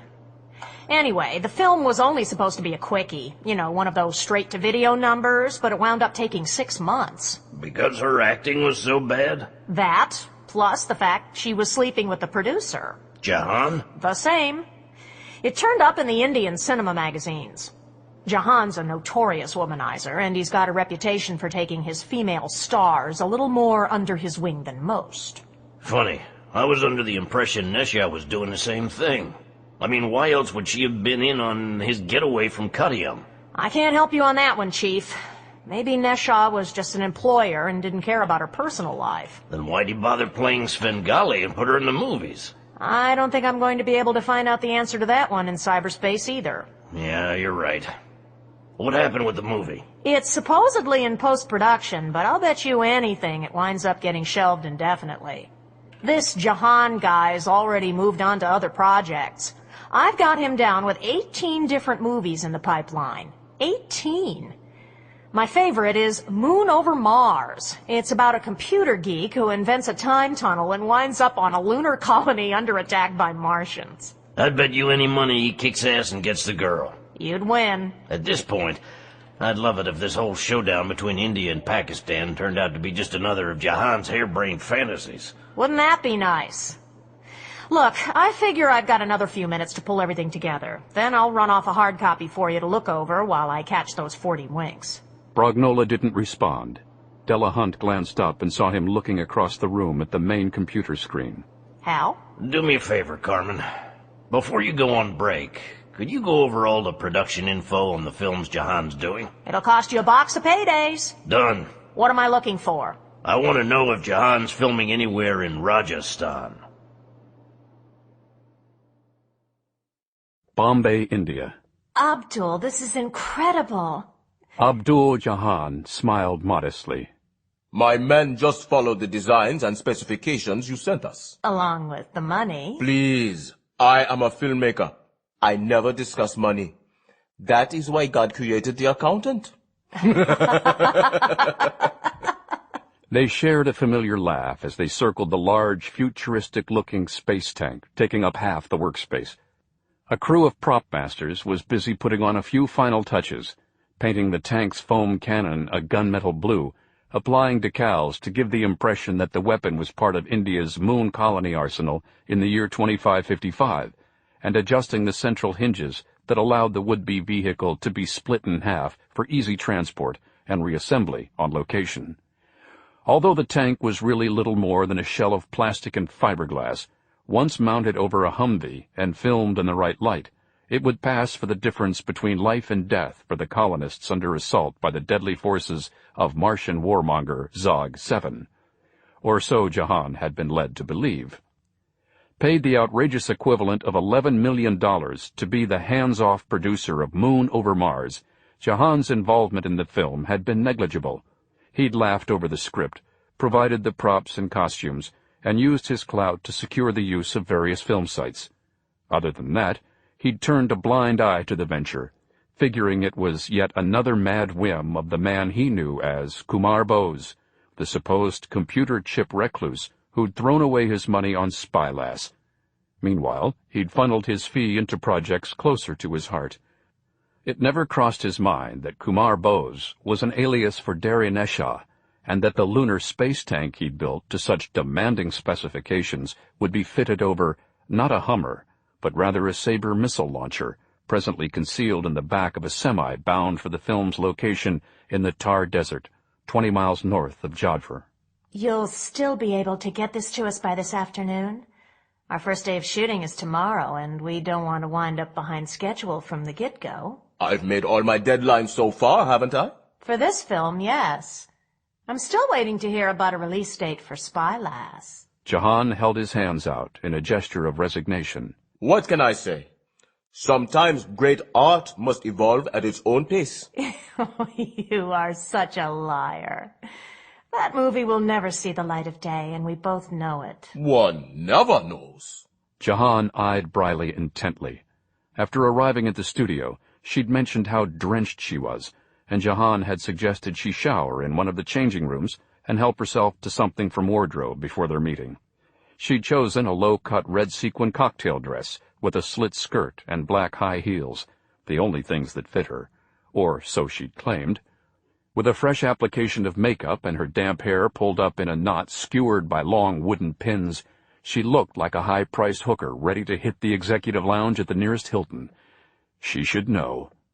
To her own amazement, despite everything that was going on around her, ever since hearing Jahan's voice on the phone, Briley's one thought had been getting him alone and rekindling the passion between them. Derry wouldn't have to know. Perhaps we could negotiate a release date. What would Kumar have to say about that? I told you. He's been detained elsewhere. He won't be coming. How unfortunate. One man's misfortune is another's paradise. Briley reached out and dragged a fingernail across the producer's arm. Jahan, who'd gotten his start in the Indian film industry as a leading man, was still a handsome figure, with a well-sculpted physique he maintained through daily workouts with a personal trainer in a mini-gym adjacent to his office on the top floor of the converted textile mill. Jahan took Briley's hand and kissed it. let us finish our business first. Bastard. Riley reached into her cleavage and withdrew the next payment due to Jahan for his services. It's a little wet, and I'm afraid it smells a little of fish. That's the way I like my checks. Jahan took the check and put it into an envelope he found lying on the nearby workbench. Besides, once the bank cashes it, it will smell like rupees. Riley smiled and glanced back at the prop tank. How do you plan to get that to the film site anyway? Cargo plane. I promise it will be on Jodhpur within the hour. Speaking of an hour, that's about how much free time I have on my hands. Goin Plateau. Jack Grimaldi snipped off the tip to the plug he'd used on the punctured tire and stepped back to admire his handiwork. The Gurkha thresher had withstood the brunt of the monsoon with minimal damage, and after transferring gas from the reserve fuel tank, Grimaldi figured they were good for a few hundred miles before needing a fill-up. Ready with that compressor? One way to find out. They'd found the unit among the Mujahideen's provisions in the caves, and though it had been partially submerged by the floodwaters, Kissinger had done a good job of drawing the spark plug. When he tugged the crank start, the compressor rattled noisily to life, startling a pair of vultures perched above the cockpit. They took to the air, heading out over the desert. Good riddance. Another minute of those ugly bastards sizing me up and I was gonna let them have it. I had the same idea, only I was thinking more along the lines of roasting one on a spit. I'm starving. There's some grub back in the cave that might still be edible. No, I don't eat anything I can't recognize. Bull. I've seen you scarf down your share of mystery meat back at the farm. Stew doesn't count. The compressor nozzle was a poor fit on the plane tire's stem, but enough air found its way in to slowly inflate the tire. Grimaldi spit on his finger and rubbed the plug, looking for bubbles. There weren't any. Hot damn. Now let's hope this sucker doesn't conk out before it finishes the job. I'm going to check the laptop and see if Aaron's gotten back to us. Go for it. Moments after Kissinger climbed inside the cockpit, Bolan appeared, looking drained from his long climb up the side of the plateau. No luck? No. The birds led me to a couple of Mujahideen, but there's no trace of Maris. Seemed like a long shot. Yeah. Bolan dropped tiredly to the ground and inspected his arm. He'd cleaned the bullet wound and dressed it with gauze from a first aid kit inside the thresher. It still hurt like hell, but there was no blood showing through the gauze, so he figured he'd get off with just another battle scar to add to all the others he'd collected over the years. Grimaldi finally shut down the compressor, then snapped the inflated tire with his fingertip. It sounded like a ripe watermelon. Music to my ears. Kissinger emerged from the cockpit, carrying the laptop. A couple of things. Hunt tracked down the origin point for that bogus first strike intel Aaron was talking about. That fast? Well, Carmen lent a hand. She turned up some ex-NSA guy in Washington that our girl Briley had her hooks into when she was working D.C. Some guy named Gerard. Turns out he was ground floor on the Orion project and stationed here a few years figuring out code intercepts on both sides of the fence. What did Briley do? Blackmail him into going turncoat? He's not the one. Hunt honed in on SIG intel coming out of the cities Gerard was stationed at. Bingo. He finds out one of Gerard's old cronies is still working out of New Delhi. We're not sure how yet, but he managed to hack his way into both ISI and RAW's intercept systems. IB's on their way to take him in for questioning, but my guess is the Mujahideen fed him the bogus info when they were in Delhi rigging that car bomb. And he waited for their signal to plant it on the grapevine. Adds up that way to me. I say things got put on hold when Nesha wound up in the slammer. They decided to go with their Qattayam option first, and when that didn't pan out, it was on to Plan B. Once they sprang Nesha and flew him here last night, it was all systems go. Got to hand it to our cyber guys. Once again, they earn their keep. As for where the Sabre might be right now, it's a long story, but they're going with the theory that the Mujahideen are using a film site in Rajasthan as a front for launching the missiles. A film site? Where'd they come up with that one? Like I said, it's a long story. Something about Briley and a film producer. That woman gets around. She sure does. We've got a report she might have killed some woman in a fishing village a few miles from the parade site in Bombay. Is Nesha with her? Don't know. Let's get back to this film site business. Do we have people moving in on that? They're trying to, but there's a problem. Gee, that's a first. This producer, I think his name is Jahan, has 7 different movies filming in Rajasthan, and they're using a dozen different locations scattered all over the place. India's sending out recon planes, and NSA has repositioned Orion SATCAMs, so we can hopefully get a bird's eye once they bring the launcher out into view. Do we have enough fuel to get to any of these sites? Kissinger checked the computer. Closest ones to here are just outside Jodhpur, in some backwater place called Pachpadra. Pachpadra's about 60 miles closer. Bolan thought it over and went with a hunch. Let's try Jodhpur.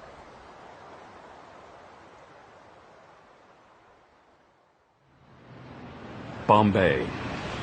From the Mahim train station, Dari Neshaw boarded a motorized trishaw for the short trip to Abdul Jahan's film production facility. This was one of Bombay's worst pockets of abject poverty, surpassed only by the squalid conditions a few blocks away. Should Neshaw manage to extend his sway as far south as Bombay, one of his first orders of business would be to rid the city of slums like this. He would have mass housing built across the water in New Bombay. Small homes, yes, but with plumbing and electricity. And if the people were reluctant to move, he would force them, for their own good. And then he would level the whole area here, burning everything in sight to the ground if he had to, so that they could start from scratch, this time using some sort of enforced planning.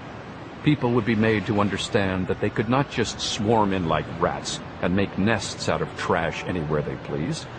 Yes, they might resist at first, and perhaps he would have to initially rule with an iron hand. But Neshaw was certain that once he'd rehabilitated the people, made them less willing to accept conditions like this, Bombay would be the better for it. Less than 10 blocks away, Neshaw came upon just the sort of new community he was thinking about. The refurbished textile mill that housed Jahan Filmworks was surrounded on all sides by landscaped gardens and a ring of clean, modest apartments, each complex in turn having its own plot of land where children could play and tenants could grow crops. It hadn't always been like that. 10 years ago, the mill had been surrounded by the same squalor as everywhere else in the area. But during the 1993 riots, when thousands died and the city burned in skirmishes between Hindus and Muslims, the slums had been reduced to smoldering rubble. Abdul Jahan bought the land, creating this island of new development. There were those who said Jahan had taken advantage of the riots and had the land torched by the same organized crime bosses who'd financed most of his early films. Jahan denied it, of course, but Neshaw suspected otherwise and had admired the Hindu's resourcefulness. Figuring the producer was a kindred spirit and potential ally, Neshaw had arranged a meeting with Jahan several years ago, introducing himself as Kumar Bose and asking to invest in one of the man's next films. A friendship of sorts had been formed, and in exchange for continued funding, Neshaw had been granted a number of favors, most notably Briley's would-be film debut in Spy Lass. And, of course, now Jahan had been duped into providing a needed pretense that would allow the Mujahideen to set up a Sabre missile launcher in Rajasthan, and if all went well, trigger an outbreak of war between Pakistan and India.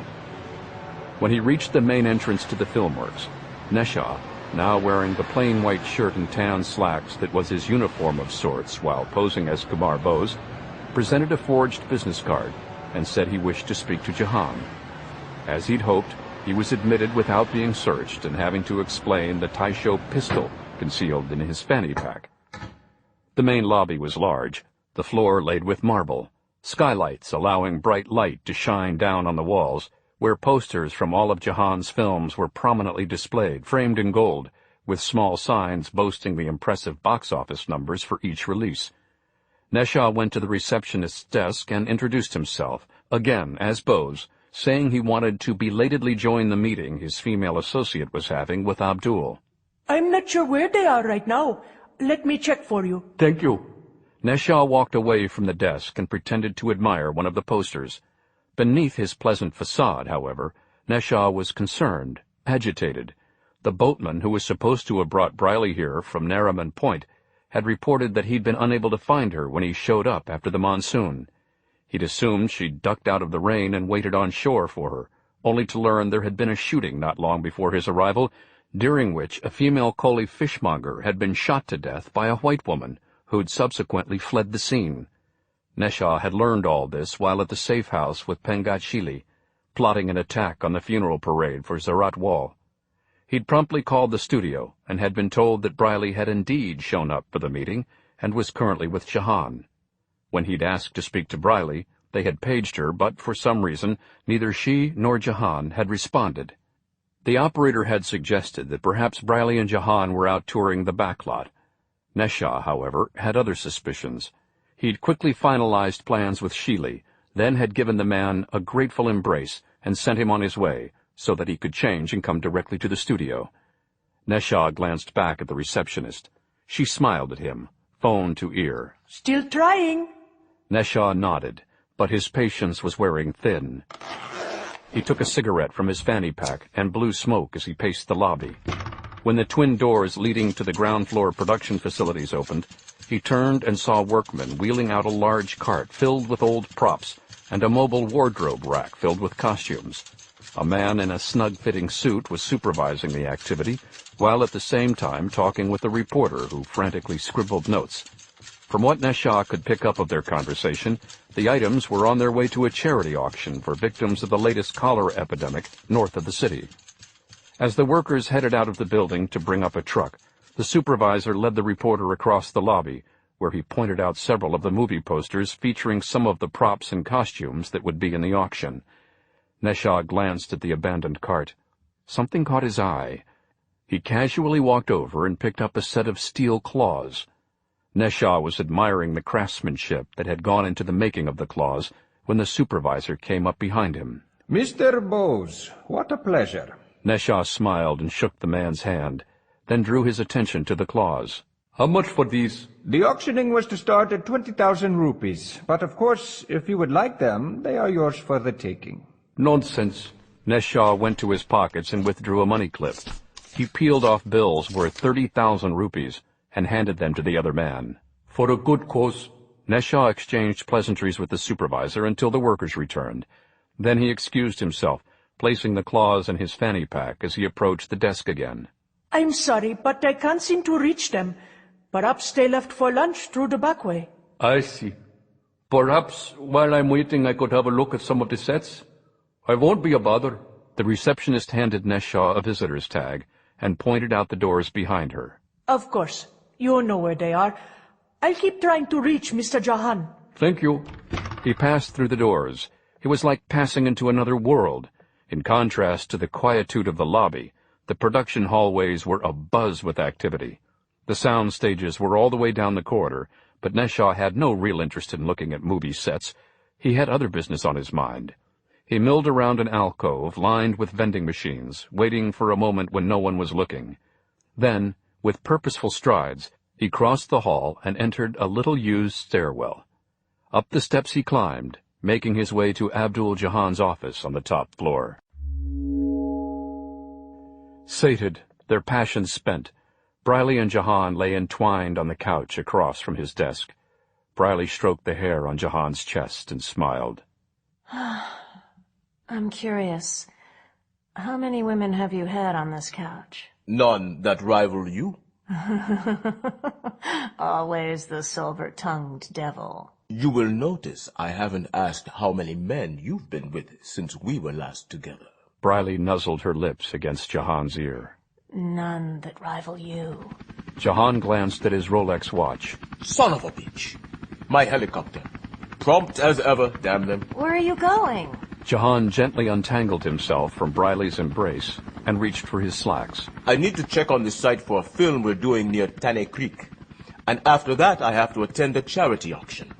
I want to see how much your outfit from Spylast will fetch. A costume from a movie no one has seen? Not much, I'd think. But can you imagine how many housewives will thrill at the thought of greeting their lovers dressed like that? Though, of course, no one could possibly fill it out as well as you. It's getting awfully thick in here. Briley grabbed her dress and undergarments off the floor. When do you think we'll see each other again? That depends. As long as you're on Kumar's leash, I think it will be difficult. He doesn't own me. So you say. We are involved on a lot of projects together at the moment.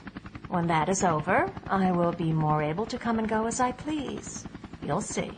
Jahan slipped his feet into his sandals and finished buttoning his shirt, then moved close, running his hand along Briley's bare shoulder. I'll count the days hungrily.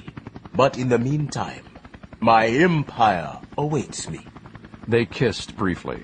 Then Jahan gathered his things and pressed a button next to a dumbwaiter dating back to the building's textile days.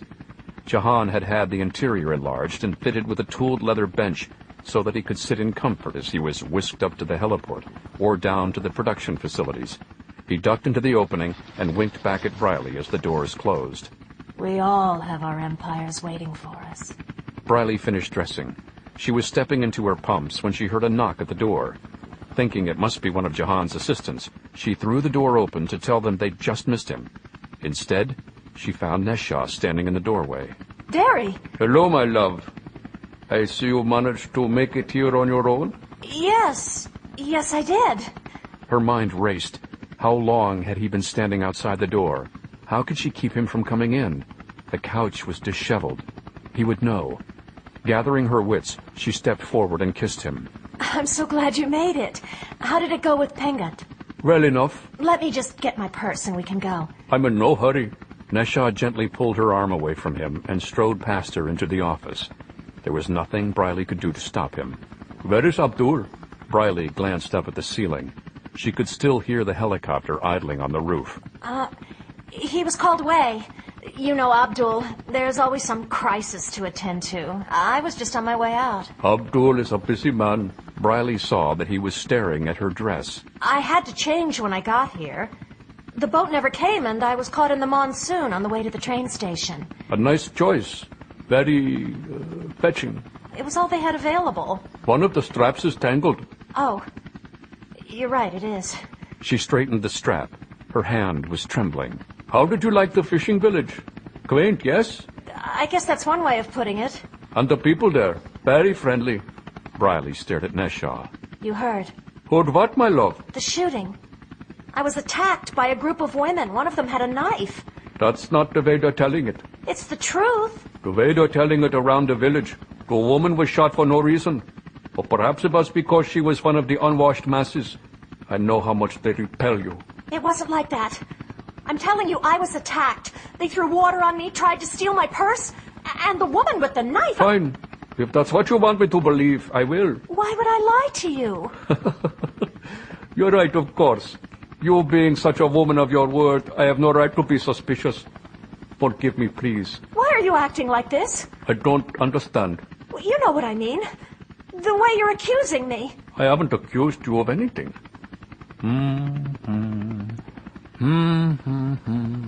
Nesha went over to the couch, humming to himself as he straightened the cushions. You'd think a man like Abdul would keep his office presentable, or at least have someone to do it for him. He was napping when I arrived. He said he was up all night, making sure the tank was ready for delivery on schedule. And? He's having it flown out to Jodhpur. It may already be there. Very nice. I'm starving. My stomach's settled. Why don't you take me out to lunch and let me try some of those foods you were showing me at the beach? Nesha glanced around the office, filled with film memorabilia and a few objets d'art. He picked up a large ceramic vase resting on its own stand under a fixed ceiling light. It was a present from Nesha to Jahan, a token of appreciation prior to the first day of shooting for Spy Lass. Nesha had bought it at an art gallery down the block from Shore Bazaar. He couldn't remember the price, but he remembered it was roughly the same as he'd paid for the Bentley Briley had at her disposal to use while she was in London. Nesha looked at it briefly, then turned to Briley. When he saw that he had her attention, he held the vase out, then let go of it. Why did you do that? I never claimed to own you, and I wasn't aware that I kept you on a leash. I was more than happy to look the other way when you were with other men. I understand you have your needs. All I asked was that it be with strangers, men whose eyes I would not have to look into afterward. A simple request, easy enough to honor. I can explain. But Abdul is another matter. We are friends. I do not care to look into the eyes of my friends and know they have been with my woman. That is crossing the line. It wasn't anything like that. You have to believe me. Believe you? What is that saying you Americans have? Fool me once, shame on you. Fool me twice, shame on me. Derry, listen to me. He forced himself on me. He lured me up here, and then he... I heard laughter between you. Laughter. Laughter and talk about when you could do it again. Forced himself on you? I don't think so. Please, Terry, give me a chance. Dirt! That's what you are to me, dirt! And to think that I cared for you. He turned his back to her and strode to the window overlooking the back lot. Briley stared at him, shaking. She had seen Derry angry before, but nothing like this.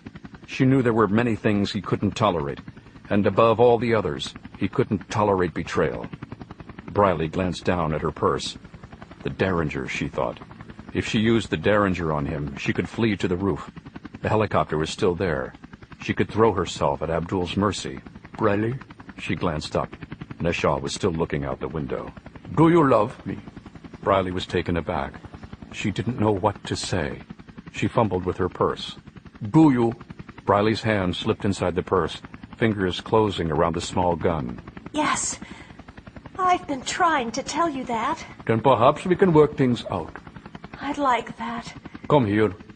Let me hold you. Briley hesitated, then stepped toward Neshaw, keeping her hand inside the purse, Derringer at the ready.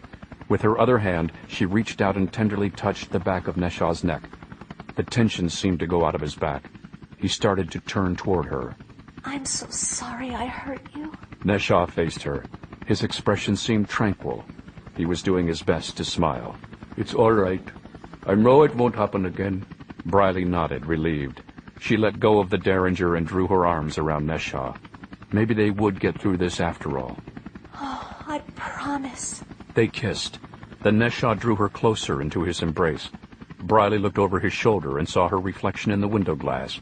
She hadn't realized how badly her lipstick was smeared from her time with Abdul. She was reaching up to wipe a smudge from her cheek when she felt a sudden burning stabbing sensation in her sides. She tried to pull away from Neshaw, but he continued to hold her close. The pain increased and it became difficult for her to breathe. Finally, she felt herself getting dizzy and lightheaded. Her legs gave out beneath her, and she sagged against Neshaw. I will hear no more lies from you. Never again. Neshaw eased his grip on Briley. She fell away from him, blood coursing down her legs, her dress clinging to her in tatters.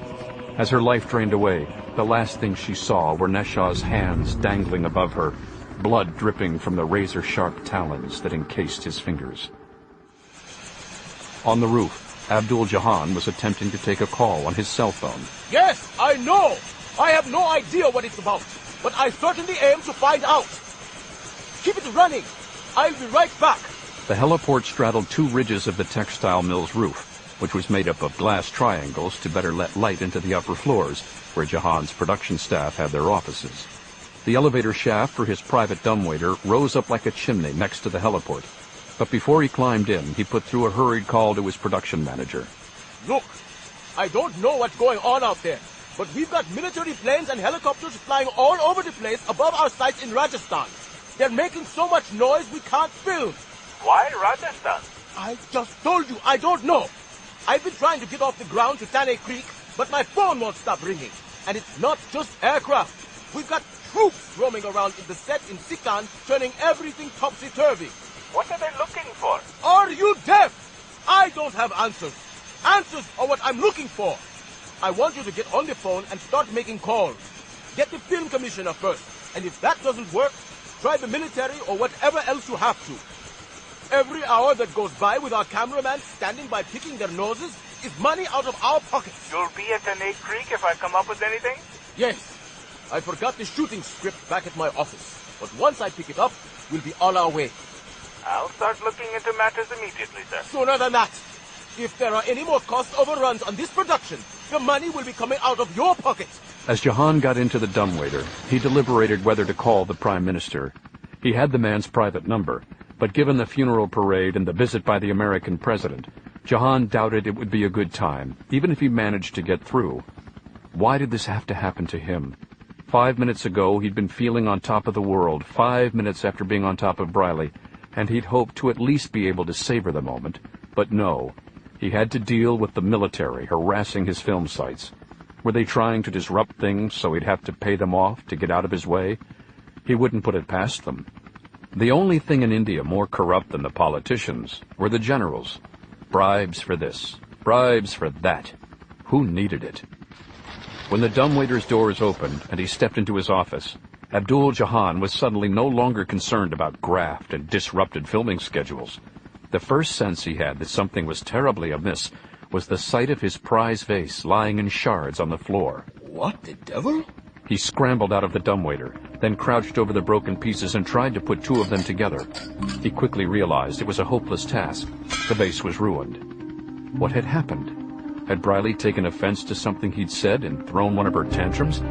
If so, he'd have to teach her a little more respect. Or maybe it was vibration from the heliport. Looking up, he could see the ceiling fan shaking slightly. He would have to tend to that. He was still glancing upward when he detected movement out of the corner of his eye. 10 yards away, before the window, Nesha, the man he knew as Kumar Bose, was hunched over Briley. Or at least Jahan thought it was Briley. There was so much blood it was hard to tell. When Nesha glanced up at him, Jahan shrank back in horror. All around his mouth, Nesha's face was smeared with blood, and when he raised his arms, Jahan saw that he was wearing the metallic claws from Ghost of Shivaji. They dripped not only with blood, but also entrails. Fighting back a wave of nausea, Jahan staggered toward his desk, reaching for the intercom. Before he could get to it, however, Nesha was upon him, his right arm a sweeping blur. The weapon ripped into Jahan's arm with so much force that his hand was nearly severed from his wrist. With his other hand, Nesha took a swipe at Jahan's face, shredding it in 5 different places and taking out one of his eyes. He fell back onto the couch. Let us see how attractive the women find you now, Abdul. Let us see how many of them will want to come lie beside you when you look like this. Jahan was barely alive, in no position to defend himself. But Nesha wasn't finished. He raised his talons one last time, then buried them in the filmmaker's groin. There he left them, unstrapping them from his fingers and pulling his hands away. Nesha looked back and forth at his 2 victims for a moment. Then he moved swiftly to the dumbwaiter. He climbed in and pressed for it to go up. By the time he reached the heliport, he had his pistol out. He aimed it at the pilot as he climbed into the passenger seat of the chopper. Take it up! The sight of the gun and Nesha's bloody countenance was all the convincing the pilot needed. He jockeyed the controls and lifted the chopper up into the air. Staring out his window, Nesha saw a handful of military jeeps pulling into the back lot. Soldiers poured out and began to rush toward the building. But Nesha reflected triumphantly, they would be too late. Where are we going? Gurjadpur. Bombay. Pengat Sheely knew the reason they had chosen Marine Drive for the parade route. To have sent the President and Prime Minister through the middle of the city would have subjected them to potential assassins on both sides of whichever street they traveled down. By contrast, from Nariman Point to Malabar Hill, Marine Drive, for the most part, hugged the shoreline of Back Bay, cutting in two the land area that security forces would have to watch over. Granted, there were people on the beach, but there were far fewer than the tens of thousands who crammed the other side of the street. Also, those on the beach were out in the open and easy to monitor, especially from the air or out in the dozen or more military boats moored in the bay. On the beach, there were no multi-story buildings, rooftops, or towers to provide cover for lurking snipers. And yet, it was at Chowpatty Beach that Sheely and 10 of his fellow Mujahideen planned to stage their attack on the caravan as it passed by en route to the Towers of Silence. Getting there hadn't been easy. There had been checkpoints where anyone wishing to view the parade from the beach had been walked through metal detectors and, if deemed necessary, frisked for weapons. Sheely and the others had outwitted the authorities, using the same ploy by which Najib Wall had created a diversion during the early stages of the siege in Katyam. They had paid children to throw firecrackers on the ground 20 yards away from several of the checkpoints, and during the ensuing chaos, which in nearly every case drew soldiers and inspectors away from their posts, the Mujahideen, dressed in the ragamuffin attire of street performers, had slipped past the metal detectors and quickly disappeared into the throngs already cleared to go to the beach. The ploy's success had been particularly gratifying to Sheely, as it would mean Najib Wall had provided an unwitting assist to his own execution, as well as that of his beloved Prime Minister and the American President. As they crossed Marine Drive, each of the men had strategically dropped what most certainly would pass for an innocent wad of chewing gum. The pliant substance, however, wasn't gum at all. but rather high-grade C5 plastique, each piece embedded with a remote detonation sensor no larger than a thumbtack. Separately, the charges, when activated, would give off only the weakest explosions, capable at best of crippling anyone walking nearby or disabling the drivetrain of any vehicle passing over it. Triggered simultaneously, the explosives would not only do considerably more damage, but they would also force the parade to an abrupt halt, making each vehicle a stationary rather than moving target for the follow-up barrage, which the men would be launching from the beach. As the fanfare of a marching band announced the beginning of the parade, 5 of the Kashmiris spread out among the other celebrants, each of them carrying with them Chinese-manufactured F-44 spigot mortars.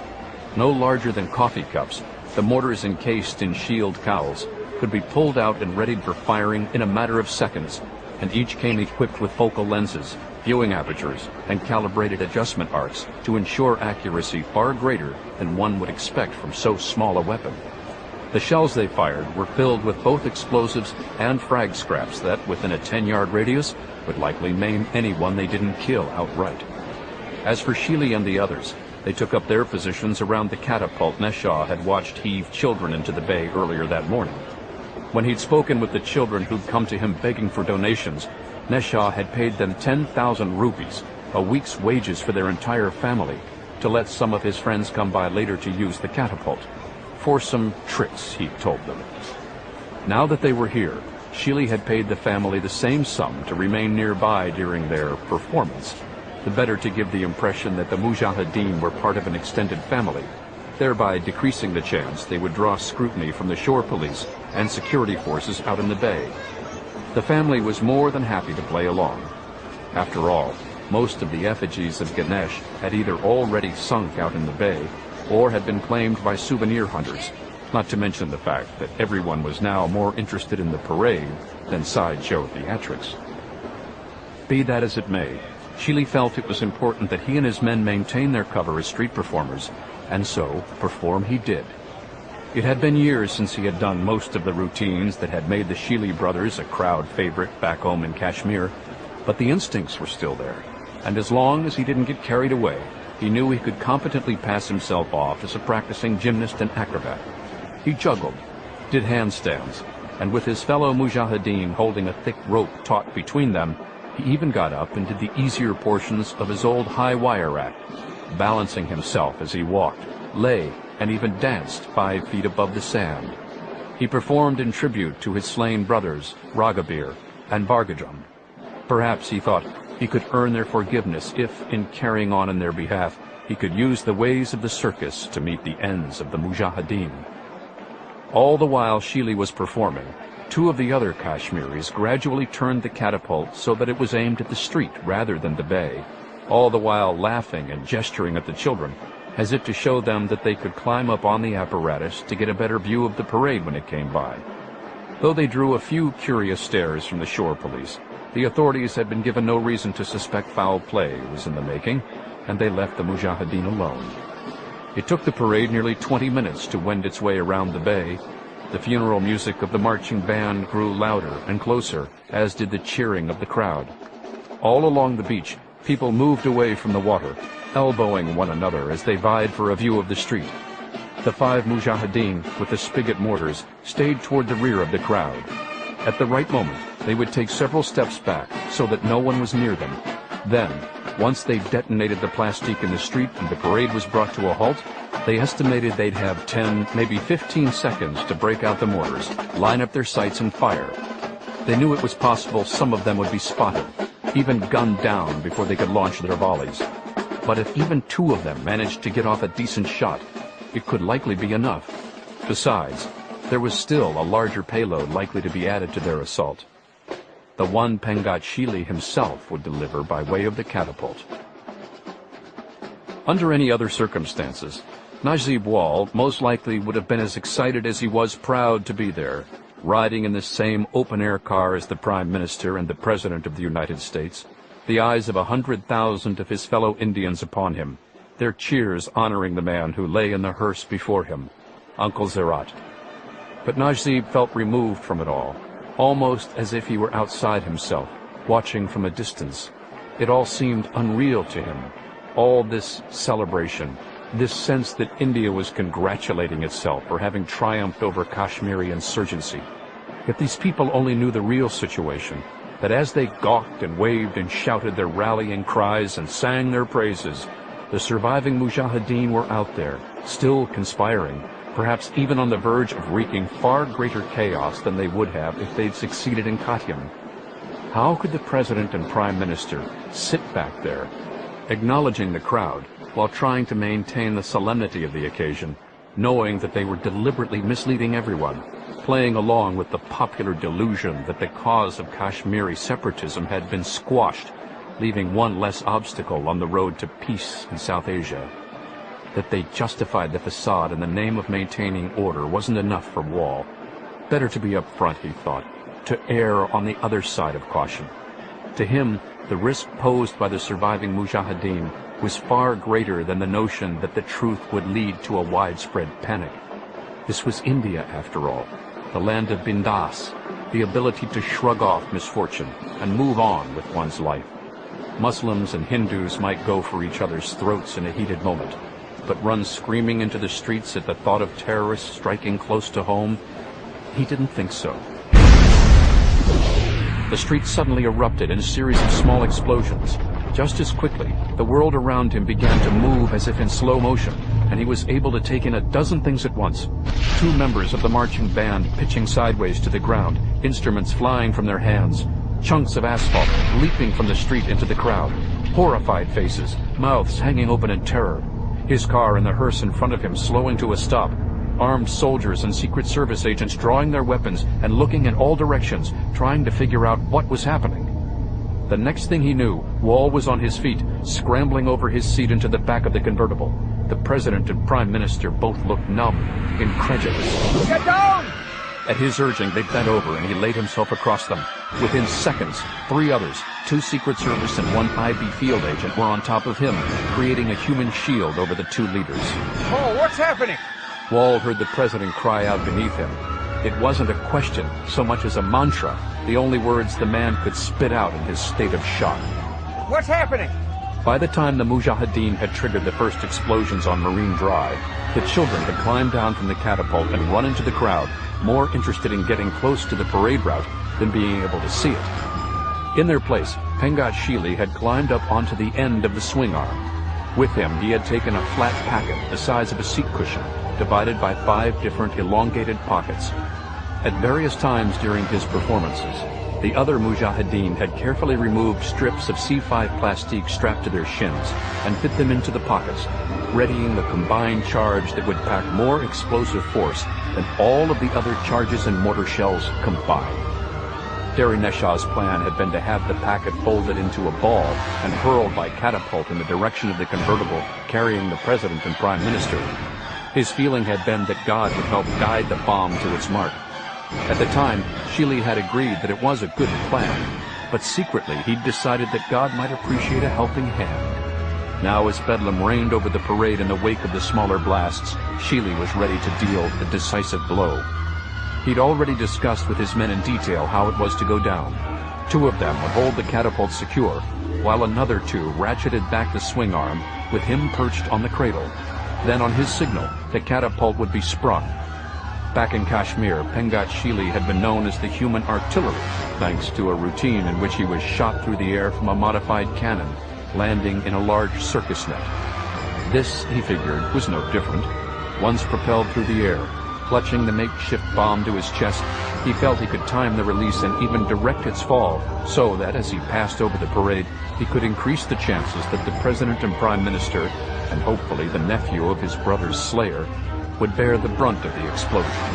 If need be, Shili was prepared to keep a hold on the plastique and, like a Japanese kamikaze, plummet with it toward the leader's vehicle. It would be a glorious death, and afterward he would rejoin his brothers in the other world, and they would have a good laugh over the whole thing. He prepared to give the signal. Shili looked over his shoulder and saw that the shore police had drawn their weapons and fired at the Mujahideen who had yet to unleash their mortar rounds. 2 of them dropped to the sand, mortars tumbling to the ground beside them. Another whirled and aimed his mortar at the police, getting off a shot even as bullets were ripping through them. His shell flew wide of the mark, landing in the shallow water of the bay. In panic, Sheely turned to the men surrounding the catapult.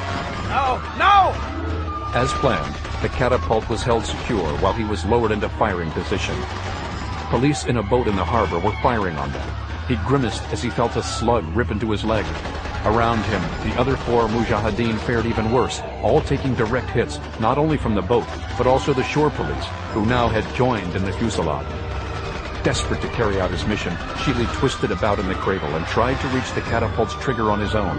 In doing so, however, he leaned his chest against the framework, nudging the detonator switch to the bomb pack.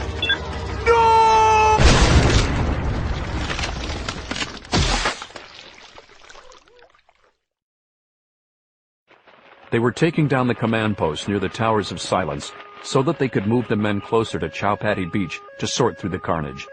The toll so far was 46 dead, including the 10 Mujahideen killed on the beach. Injuries ran in the thousands, mostly shrapnel wounds. Marine Drive was closed off, and additional troops had been called in to cordon off the parade route, while bomb squads scoured for undetonated explosives. The crowd had been dispersed, with Kamala Nehru Park set up as a way station for those who'd been separated from loved ones during the course of the mayhem. As for Dari Neshaw, the word was that he had been nearly captured at Abdul Jahan's film studio after slaying both Jahan and the woman who'd aided in his escape from Kottayam. It was presumed he was on his way to rendezvous with whatever of his force remained with the 2nd Sabre missile launcher. On that front, inspections at several film sites in Rajasthan had turned up nothing. The search was still on. Najib Wall was within hearing distance of the command post, but he had tuned out the updates. His focus was on the nearest tower, where his uncle's deposition had been carried out only a few moments before. Now the pavilion was empty, as were most of the folding chairs set out in the adjacent park. With all that had happened, attending Zerat Wall's service had become a low priority for most and deemed a security risk for the President and Prime Minister, who had been put aboard one of the surveillance helicopters and spirited away to safer ground. Their planned eulogies would no doubt be delivered later, far from the Towers of Silence. Not that Wall minded. His uncle, after all, had been a very private man and would probably have disapproved of all the attention. This way was fine. A favorite nephew bidding farewell to his favorite uncle. Nice and simple. For the ceremony, Wall had brought along 2 items, both from the academy in Kottayam. He stared at them thoughtfully. The portrait of Zerat Wall in his military regalia after the liberation of Bangladesh, and the painting of him sitting beside his young nephew, who all those years ago looked out at the world with an eager confidence. The sound of flapping wings drew Wall's attention from the portraits to the clear blue sky above the tower. The vultures were on their way. To Wall, they looked small. Tar Desert, north of Jodhpur. From the moment orders had gone out to begin searching Abdul Jahan's film sites in Rajasthan, the maddening shell game had been at the mercy of the weather. For all their sophistication, the Orion spy satellite and India's various orbiting UAVs were of limited use when it came to peering through monsoons. Similarly, a collaborative field force made up of the Indian military, IB, CIA, Secret Service, and Rajasthan National Guard had given deference to the storm in determining which sites they would search first.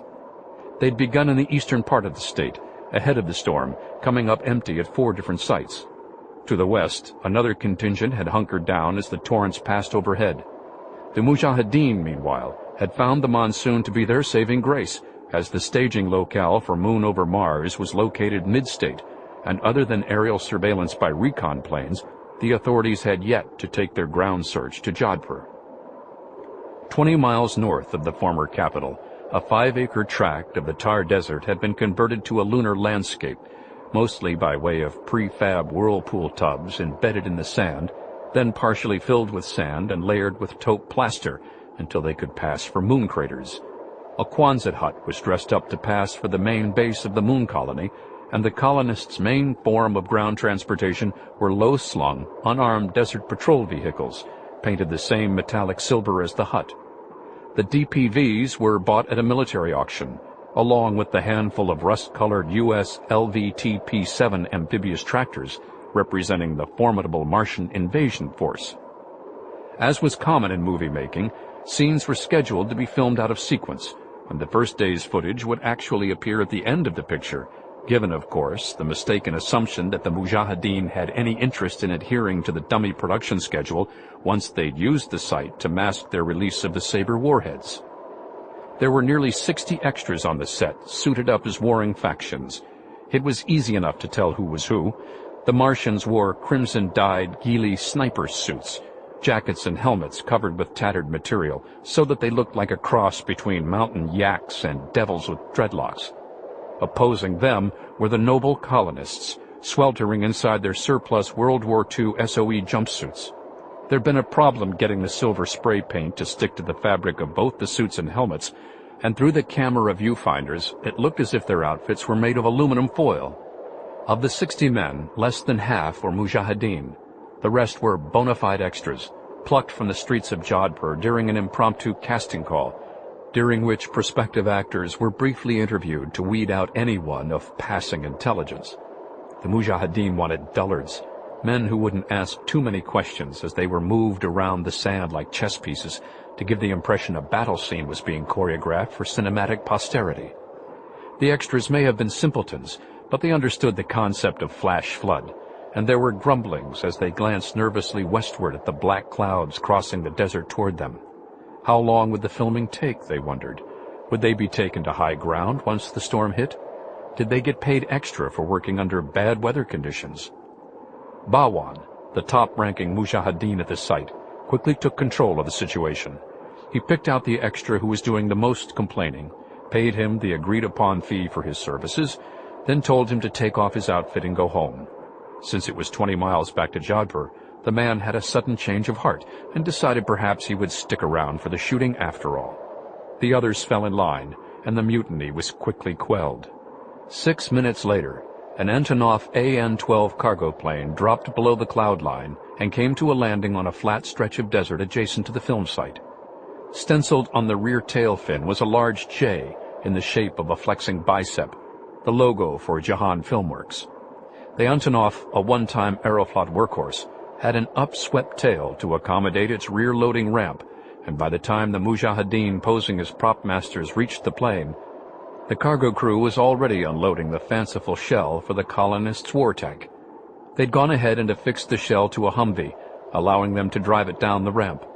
Behind the tank was a late-model Dodge Ram pickup, its rear bed stacked with smaller clip-on attachments designed to give a futuristic look to a range of 50 caliber and 7.62 millimeter machine guns. While Bolan was signing off on the delivery, the cargo foreman asked if it would be possible for his crew to stick around and watch some of the filming. Bowan's first reaction was to tell the man that wasn't possible, because the plane would be in the way of some of the shots. But when he glanced up the ramp and saw that there was room inside for all his men, he decided the Antonov might be a more useful and less conspicuous escape vehicle than the Aerospace Line's Guppy that was doubling as the Martian warship. Bolan made a deal with the cargo carriers. They could watch the filming for a few minutes, provided they would then board their craft and have it ready to take off at a moment's notice, in case the monsoon hit. The cargo foreman glanced back at the storm front and figured that gave them a good half hour. Bolan indicated an area they could watch from without getting in anyone's way, then headed off to assist in the delivery of the new props. Incidentally, under no circumstances are you allowed anywhere near the white tent.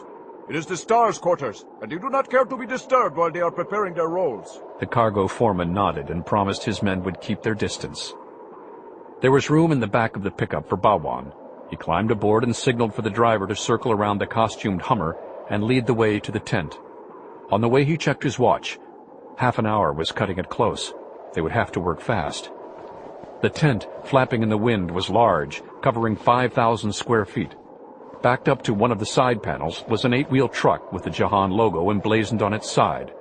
Bolan directed the Dodge around to the other side, where 2 more Mujahideen held open flaps to create an opening for both the pickup and Hummer. Inside the tent, there were neither film stars nor any of the amenities they would have likely demanded for having to endure the discomfort of desert filming.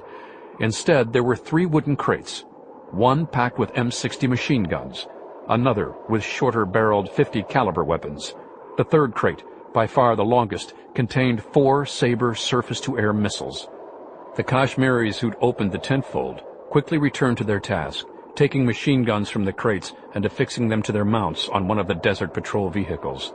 Once the attachments were clamped over them, the guns would, like the DPV, look like space props. Hopefully there would be time to bring the other vehicles in for retrofitting before it was time to launch the missiles. Bolan climbed out of the pickup and dropped the tailgate, then crossed over to where the missile launcher was being eased down a loading ramp from the rear of the 8-wheeler. Quickly! We have only 20 minutes to disguise the launcher and load it. The firing is to begin at 1500 hours sharp. Bolan lent a hand, helping to unfasten the tank casing from the Humvee. He and the others were carrying the shell over to the rocket launcher when they heard over the flapping of the tent's canvas the sound of an approaching aircraft. Damn it! Everyone stop what you're doing and arm yourselves! Bolan snatched an M60 from one of the crates and hurried out of the tent, ready to fend off whoever it was who dared intrude upon their mission. His urgency faded, however, when he recognized Abdul Jahan's private helicopter and, more importantly, the man who was riding in the passenger seat. Bolan set the M60 aside and rushed to the chopper as it set down on the hard pan near the white tent. Gary! Neshaw climbed out, ducking to avoid the rotors as he jogged away from the chopper, which lifted off and headed toward Jodhpur, where the pilot planned to wait out the storm before returning to Bombay. By some quirk of fate, Neshaw let the man live. You made it! How did we fare in Bombay? Neshaw stared solemnly at Bolan and shook his head.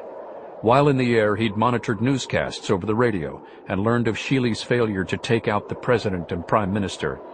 Without mentioning the still-present Sabre threat, both leaders had given a brief statement saying that they were going to focus their fullest efforts on eradicating the Mujahideen threat in India and getting Pakistan to renounce its ties to the insurgents.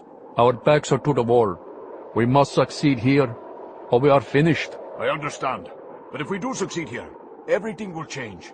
We will yet have our chance at glory. A number of caravan routes fanned out northward from Jodhpur, most of them used by tourists taking day trips into the desert so they could, at least in their own minds, have a taste of what it must have been like to have been Lawrence of Arabia.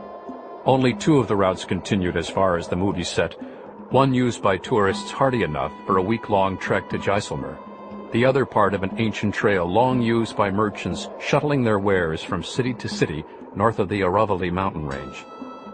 Mack Bolan, John Kissinger, and Jack Grimaldi had decided on the latter route. To any Mujahideen lookouts posted along the trail, it would make sense that merchants, rather than tourists, would continue to venture along the trail despite an approaching monsoon that stirred up clouds of dust, reducing visibility every bit as much as a snow blizzard in the Himalayas. By the same token, one would expect the camels in a merchant caravan to be loaded with wares. The men could pack their weapons and other munitions without drawing undue notice. There were 40 camels in the procession, trotting across the sand in single file, less than a yard between one and the next. Only 13 of the humped beasts bore riders. The other 27 were heavily laden with cargo. All in all, it was the same sort of formation that had religiously passed by the film site every day at this time. Same number of riders, same amount of cargo, same slow, deliberate pace. The Stony Man warriors weren't among those astride the camels. Along with a dozen members of the Rajasthan Desert Militia, Bolan, Kissinger, and Grimaldi rode alongside the far side of the beast's humps, each man lying on his side within the webbing of a woven rope cargo sling. There were more comfortable ways to travel, to be sure. With each step the camels took, the rope chafed against the men's skin and clothing like a blunt, bristly-edged knife. And, too, they were facing the sun, and there was enough of it streaking through the sweeping dust clouds to make the men feel as if they were being roasted on a spit. There was a reason for the ploy, of course. At one point, the trail not only wound to within 100 yards of the film site, but it also passed behind a sand dune 15 feet high and nearly 45 yards across. The dune would provide the men the cover behind which they could make their move. As soon as he heard one of the camel drivers trill on a panpipe, Mack Bolan unsheathed the trench knife and cut through enough of the webbing to free one arm. He reached up over the camel's hump, grabbing hold of a thicker length of rope knotted around the saddle pommel. He quickly untied the knot and yanked on the rope. pulling over a saddlebag weighed down with 2 20-pound sacks of flour. He did the same with one more pouch, then hacked some more at the sling webbing until, like a moth wriggling from its cocoon, he was able to crawl free. All the while, he continued to hold on to the mesh, however, and it wasn't until he'd dragged over another 3 saddle packs that he let go, leaving the camel's load properly counterweighted. He stepped back and slapped the camel's hindquarters to urge it along, then joined Kissinger, Grimaldi, and the RDM soldiers, all of whom had similarly cut themselves loose, and proceeded to the dune. An RDM sniper quickly broke out a Priva mechanical crossbow and began to assemble it. The weapon was similar to the Barnett Commando, which Bolan had used with success on a number of missions, but this was the RDM's turf, and he was content to let their man do the honors of taking out the nearest Mujahideen sentry. It left him free to see what they were in for, should they be able to reach the film site. Grimaldi and Kissinger joined him as he peered over the top of the dune. All 3 men wore wraparound goggles to keep the stinging sand from their eyes. Grimaldi caught a glimpse of the costumed extras who were easy to see through the dust clouds. What a goofy-ass batch of spacemen. They look like rejects from the last Power Rangers movie. Bolan peered through his binoculars. There are at least 40 of them. Goofy-looking or not, if they're all Mujahideen, we're in for a fight. And who knows how many others might be hanging out in the plains. That guppy could hold a good 20, 30 guys. Those space rifles they're carrying look like the real deal. M50s in sheep's clothing, I think. I was wondering about that. Those DPVs coming out of that tent look like they've strapped on some real heat, too. Bolan was concerned about the sandstorm. Sure, it gave them some extra cover, but it would also hinder the approach of backup forces and possibly work against them if things turned into a firefight. The Mujahideen, after all, were more familiar with the film site and could use the knowledge to their favor. Moments later, the main flaps to the white tent parted, and out rolled a futuristic-looking tank, perhaps 2/3 the size of the crimson LVT-P7 Amtrax. 6 men walked out alongside the weapon. Attempting to focus on them through the binoculars was like trying to pull in a television station with a weak signal. The airborne sand obscured everything in sight. Whether it was something about the way the men carried themselves, or the fact that none of them wore costumes, Bolan felt in his gut that these were more than mere grips hauling out another prop. One man seemed to be in charge, and he moved about the tank, gesticulating at the others to make sure they positioned it correctly.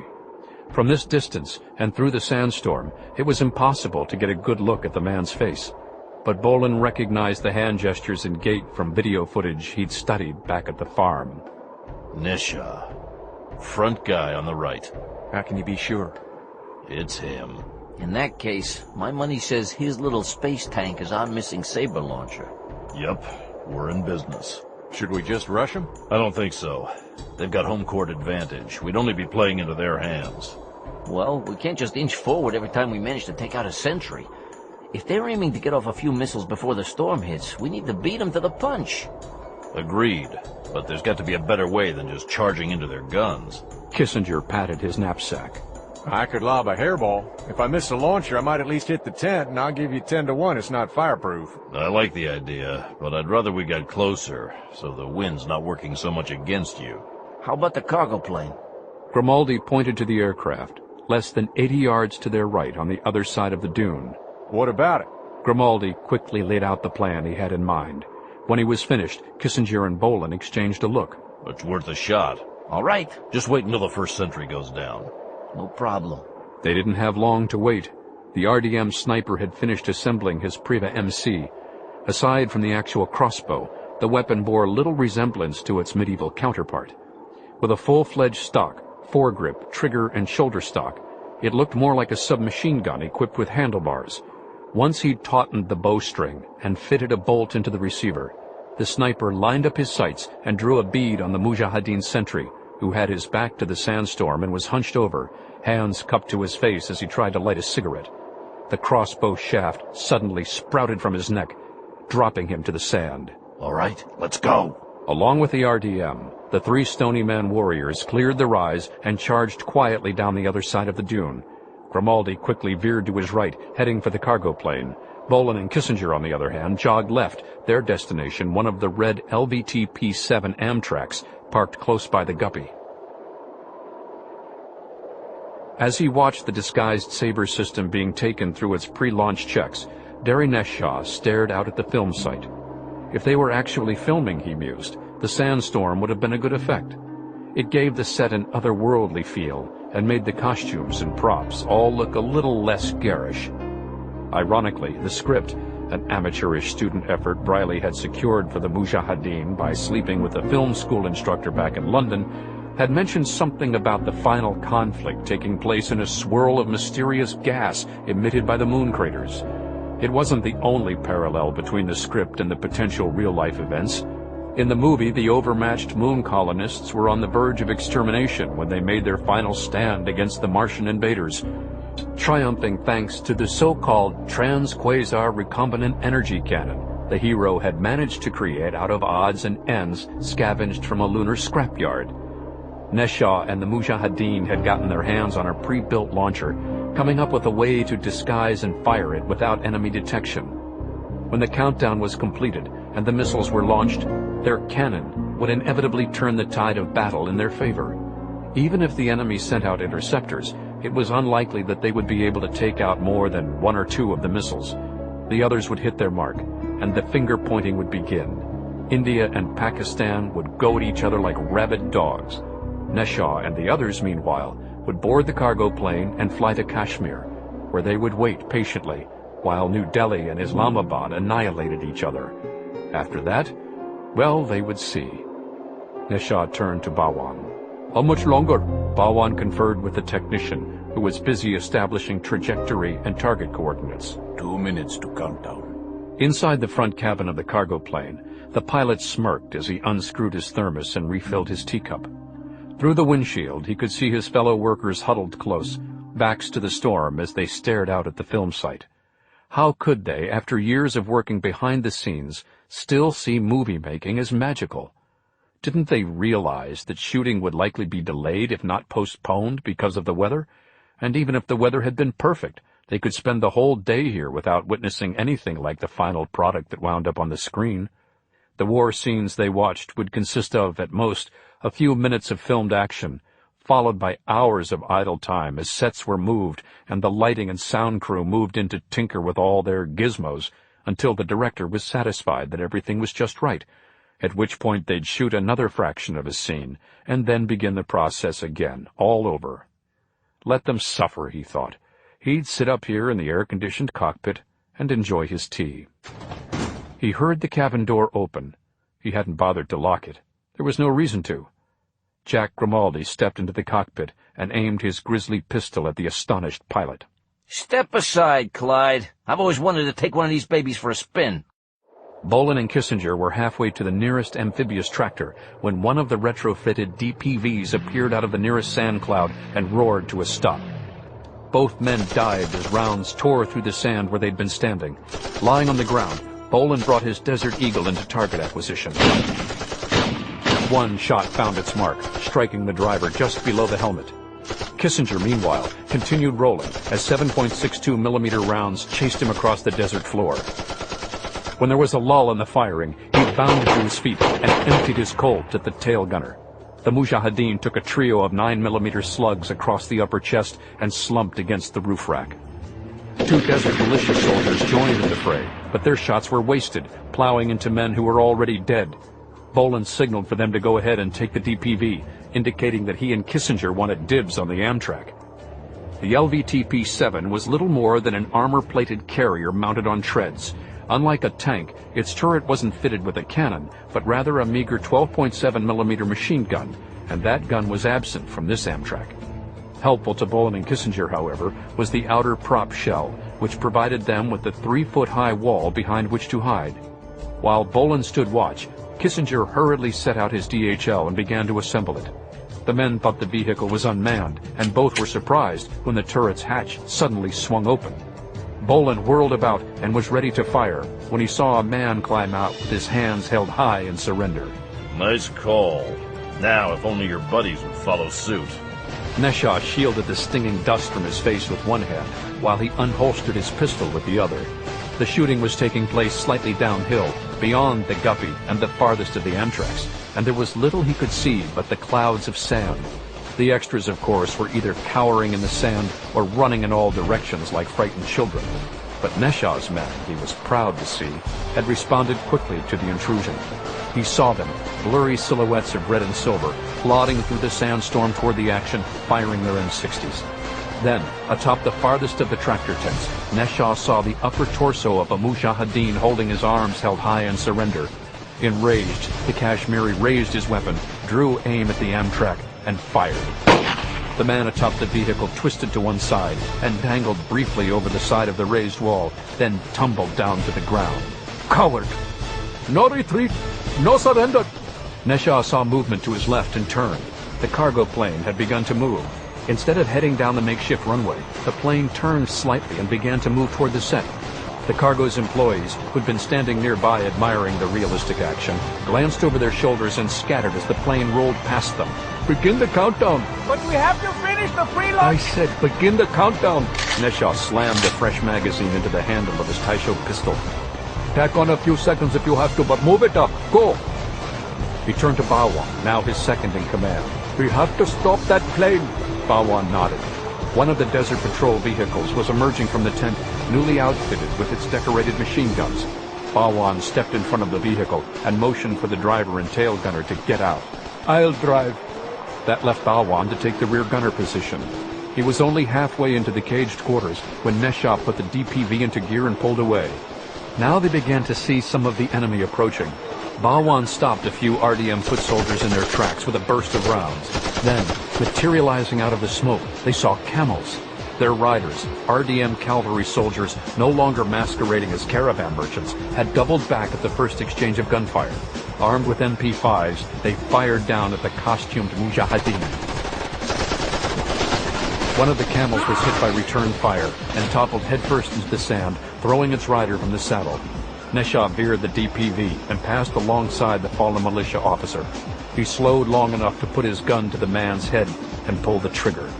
In slowing, however, he'd also allowed other RDM troopers to take aim at the patrol vehicle. Bolan took the worst of it, dying in the gunner's post with shots through the head and upper torso. Neshaw felt a slug lodge in his shoulder, but tried to ignore the pain. Hands on the steering wheel, he drove on, heading toward the approaching plane. As he smashed the cargo plane through a length of cyclone fence and bore down on the missile launcher, Grimaldi kept reminding himself of Kissinger's assurances that the missiles most likely wouldn't detonate if crushed under the moving bulk of the Antonov. Now he wished Cowboy had been a little more specific. What kind of odds did most likely amount to?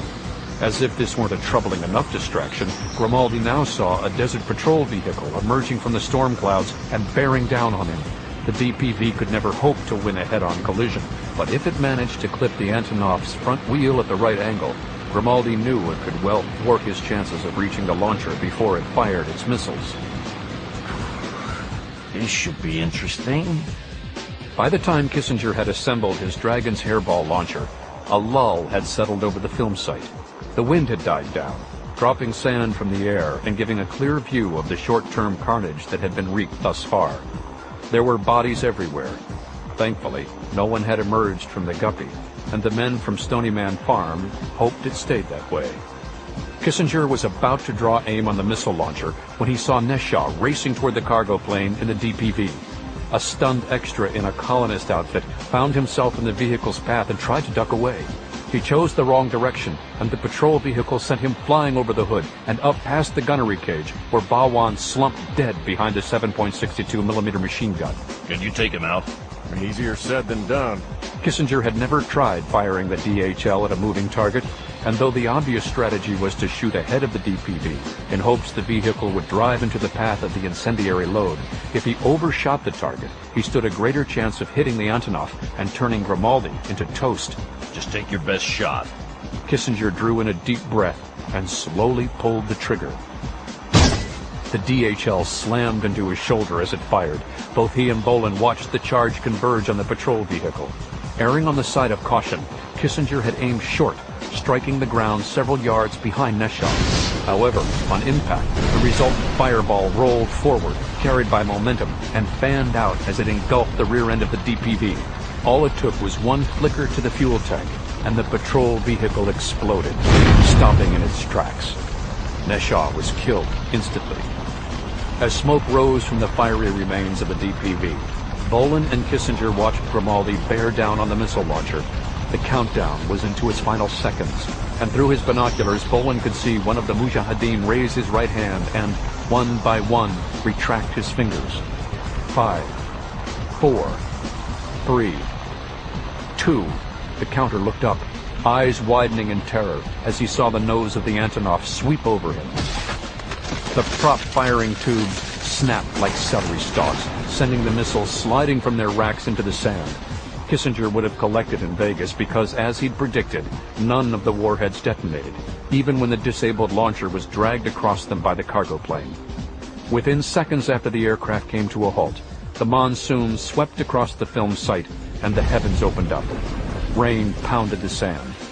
Bolan and Kissinger bounded down from the Amtrak and began helping the desert militia round up the surviving extras and Mujahideen. Contrary to their leader's orders, the remaining Kashmiris readily surrendered. They knew it was over. Epilogue. Stony Man Farm, Virginia. Unlike Zerat Wall, the men of Stony Man Farm received neither medals nor parades to honor their valor and courage on the field of battle. As they touched down on the farm's camouflaged runway, in the private Cessna that had brought them from Dulles International Airport, the most Mack, Bolan, Jack Grimaldi, and John Kissinger were hoping for was a decent meal and hopefully a good night's sleep before their next call to arms. A few farmhands doing chores in the nearby orchard glanced up and offered the men faint nods as they deplaned.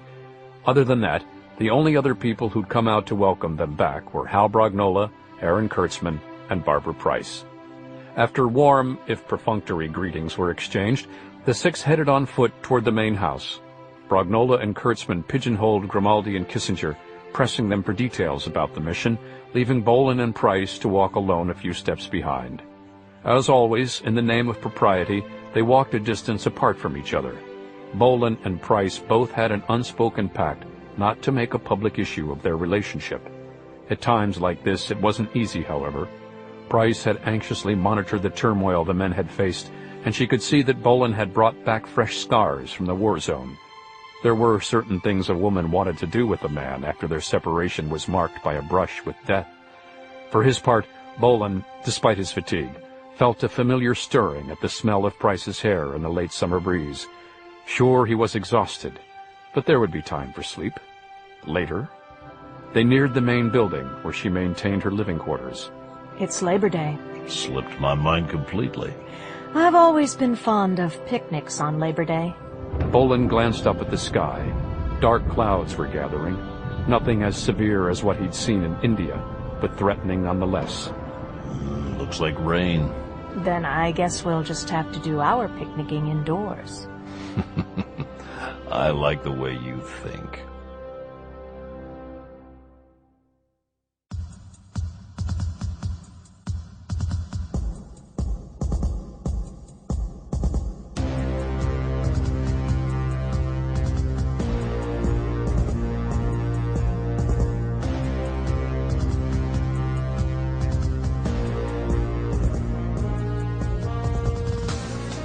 Mack Bolan, Sworn Enemies is a graphic audio production.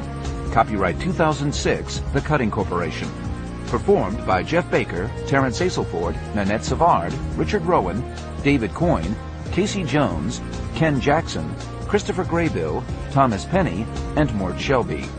Additional red shirts performed by the Dead Giveaways. Directed by Nanette Savard. Vocal editing and graphic audio sound design by Matt Webb, Christian Parent, Nathaniel Perry, and Kyle Univere. The Mack Bolan theme was composed by Chris Rowan. Additional original music by Matt Webb, Nathaniel Perry, and Chris Rowan.